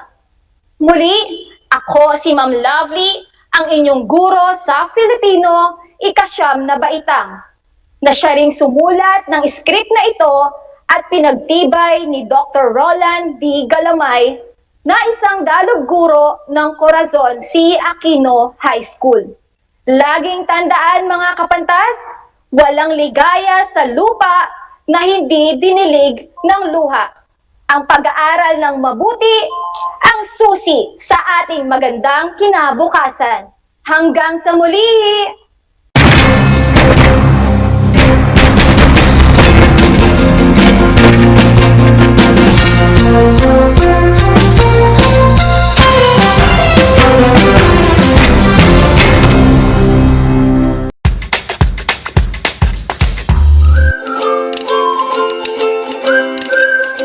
Alam niyo ba na ang jeep ay ang pinakasikat na uri ng transportasyon sa Pilipinas?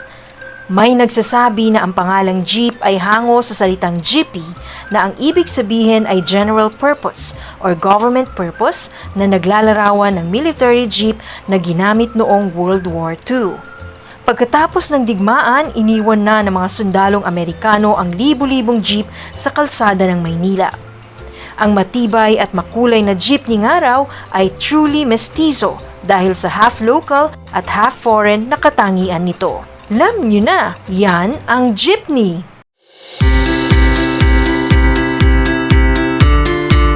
Upang matugunan ang mga kinakaharap na pagsubok ng mga guro at mag-aaral sa gitna ng kasalukuyang pandemya, nagsanib tulong sina Congressman Charlie Cojuangco ng unang distrito ng Tarlac, DEPED Region 3 Regional Director Dr. May B. Eclar at Tarlac Schools Division Superintendent Dr. Ronaldo Poson para sa isang napapanahong proyekto na tinaguriang Project Shine, Aral TarlakHenyo. Ang mga mag-aaral ng Grade 4 at Grade 5, ganon din ang Grades 8 and 9 sa buong probinsya ng Tarlac, kasalukuyang sumasailalim sa radio-based instruction. Katuwang ang himpilang DZTZ 828 kHz AM at RTV Tarlac, Channel 26. Ang Tarlac po nangunguna po ngayon pagdating po sa radio-based instruction. Marami pong humahanga sa atin. I'm very happy this station, itong DCTC, could reach the whole of Region 3. Hindi natin alam, we are contributing. We are creating a very big dent in the history of Philippine education. And I am proud. I am here in Tarlac.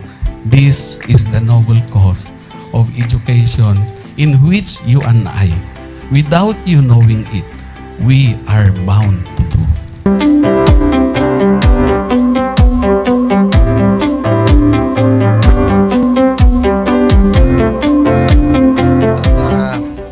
project natin na Project Shine is a natural consequence dahil sa nangyari sa buong mundo. Let's continue to work together.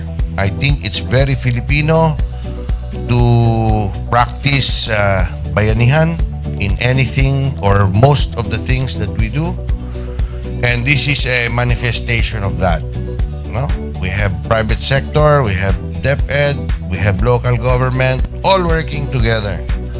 And I hope the parents of some of these children, especially the parents that did not graduate from school or hindi nakapag-aral nung sila ay bata, sana naman gamitin na nila itong opportunity na mag-schooling na rin sila kasama ng mga anak nila para mag-bonding pati ang mga magulang sa mga bata.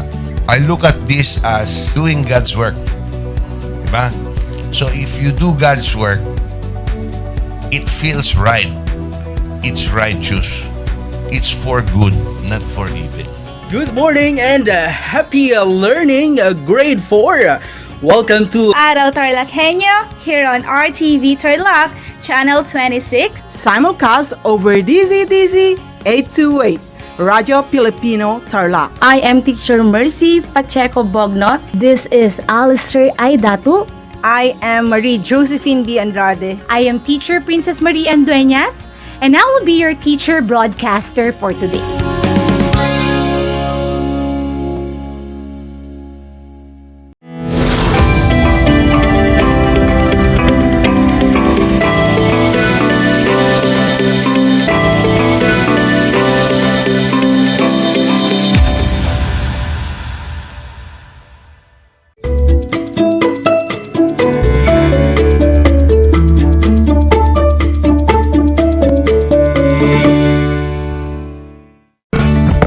Okay, good afternoon everyone! Welcome to another episode of School Heads Hour. I am your host, Dr. Art B.A. Samson, the School Head of Pulubot Elementary School, San Manuel District. You are turning in sa RTV Tarlac, Channel 26 at sabayang naririnig po tayo sa DZTC 828 Radyo Pilipino Tarlac. Tayo din po ay napapanood via Facebook Live ng RTV Channel 26. Magandang hapon po muli sa lahat ng mga taga-subaybay, and may the spirit of happiness, peace, and blessings ay mapasa atin pong lahat. This afternoon, we have a very special guest.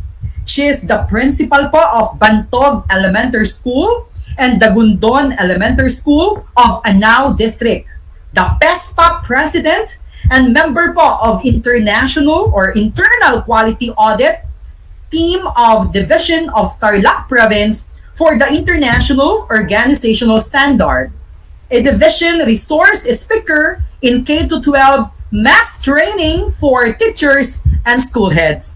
My honor po to welcome you, Dr. Maria Cristina A. Dugay. Hello ma'am, hello ate, kumusta po kayo? Hello, Sir RB. Tayo na naman ulit. Parang nagpalitan lang tayo ng role, no? And I'm so excited na yung role mo last week, ay yun naman ang role ko ngayon. So, sa lahat po ng mga nakasubaybay sa atin dito sa RTV, Tarlac Channel 26, good afternoon po sa ating lahat. Yan, so tulad nga po ng sinabi ni Ate Chris, muli po andito na naman po kami for the second time around. Yan po, magbibigay na naman po kami ng inspirasyon at konting butil ng kaalaman ay mai-share po namin. So bago po tayo magsimula sa ating talakayan po, Ate Chris, ay mayroon po tayong i-shout out po dyan. Meron po ba tayong i-shout out po dyan? Mga friends on academe, family members, or mga gustong batiin po? Ate Chris, it's your time po to say hello. Okay. Sir Art B, maraming salamat for giving me this opportunity. Unang-una po, pinasasalamatan natin si Lord dahil po, meron na naman po tayong ganitong DEPED hour para sa ating mga school heads. At syempre, shout out po sa ating napakabait na SDS, Sir Ronaldo Pozon, sa ating dalawang masisipag at matatalinong ASDSS, Madam Selina and Sir Arman, syempre po, hindi natin pwedeng kalimutan ang ating chiefs, no? Si Sir Noel Linsao and Sir Paul Depano, ang atin pong mga masisipag din na mga education program supervisors, PSDSS, syempre po ang aming PSDS, Madam Rhea Madamba, and our fellow school heads na nakasubaybay po sa atin ngayon para po sa atin ito. Syempre po mga fellow teachers ko, ang family, at sa lahat-lahat na po. Magandang gabi po sa inyong lahat. Yan, so maraming salamat po Ate Chris, magandang gabi po sa inyong lahat. Yan. So naalala ko po Ate Chris, last year, parang nagsabay po tayo during the awarding ng Project Star, and isa po ako sa talagang na-inspire. Kasi po, si Ate Chris po, for the information of everyone, is an awardee for Project Star. Tanong ko po Ate Chris, ano po sa palagay nyo ang naging weapon or sandata nyo po? Bakit po si Dr. Maria Cristina Dugay ang tinanghal na isa po sa winner for the Project Star?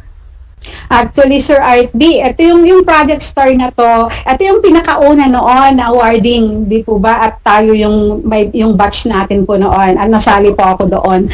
Ang akin pong isinali or weapon na sinasabi mo doon sa pagkapanalo natin noon doon sa ating sa Project Star, ay meron akong inilagay na innovation. At ito yung Project Aldrin. Yan, i-elaborate ko mamaya. Yan, so Project Aldrin. So mukha po ang lahat ng mga school heads ay nagtatanong, Ate Chris, ano po ba yung Project Aldrin? So pwede po ba naming malaman, Ate Chris, para naman maka-benchmark po kami online kung ano po ba yung Project Aldrin, Ate? Okay, Sir Art B, no? Unang sa lahat, Project Aldrin is considered the mother innovation of all the innovations crafted and implemented by the school teachers of Bantog Elementary School. So lahat po ng teacher ay gumawa po ng innovation. So naging mother innovation po ang Project Aldrin. So siya po ang mother at anak po niya yung mga innovations na ginawa ng mga teachers. And did you notice, Sir Art B, yung Project Aldrin, yung word na Aldrin is a name of a boy, of a man. Yes. Okay, to give you just a little trivia, Aldrin is really a name of a man, no? So this is in honor of my former colleague, no, former co-teacher from the previous school na nahawakan ko, and na he met his untimely death. So napakabata pa niya. Kaya sabi ko, in honor of him, na talaga namang napakasipag at super ang potential. So I thought of making an acronym, and I just look for words which, yung mga relevant words that would fit.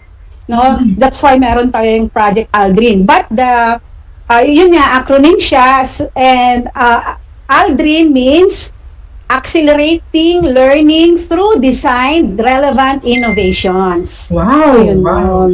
So yun po pala, hinugutan nyo po yung Project Aldrin dahil sa kagalingan po ng isang comrade nyo po before sa academe. So since ito po ay mother innovation na binanggit nyo po sa amin, since nanay po siya, meron po siyang mga anak, di po ba? Yes, sir. Kayo naman po ay pwede nyo pong ipakilala po sa amin kung sino po yung mga naging anak ni Project Aldrin. Okay, sir. Yan. Malugod ako at very proud akong ipakilala ang mga naging anak ng Mother Innovation na Project Aldrin. Una po ay yung Project Big Losers, Big Winners. Wow. Yan. Okay, ito po ay patungkol sa health. Kaya naman po ito ay na-conceptualize ng health the then health leader at kindergarten teacher na si Madam Margie Fernandez.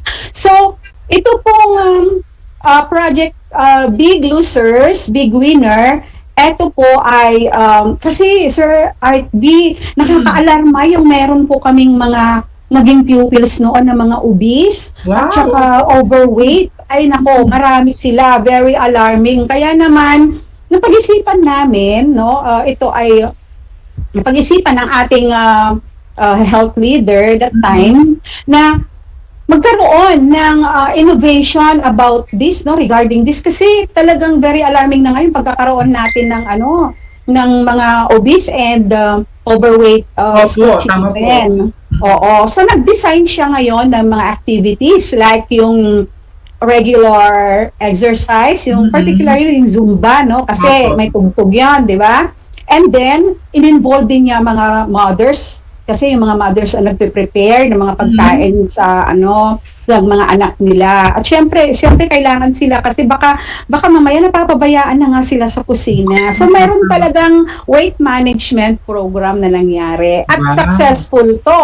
Talagang gumaan yung mga bata. Hindi naman dumating sa point na talagang sobrang gaan na, pero naging stable po yung kanilang mga weight. Kaya napakaganda po nito. Yun po yung una, no? Wow, opo. So maraming salamat po. So una po ay yung project Big Losers, Big Winners. And big check po. Yun, big check naman po. Big check. Opo. At pangalawa naman po ay yung magulang ko, kaagapay ko, na ito naman po ay conceptualized ni Madam Marilyn Salazar. Ang magulang ko, kaagapay ko, di po ba madalas mga teachers na nagpe-prepare ng mga instructional materials, localized, ayan, yung mga teachers ang naggugupit, gumagawa. Pero dito sa magulang ko, kaagapay ko, ay involved na naman po ang mga parents dito. So, nagkaroon po siya ng idea na ang mga parents ay ang gumawa rin po ng mga instructional materials. Siyempre, hindi niya po pinabayaan na ganun-ganun na lang. Tinawag po niya sa school at nag-meeting po sila, itinuro po niya. So, ang nangyari po ay hindi basta-basta po yung mga instructional materials, kundi by quarter ay inassign niya yung mga parents. Yan. By quarter po yun, para naman naging maayos. At talaga namang pag nagpunta ka po sa classroom ni Madam Marilyn, ay talagang punong-puno ng mga instructional materials. So, masyado pong nakatulong ito upang lalong mapaganda ang pagtuturo ng teacher. Wow, so another big check. So ang maganda po doon, Ma'am Chris, ay may involvement po ang mga parents, even the community sa pag-prepare ng mga instructional materials. So napakaganda naman po ang inyong pangalawang proyekto, ang project Magulang Magulang ko, Kaagapay. Wow. So ang pangatlo pong innovation po. Okay, ang pangatlong innovation po ay isa po ang teacher na nag-conceptualize nito. Ito po si Madam Juanita Pidumagpi, na siya rin po ang awardee po siya na bilang Most Outstanding Master Teacher 2 sa Division of Tarlac Province. At gumawa po siya, pinagsabay po niya ang Project FAST, Fostering Differentiated Activities for the Slow Readers to become fast readers, at yung Project DREAM, developing reading activities for mastery of learning. Yung isa po kasi ay sa Filipino at yung isa naman ay sa English.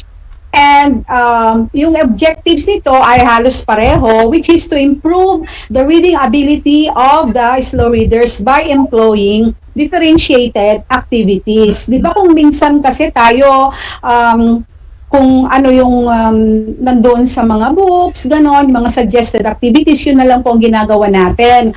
Pero pag nasa classroom po tayo, we can see na yung mga bata ay may iba-ibang pangangailangan. Yan. So, na-conceptualize po ito ni Madam Janet upang maibigay po ang mga karampatang activities para naman ma-address natin yung needs talaga ng mga pupils natin. At isa pa, Sir RTB, recently, months before the adoption of the DEPED, doon sa project Home Learning Spaces, nagawa na ni Madam Janet yan, early April, yan. And ano yun, Sir RTB, na-approve na. So, yun, ina-adapt na ng district yun. Wow, yun wow. po. So, napakaganda po ang inyong Project Fast at Project Dream, no? Sa mga kasamahan po naming mga school heads po, pwede po nating i-benchmark ang mga ibang mga activities and innovation po ni Dr. Maria Cristina Dugay na I believe nakaangkla po siya ngayon, lalo sa panahon ng pandemya. Talagang pwedeng-pwede po ang mga innovations na yon. Datako na po tayo, Ma'am Chris, sa pang-lima nyo pong innovation. Opo, Sir RP. Ito naman po yung project talent mo, pakita mo. Di ba, Sir RP, kung minsan, pag meron tayong mga activities sa school, namumulot-mulot na lang tayo ng mga batang alam natin, kilala natin, no? Tapos sila ang kasali sa dancing, sa singing, pero di natin alam, meron pa pala silang mga ibang talent na hindi natin na-discover. One time nga, meron kaming naging estudyante na nakarating ng high school, di namin alam na marunong pala siyang kumanta. Tapos kumakanta siya sa high school. Kasi sabi namin, parang nakaka-guilty na hindi natin na-discover nung elementary siya. Kasi ilang bata na lang ang pinupulot-pulot namin. So dito sa project talent mo, pakita mo, nagkaroon sila ng audition. Yan, nagkaroon sila ng audition at talagang napili yung mga magagaling. Though yung mga hindi naman napili, meron silang ibang talent na pwedeng inilagay sa kanila at hindi lang doon sa mga particular na mga talento tulad ng nabanggit ko. So yun po ang sa project talent mo, pakita mo. At ito naman po ay kay Madam Kathleen Grande, grade 4 teacher. Opo. So congratulations po muli. Ang ganda naman po ng project talent mo, pakita mo. Meron po ba kayo, follow up po ako doon, Ma'am Chris, meron po ba kayong mga naging estudyante na dahil sa project talent mo, pakita mo, ay pwedeng nakipaglaban po siya sa awit ng tanghalan o tawag ng tanghalan? Meron po bang ganon? Meron po kami, si Erwin Jade Casildo, meron siya mga nilalabanan, Sir RB, pero hindi pa siya nakarating sa mga ganon, no? Pero sa mga Jollibee, pero talagang very active yung bata, na marunong pa siyang magpiano, tapos kumakanta siya. Kaya through yung mga ganitong mga activities, lalong nahuhon yung mga talents nila. So nakaka-inspire naman po. Sobrang nakaka-inspire. Excited po ako sa pang-anim na po na inyong innovation. Ano po kaya yun, Ma'am Chris? Okay, sir. Ito naman po yung very proud din po ako dito. Ito po yung Project Rondalia. Yan. Wala na po akong maisip na acronym dito. Kaya kung ano yung activity na to, yun na po ang nilagay namin. So sa Project Rondalia naman po, spearheaded by Madam Maria Isabel Natanyo naman po ito. Ito pong Project Rondalia po, sa isang taon po, no, talagang marami pong nag-respond na mga parents nung amin pong itong inilabas sa kanila na sabi po namin na gusto nating magkaroon. At sa isang iglap po ay meron po kaming 24 members. Ang bilis, ang galing. Opo, dahil yun nga po, gusto po namin magkaroon ng ganitong ensemble kasi first din po ito sa district namin. No, at saka yun nga lang, Sir RB, medyo hindi po magandang hindi po naituloy dahil po dito sa pandemya natin. Although we are still encouraging the children na mag-practice kasi marami na silang alam din ng mga tugtog noon bago pa mag-pandemic. Yan. So, meron po kaming Rondalia. Hopefully, pag face-to-face na, may pagpapatuloy namin yung mga practice at sana magkaroon din sila ng performance. Yan. Opo. So, sooner or later, Ma'am Chris, yan. Opo. Yan na po, yung Rondalia nyo po muli. Yan, and the other innovations pa po, I'm sure, mas excited pa po yung ating mga school heads for the other innovations po na i-present nyo po sa amin. Okay, Sir Artby, ito naman yung sa math, Project Inspire. Improving numeracy skills through picked resources. Siyempre, pag math po, academics ito, so kailangan ma-improve din, hindi lang po sa reading tayo, siyempre yung numeracy skills din po ng mga bata. At nandito po yung peaked resources, sabi po niya. Ito po yung ginamit ng teacher na si Madam Regina Acosta, no, siya po ang proponent tsaka implementer nito. Yung mga authentic materials na hindi lang po basta yung mga nakikita sa TV o yung mga napapanood, no, sa mga through their gadgets naman. Pero talagang namili po siya ng mga authentic materials na pwedeng gamitin upang lalong mahasa ang mga bata sa kanilang mga mathematical skills. So yun po, Sir Art B, no? Siyempre, pag innovations ito, kailangan yung mga something new na pwedeng i-introduce sa mga bata. At talaga namang it turned out na very effective ito. Wow! So congratulations po muli. Yan. Meron pa po bang ibang innovation? Meron pa isa, sir. Wow! No, isa pa. Ito naman, sir, kasi parang kami, hindi lang sa academics. Parang para naman ma-cover naman lahat, no? Kasi ito po yung tinatawag naming DAPCA-BEST. Wala rin po siyang special na acronym, pero ito po, ibig sabihin kasi nito, Disaster Awareness and Preparedness kung Climate Change Adaptation. At ito naman po ay, ang proponent naman po nito ay si Sir Joel Sagun, yung nag-iisa naming male teacher sa Bantog Elementary School. At syempre ito ay para ma-increase po yung awareness at responsiveness ng ating mga stakeholders sa mga disaster incidents.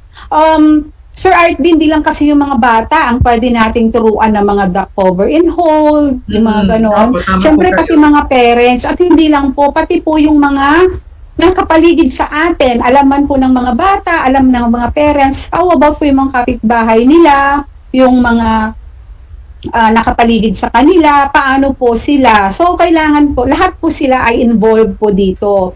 Para kahit po papaano ay magkaroon po tayo ng kaalaman. Di ba sabi nga po nila Sir Art B, ligtas ang may alam. So, inuulit ko Sir Art B, ito ay sa isang school year ito kasi kaya talagang lahat napunta roon. Kaya eto, super proud ang inyong pong lingkod na meron po at sagawa po namin ang mga innovations na ito. Okay po. So maraming salamat po Ma'am Maria Cristina Dugay sa pagbabahagi niyo po sa amin, sa mga kapwa po pong school heads na naririnig My pleasure po. Na nanunood po ngayon. So ganda po na yan yung mga innovations po ni Ma'am Cristina Dugay. Ang kagandahan po dito kasi may inclusion po kasi ng community. Ayun po yung maganda. It's holistic. It's an holistic innovation. Opo, kasi hindi lang po mga bata, hindi lang po mga kaguruan, kundi ang buong komunidad ay talagang nabe-benefitan po. Saludo po kami sa inyo, Ma'am Maria Cristina Dugay. Ngayon po, ang tanong po namin, sino po ang inyong naging inspirasyon sa paggawa at pag-iisip ng ganong napakagandang mga innovations? Okay, Sir Art B, sa inspirasyon. Siyempre, ang inspirasyon ko dito ay ang ating mga teachers mismo.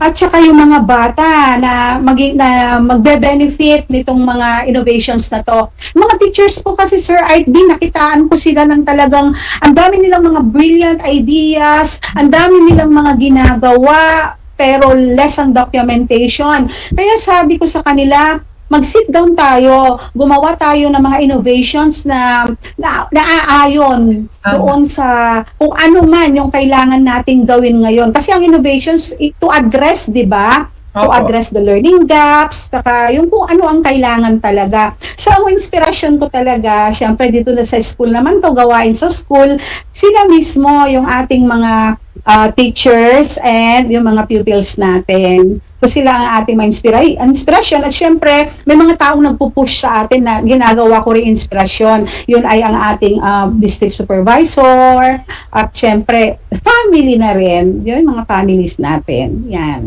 Thank you sa tanong Sir Art B. Opo. So, ako po mismo na inyo pong tagapagtanong ay talagang nai-inspire po sa inyong mga innovations at ang dami ko pong natutunan sa ating episode po na ito. Marami pa po akong mga katanungan, Ma'am Maria Cristina Dugay, pero talagang kulang po tayo sa oras. And I'm sure po siguro, sana po, we're keeping our fingers crossed, meron po tayong another series na naman para maituloy pa po natin yung mga talakayan po natin para maka-inspire pa po tayo ng ating Maraming salamat po, Ma'am Maria Cristina Dugay. So, mayroon po ba kayong mensahe po sa ating mga kasamahang school heads po ngayon na nakikinig po sa atin? Sa ating mga kasamahang school heads, alam ko po, nandyan lamang po kayo at marami din po kayong mga innovations na ginagawa. Sana po magkaroon po tayo ng chance na ang mga innovations din po ito ay ma-feature din po sa School Heads Hour. Kasi po tayo naman we drew inspiration from each other. So kung ano pong ginagawa ko ay maaaring ginagawa rin po ninyo at marami rin po kayong ginagawa na pwede rin po namin ma-benchmark ni Sir Art B. Kaya sana po sa ating mga fellow school heads, actually isa rin po kayo sa mga inspirasyon namin kung bakit namin ginagawa ito. Kaya sana po may pagkakataon din po na kayo man po ay may pakita dito sa School Heads Hour ang inyong mga innovations and projects sa school. Thank you, Sir Art B. Opo. Salamat po, Ma'am Maria Cristina Dugay. So tama po, si Ma'am Maria Cristina Dugay, humuhugot rin po kami ng lakas ng loob, ng mga kagalingan at inspirasyon sa atin pong kapwa mga school heads po ng SDO Tarlac Province. So tulad ng sinabi ko po, marami pa po akong gustong tanungin pero talagang kulang na kulang po ang ating oras. So at this juncture, gusto po namin magpasalamat sa ating SDO Tarlac Province, sa ating pong Superintendent Dr. Ronaldo Pozon, sa ating pong mga ASDSS, Dr. Armando Capili, Ma'am Maria Celina Vega, sa ating mga two chiefs, si Dr. Paulino Dipano and si Dr. Noel L. Linsao, sa ating mga EPSVRs, PSDS, kasamahan pong mga school heads, mga kaguruan. Yan, so maraming salamat po sa pagtutok po sa amin. Kasama ko po ang ating espesyal na bisita, si Dr. Maria Cristina Dugay, ang principal po ng Dagundon Elementary School at ng Bantog Elementary School. So muli po, maraming salamat po sa pagsubaybay sa amin sa ating School Heads Hour. So muli po, kita-kits po tayo muli sa ating susunod na episode ng ating School Heads Hour. So mula po sa kaibuturan ng aming puso, maraming salamat po. To God be the glory. Thank you so much po sa lahat. God bless.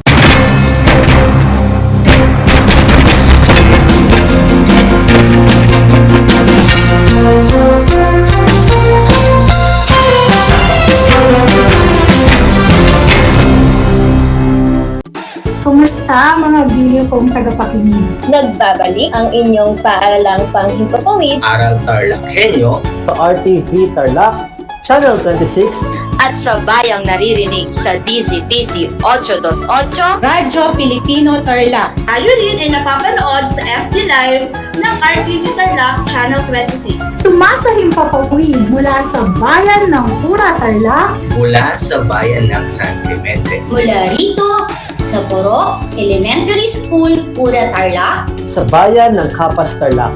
ako, ang inyong guro, na maghahatid sa inyo ng makabuluhang pagtalakay sa ating aralin.